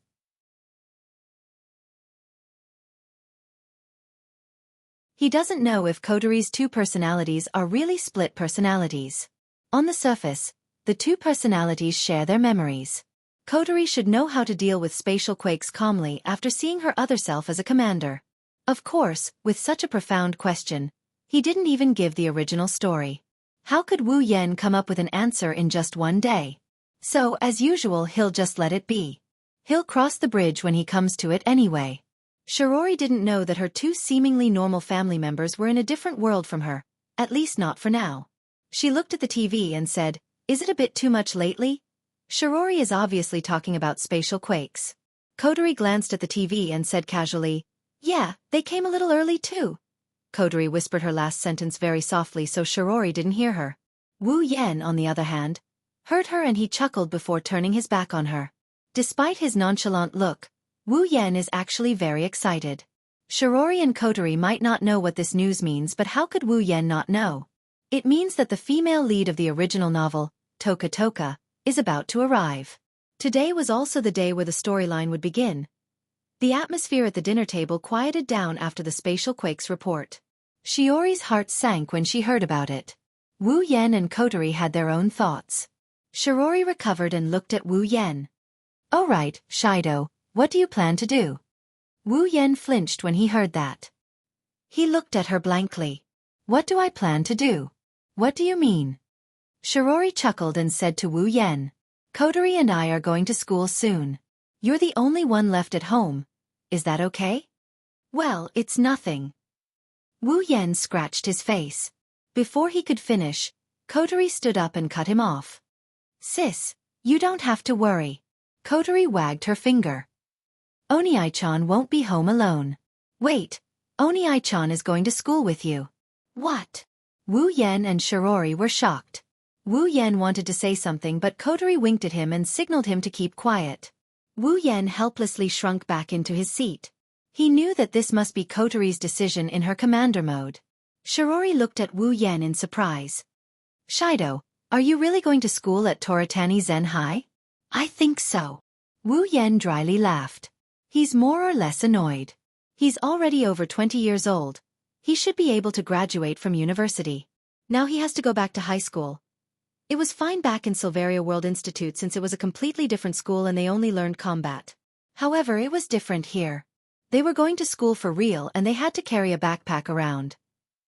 If possible, Wu Yan really doesn't want to go. But no matter how unwilling he is, he still has to go. Ignoring the fact that he's a member of Ratatosker, it's disrespectful to disobey the commander's orders. Plus, he's living under someone else's roof so he can't refuse. Toritani Zen High is the school the original main character went to. Shirori is a feminine version of the original main character. She should be in the same class as Tokichi Origami. If I go to school there, I should be able to meet Kite 1 Origami. I wonder if that girl will be surprised when she sees me going to school? In the original work, Toshiichi Origami was infatuated with the main character, Itsuka Shido.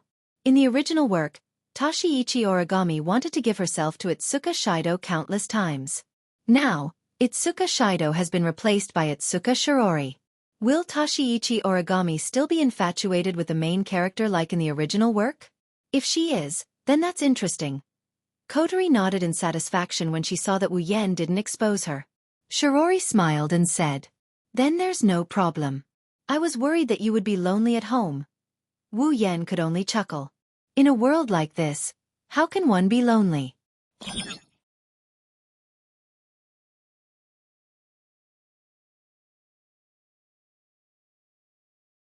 Chapter 4:15. On the way to school, Kotori is jumping up and down while mumbling about the super deluxe children's meal. Shirori was reluctant when Kotori asked to go to the family restaurant for the super deluxe children's meal, but now, she has a knowing smile on her face. It's obvious that Shirori dotes on Kotori a lot. The two beauties had happy smiles on their faces. Along the way, they attracted a lot of attention. However, Wu Yan, who is walking beside Itsuka Shirori, had a helpless expression on his face. Of course, this isn't because Kotori wanted to eat the super deluxe children's meal. This is something that happened in the original story as well. Wu Yan expected this to happen, so he didn't feel anything against it. After all, Kotori's request to eat the children's meal was the start of the story. What makes Wu Yan helpless is the clothes he's wearing. To be more precise, it's a uniform. He was wearing a suit with a white shirt and a blue striped bow tie. His trousers were gray trousers and a black jacket. He was also carrying a briefcase-like backpack in his hand. He was completely dressed like a high school student. Wu Yan might be in his 20s, but with the uniform and his fair face, he does look like a high school student. At least, those who don't know Wu Yan wouldn't be able to tell that he's in his 20s. I don't know what Kotori did. Kotori just told me to go to school, and in the blink of an eye, she gave me this uniform. She even convinced Shirori to go to school. It's not that strange. In the original novel, Ratatoskr has the power to renovate commercial streets, restaurants, and hotels. With this kind of power, it's a piece of cake for Wu Yan to go to school. Thus, it was decided that Itoka Shido would be admitted to Dorichi Zen High School. Wu Yan originally wanted to go to Fraxinus to wait for Yaton Toka to descend and take a look at the airship. But now, he decided to go with Shirori to the school instead. However, even if they went to the school, it wouldn't be of much use. After all, it wouldn't be long before the spacequake appeared. Everyone would have to run away to avoid it. And the next time, even the school would be directly destroyed by the spacequake. So, whether they went to the school or not, would it matter? Too bad Wu Yan can't tell her about this. He can only follow Shirori to the school and act as a cameo. Soon, the three of them arrived at the family restaurant. Kotori turned around. Okay, sis, Oni-chan, we'll meet here after school, I know. Shirori giggled at Kotori. Kotori pouted.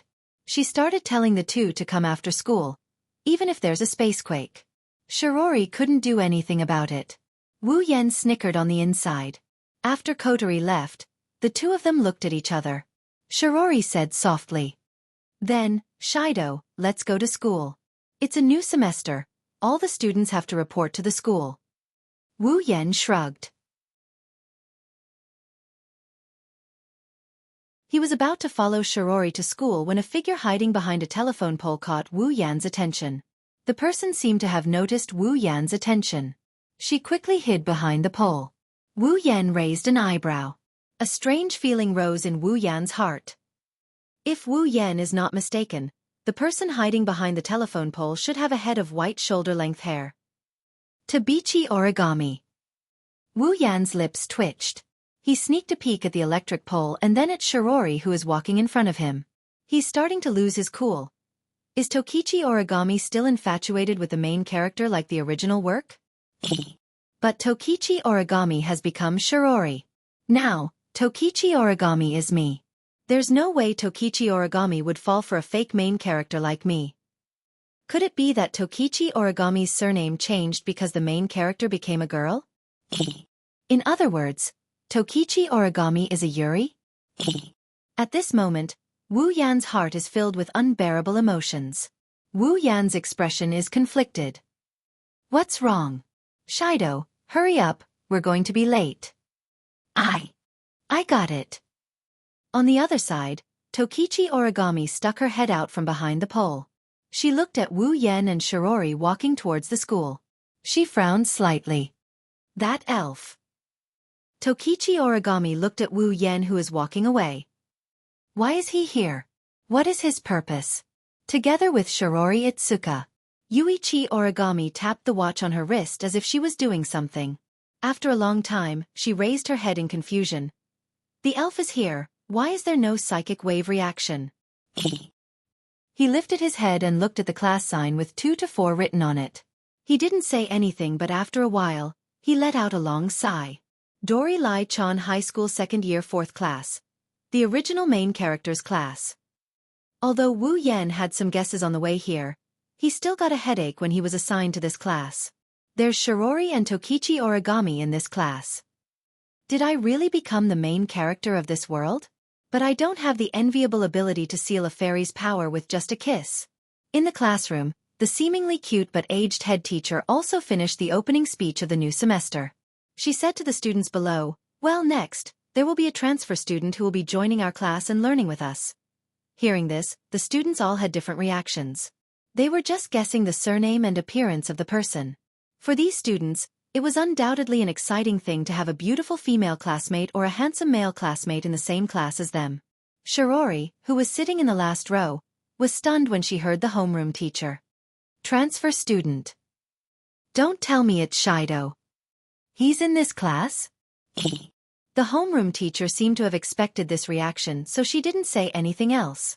She turned around and faced the door. "Please come in." Outside the door, Wu Yan slapped his cheeks. He decided to stop tormenting himself. It won't be long before the spacequake alarm goes off. Everyone in the school will have to take shelter. He might as well sneak out when that happens. Wu Yan slowly opened the door and he walked up to the podium under the watchful eyes of the entire class. He looked at the students and he smiled at Shirori, who had an "I knew it" expression on her face. He then glanced at Tabichi Origami, who was glaring at him, and he wrote his name on the blackboard. Itsuka Shido. The students were stunned when they saw this name. They all turned to look at Shirori. Shirori felt a bit embarrassed, but it was inevitable. After all, these two names can give people a lot of thoughts. "I'm Itsuka Shido." Wu Yan's expression was a little unnatural when he said the name, but he quickly brushed it aside. "Nice to meet you all." The students were stunned when they heard Itsuka Shido's simple self-introduction. They looked at each other and the atmosphere froze. Even the homeroom teacher smiled awkwardly. She didn't know what to say.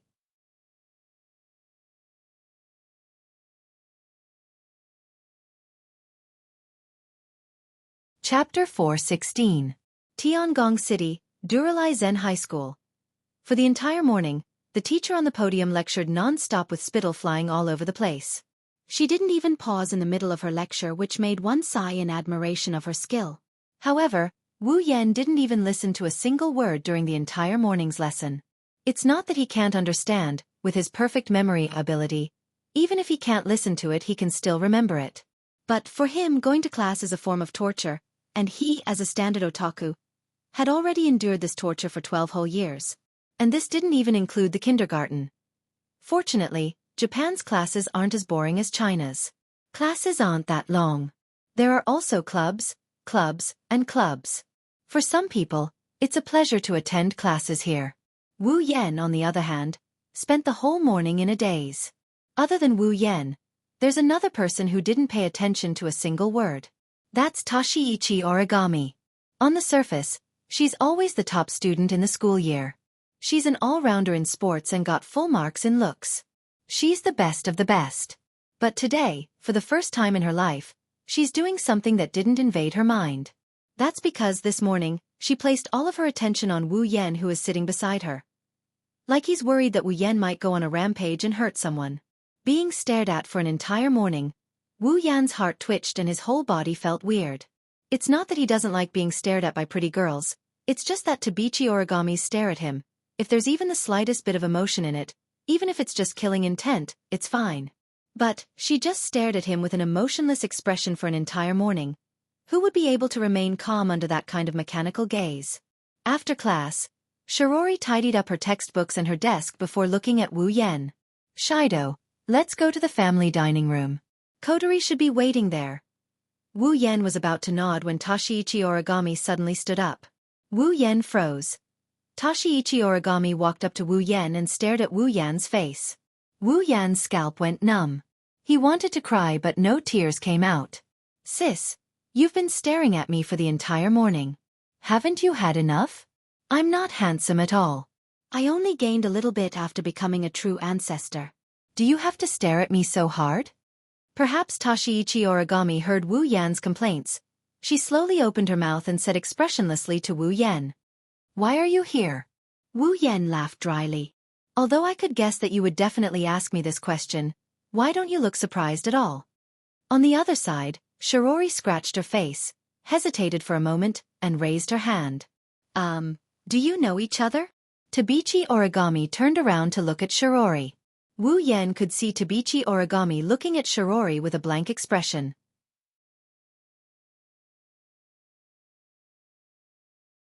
However, he could see the flirtatious look in her blue eyes. Under the gaze of Tabichi Origami, Shirori felt goosebumps. She unconsciously shrank her body and muttered in her heart, "Does this super genius know me? But I don't remember seeing her before." This question is a mystery even in the original work, so of course, no one can give Shirori an answer here. Wu Yan, on the other hand, saw how Tabichi Origami treated the two of them differently. How could he not know that his guess is a fact? His heart felt like it got trampled by thousands of grass-mud horses. He's in a state of utter embarrassment. Shirori was a good girl. He didn't expect her to turn into a Yuri girl. Embarrassed, Wu Yan turned his head to look at Shirori. Instantly, a strong sense of worship rose in his heart. At this moment, his admiration for Shirori is like the Yellow River, endless and unending. As the main character of the story, he's still able to flirt with girls even though he's a girl. That's a level worth worshipping. Wu Yan's admiration for Shirori aside, Shirori is a bit afraid of Tabichi Origami. He quickly said to Tabichi Origami, Tabichi-san, we still have a date to attend to, so." "It's Suka Shirori," Tabichi Origami said calmly, interrupting Shiori's speech. "You better not get too close to him, it won't do you any good." Shirori hesitated. She weakly said under Tashiichi Origami's threatening gaze. "But Shido is my older brother." Tabichi Origami narrowed her eyes. Of course, she wouldn't doubt Shiori's words. However, she would rather die than believe that an elf is Shiori's older brother. Even if Wu Yan doesn't have any elven energy waves on him, she still saw the scene of Wu Yan descending with a spacequake. Tashiichi Origami's first thought was that Wu Yan did something to Shirori. This kind of thing was definitely possible for the elves with their strange abilities. "What did you do to Shirori?" Wu Yan's mouth twitched. If I said I didn't, would you believe me?" Tashiichi Origami didn't say anything. She just stared at Wu Yan. Shirori wanted to say something when she saw the tension between Tabichi Origami and Wu Yan. But an ear-piercing siren blared in midair. It reverberated through the entire Toburai Zen High School and even the entire Tengong City. "Warning signs of a spacequake have been detected in this area. Please head to the nearest shelter as soon as possible. This is not a training exercise. This is not a training exercise. This is a real warning. All residents in the area, please head to the nearest shelter as soon as possible. All residents in the area, please head to the nearest shelter as soon as possible. I repeat, warning signs of a spacequake detected in this area. It's here." The space-time alarm went off and everyone's expression changed. Shirori turned pale with fright while Wu Yan and Tabichi Origami straightened their faces. Tashiichi Origami glanced at Wu Yan again before walking out of the classroom. Shirori was shocked. She raised her hand and yelled, "Tashiichi Origami, you can't run around like that. You have to go to a shelter." Unfortunately, Tashiichi Origami would listen to anything Shirori says under normal circumstances. However, when it comes to elves, even Shirori can't persuade Tashiichi Origami. Unless Tashiichi Origami's parents who died under the elves' power come back to life, no one can persuade her otherwise. In the original work, the main character, Itsuka Shido, had to use his life to protect Teruchi Origami. Teruchi Origami had to compromise once. From this, it could be seen how much Teruchi Origami hated the elves. Shido. Shirori looked at Wu Yan helplessly as Tabichi Origami walked out of the classroom. Wu Yan said, "Shirori, let's go take shelter." Shirori nodded. There was a hint of worry in her eyes. "I wonder if Kotori went to a shelter." Before Wu Yan could stop her, Shirori took out her phone from her pocket. She searched for Kotori's GPS. Shirori gasped in shock. "Kotori? Why is Kotori in front of the cafeteria?" Shirori recalled what Kotori said to her in the morning, and her face paled a little. "Is Kotori really waiting for us there?" "Calm down." Wu Yan patted her shoulder. "Go to a shelter, leave Kotori to me. But don't worry."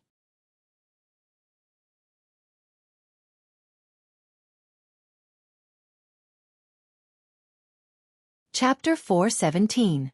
On one of the streets of Tiangong City, a figure quickly flashed across the deserted street due to the arrival of the spacequake. His speed was extremely fast. If someone saw him from the side, he would only see an afterimage flashing in front of him. Then, the afterimage would disappear at the corner of the street at the other end. Along the way, wherever the afterimage passed by, the sound of air braking would be heard. Due to the extreme speed, wherever the afterimage passed by, all the wind that was squeezed away by it would become a sharp wind blade, scraping the ground and leaving a faint scratch mark. That was the performance of extreme speed. As Wu Yan is dashing towards the location of the spacequake, a voice rang in his ear. If one were to look closely, one would notice that Wu Yan has a wireless earpiece plugged into his ear. Hey! Shido, can you hear me? Is that Kotori? Wu Yan pressed down on his earpiece to prevent himself from hearing what is going on inside the room due to the high speed of the wind. Kotori felt uncomfortable when she heard Wu Yan call her name. She's not as open-minded as she is when she's in her sister mode. She can't call Wu Yan, who she's only known for a day, big brother without hesitation. It's also uncomfortable to be called by her name by someone she's only known for a day. Of course, Kotori quickly tossed this matter aside. It's not that she doesn't care, it's just that even though she's only known Wu Yan for less than a day, she knows that Wu Yan and she aren't strangers. Where are you right now? I'm heading towards the center of the spacequake. Kotori frowned slightly. Then, what about Shiorine-san? I told her to take shelter. I see. Kotori fell silent. Wu Yan didn't know what she was thinking. Kotori fell silent when she heard that Shirori didn't come with them. Wu Yan could guess what's going on. For some reason, Shirori has an ability that allows her to seal the power of fairies into herself by kissing them. This ability is also the ability of the original main character, Itsuka Shido. As Shiori's younger sister, Kotori knew that Shirori had this power. Therefore, to Ratatosker, who wanted to save the elves, Shiori's power was the most important thing they could do to save the elves. In the original work, Kotori worked with her brother to improve the favorability of the elves step by step, thus sealing their power and allowing them to live a normal life. But here, the situation was completely different. In Kotori's heart, she didn't want to drag her doting older sister into this whirlpool that could cost her her life. If Shirori Itsuka was Shido, Kotori would push him to the front lines without hesitation to communicate with the elves. But here, Shido had turned into Shirori Itsuka. Perhaps, in everyone's mind, the boy should be the one to take responsibility. That's why Kotori pushed her older brother to the forefront in the original work. But when the person in question changed from older brother to older sister, as a younger sister, Kotori couldn't help but feel pity for her older brother. But there's no helping it, Shiori's power is very important to Ratatosker, so even if Kotori couldn't bear it, she would still borrow her power.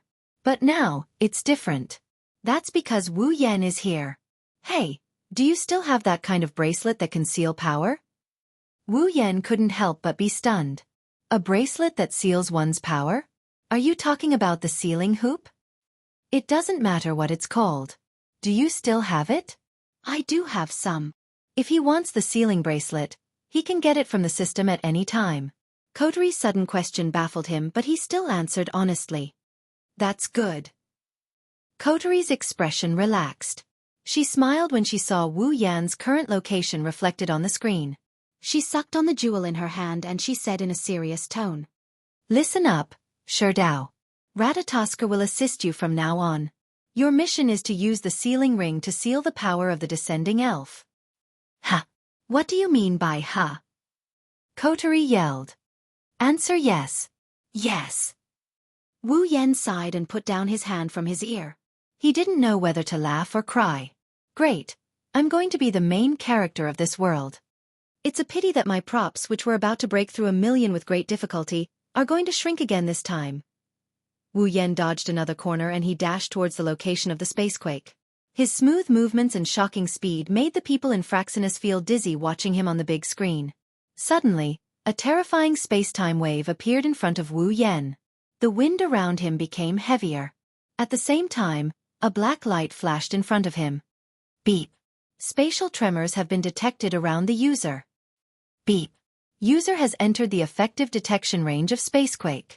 Would you like to materialize Spacequake? The system notification rang in Wu Yan's mind.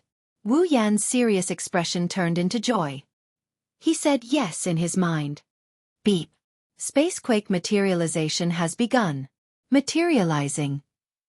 Almost at the same time that the system prompt rang out, the space before him trembled and a huge black sphere abruptly swelled up from the street in front of him. Logically speaking, when the spacequake phenomenon occurred, wherever the huge black sphere passed by, everything would be shaken into ruins. However, the spacequake this time was a little different. The black sphere expanded, but everything that it came into contact with, including those that should have been turned into ruins, was actually standing in the black sphere, unscathed, as if nothing had happened. In Fraxinus, all the members of Ratatoskr, including Kotari, were stunned as they looked at the big screen. What's going on? Why didn't the spacequake destroy the environment? Kyuhei Kanazuki stared at the screen in disbelief. Everyone else had the same reaction. Only Kotari frowned. She looked at the black dot on the screen. It's Wu Yan. She didn't say anything. The black sphere floated through the air. The destructive force inside turned into a wave of wind. It blew against the buildings like a gentle breeze. Nothing was damaged. Then, the black sphere trembled as if it was undergoing a thermal expansion and contraction process. The black sphere shrunk to the size of a palm before it flew into the air. It drew an arc in the air as it wobbled towards Wu Yan. Catching the black orb that floated in front of him, Wu Yan got a good look at it.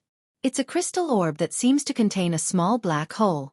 The black hole inside is spinning and black light seeped out of the orb. It's a bit of a dark beauty. Beep. Obtained dimensional orb. Holding the space orb, he glanced at his quest tab. The 010 has turned into 110. Wu Yan grinned and he tossed the space orb into the air. A crimson spatial ripple appeared and sucked the space orb in before it disappeared into thin air. As for Wu Yan, he went to the epicenter of the spacequake. There, he saw a purple figure.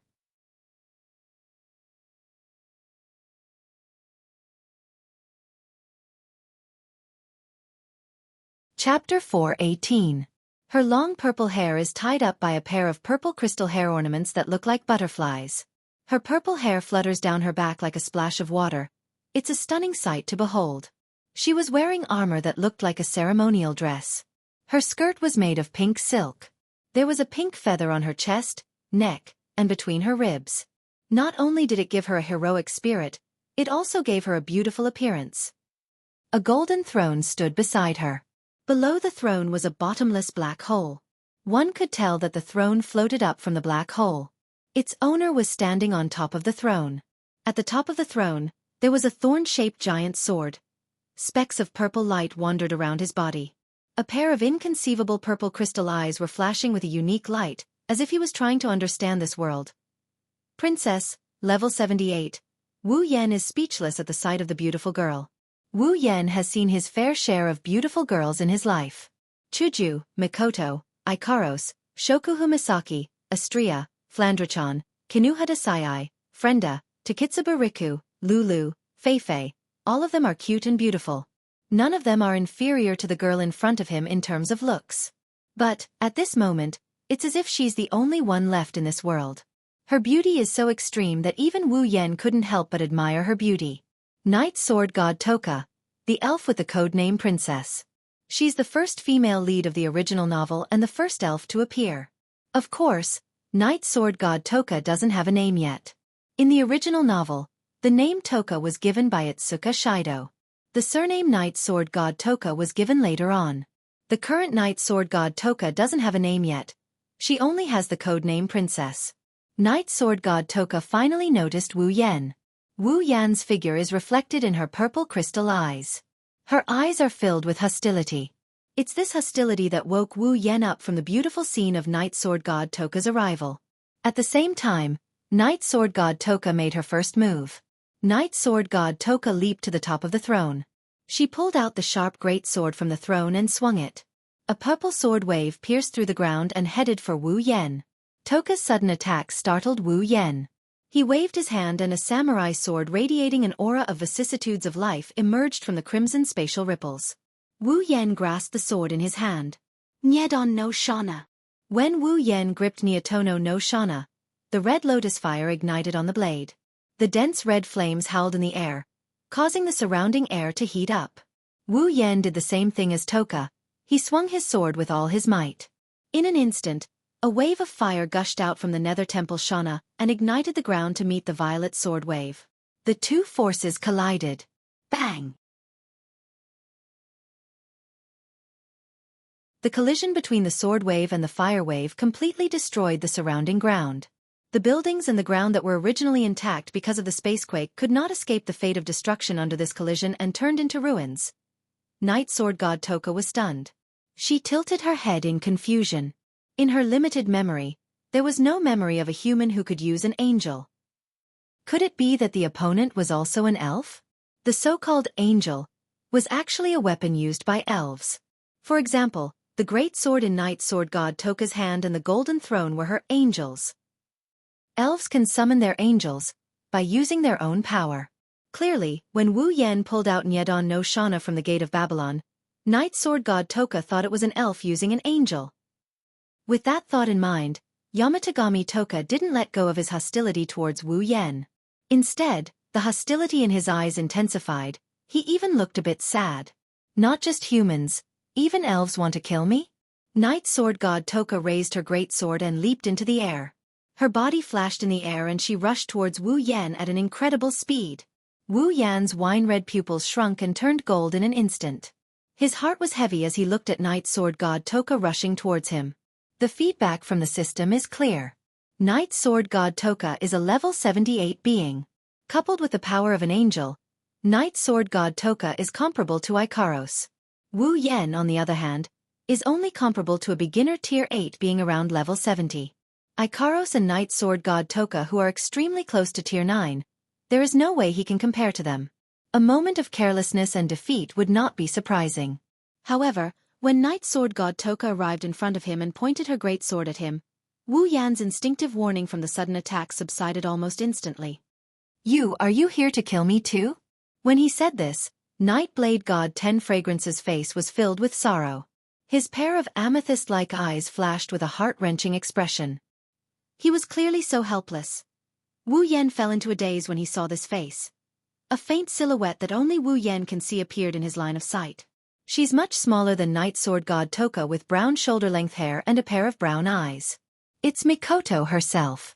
Mikoto appeared in Wu Yan's line of sight. Her face and eyes are also filled with sadness and helplessness. Then, she slowly merged with Toka who is pointing her great sword at Wu Yan. Her face slowly overlapped with Toka's. At this moment, the two of them have the same expression. Wu Yan remembers the expression on Mikoto's face when she found out about her sisters for the first time. The flames on Nyedon Shana that was raised high in front of his chest in a defensive posture disappeared in an instant, revealing a silver blade. Then, Wu Yan lowered his hand.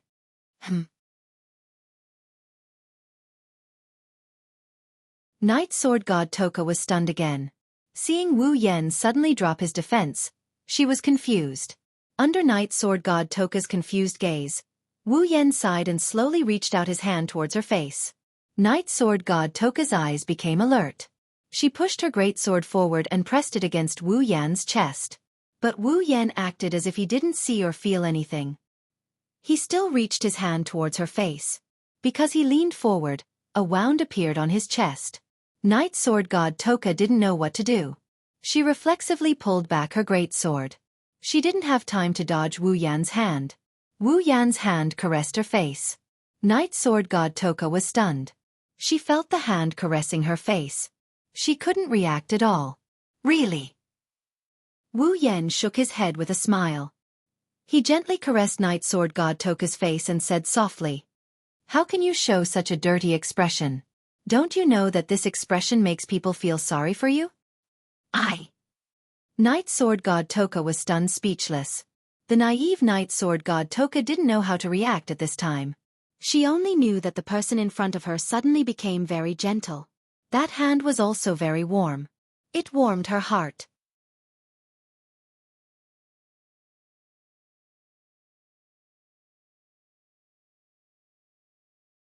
Chapter 419. In the command room of Fraxinus, everyone stared blankly at Wu Yan who is caressing the princess' cheeks. They were all stupefied by what they saw on the screen. What? What kind of power is this? Kyuhei Kanazuki's jaw dropped as he stared at Wu Yen, who is caressing a fairy on their first meeting. His submissive heart is trembling. He didn't even need anyone's help. He raised Princess favorability by more than 50%. Could it be that vampires don't just suck blood, they can also attract other fairies? The members looked at each other in dismay. They looked at the big screen and saw that the Princess favorability bar was already half full. They were all speechless. You're quite capable. Kotori bit the pearl in her hand and smiled delightfully. Kotori felt like a god had come to Ratatoskr this time. The god of strategy. It's not just Kotori, everyone has the same thought. These self-proclaimed love experts are looking at Wu Yen with respect and admiration. This was a true expert in seducing girls. Little did they know, Wu Yen is just following his heart. He's just following his heart. He's not using any sort of strategy. Perhaps only this kind of heartfelt feeling could make a pure and kind-hearted elf like Night Blade God 10 Fragrance subconsciously feel warmth. Commander! Just when everyone is admiring Wu Yen, one of the members suddenly yelled out with a serious expression. What's wrong? Kotori asked calmly. It's not that she doesn't care about the situation, but she can guess why that member is so serious. AST is on the move. In 1 minute, we will arrive at the scene where Princess is. They are as fast as ever. Kotori is disappointed. With Wu Yan's godlike speed, if AST is any slower, Princess favorability bar might be full by now. Kotori overestimated Wu Yen. That kind of heartfelt feeling will only work once. At the very least, Wu Yen won't be able to raise the other half of her favorability in such a short amount of time. Shido, did you hear me? Kotori's voice woke Wu Yen up from his pity for Mikoto and Toka. His golden eyes turned back to wine red. Wu Yen doesn't want to fight anymore. However, Kotori's next words made Wu Yen realize that he made his decision too quickly. Shido, AST, will appear in front of you very soon. It should be coming for Princess. Wu Yen furrowed his brows, feeling a bit dissatisfied. This AST may be made up of some pretty good girls, but the higher-ups of AST aren't any good people. If he doesn't think of a way to deal with this, he's going to get harassed by them in the near future. Wu Yen isn't afraid. He's not a fairy, so he doesn't have a fairy reaction. AST can't do anything to him. However, Toka isn't the same. She hasn't sealed her powers yet. Unless she leaves this world, AST will hunt her down. Because of this, the Night Blade God 10 incense showed such a sad expression. Wu Yen sighed and looked at the silent Toka. Hey, do you want to come with me? Toka flinched, she said blankly. Come. With me. Okay. Where are we going? Wu Yen chuckled and he put down his hand that was licking Toka's cheek. He held her hand instead. Where you can stay. Where I can stay. Toka's expression changed. Ever since she got her memories, every time she came to this world, she was hunted down by the natives of this world. She's been hunted down by the natives of this world. She's been hunted down by the natives of this world. She's been hunted down by the natives of this world. She's been hunted down by the natives of this world. What the Night Blade God 10 fragrances could do was to fight back and run away while being chased by humans. Because she was kind, she did not want to harm lives. In the original work, the Night Sword God Toka once said that if Shido Itsuka hadn't saved her, then perhaps one day, she wouldn't have been able to hold it in anymore and would have swung her sword at the humans who were chasing after her. Then from then on, she would have become a greedy elf who viewed life as ants. That's not a random statement. There's an elf who can be used as an example. In this life of fighting and running away, Toka has almost lost all hope. But now, there was someone who was telling him that there was a place for him to stay here. Those 4 words were like a bolt from the blue in Toka's ears. Wu Yen felt even more pity for Toka when he saw her like this. Who would have thought that under that sorrowful expression, Toka is just a simple, naive, and kind girl. She's obsessed with food and curious about the human world. She would reveal the most foolish and naive smile. She would be affected by a joke made by others. When she was hungry, she would look at others pitifully. When she was in a good mood, she would jump up and down. When she was in a bad mood, she would cry and scream.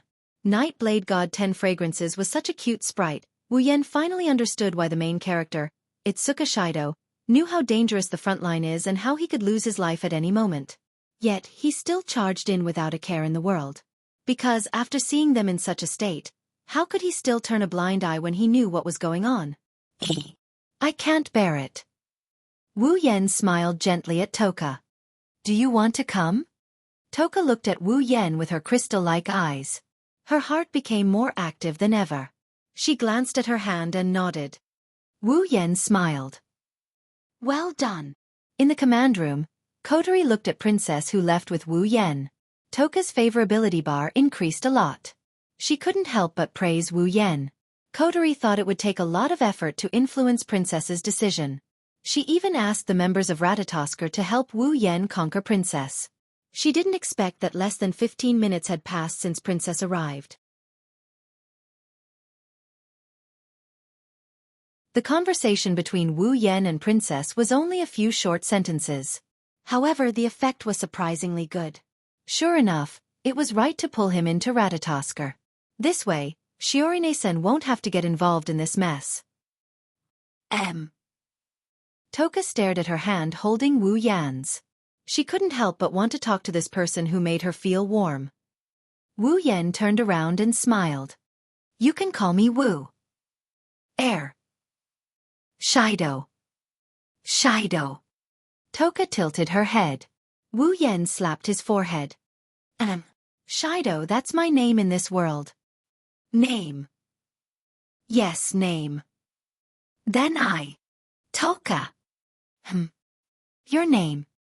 My name. At this moment, 10 Incense finally revealed a smile. My name, Toka.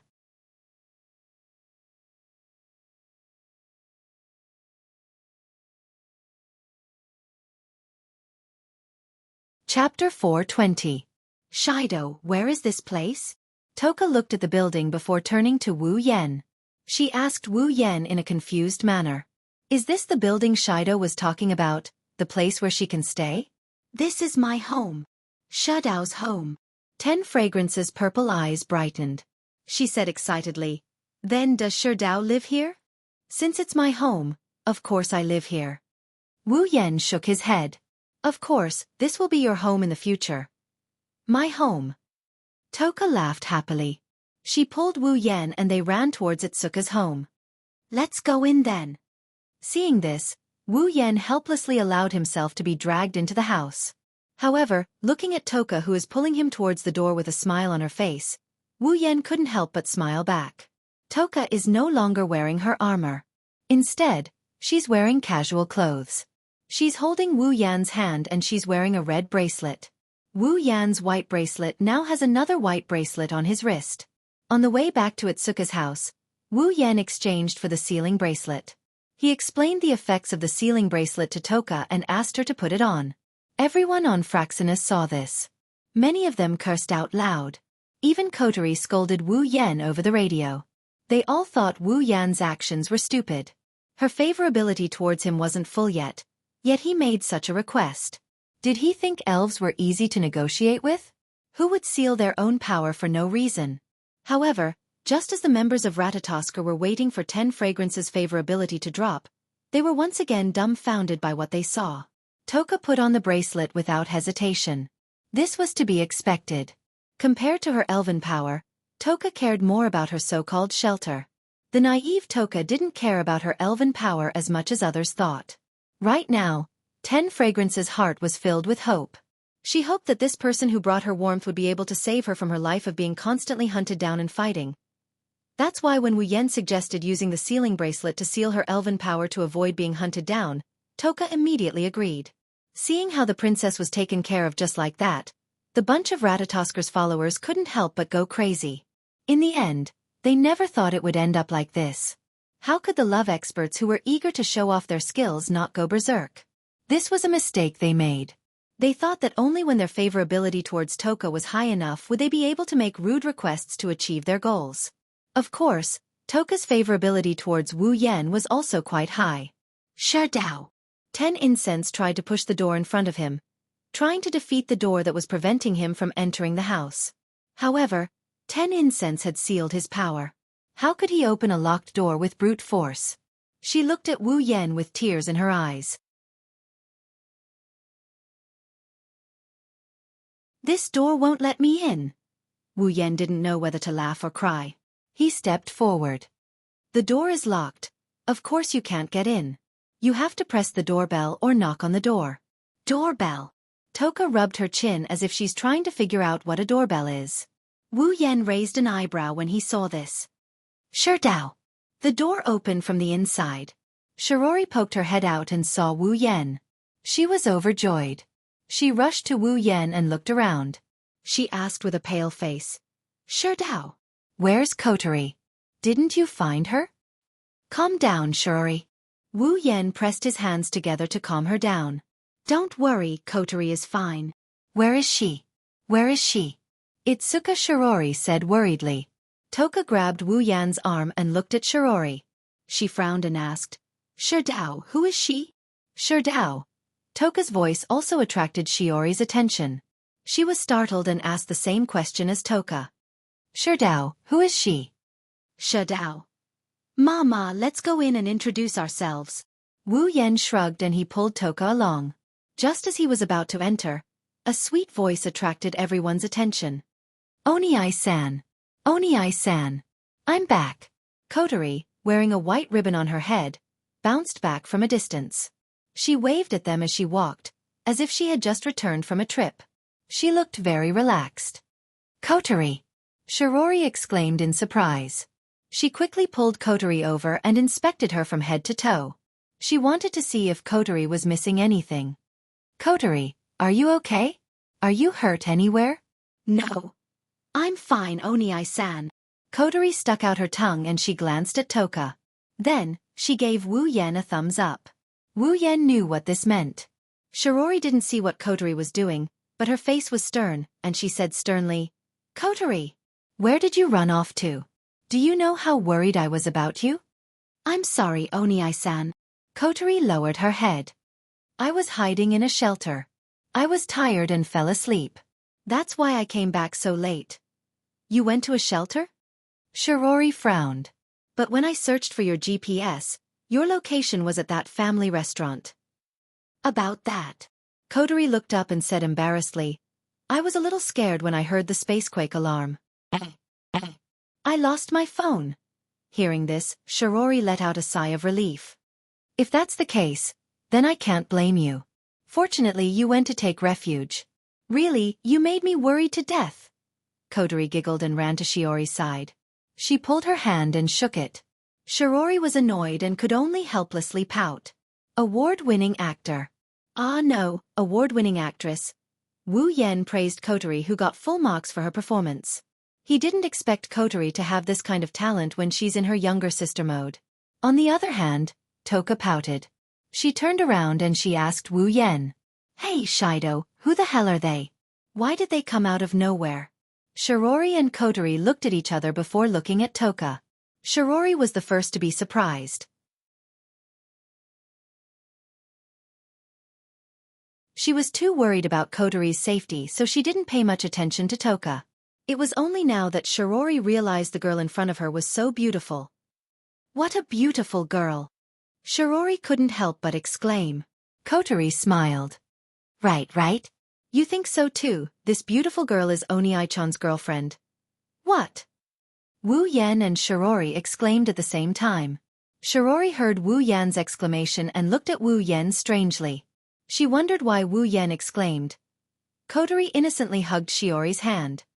Oni-chan's girlfriend is going to live in our house. Shiori's expression turned even weirder. Wu Yan laughed dryly and didn't know what to say. Toka asked curiously, Hey Shido, what's a girlfriend? What else can Wu Yan do other than smile? You're tuning in to the Wisdom Diary YouTube channel. Don't forget to subscribe and join us on this journey to catch the most captivating stories.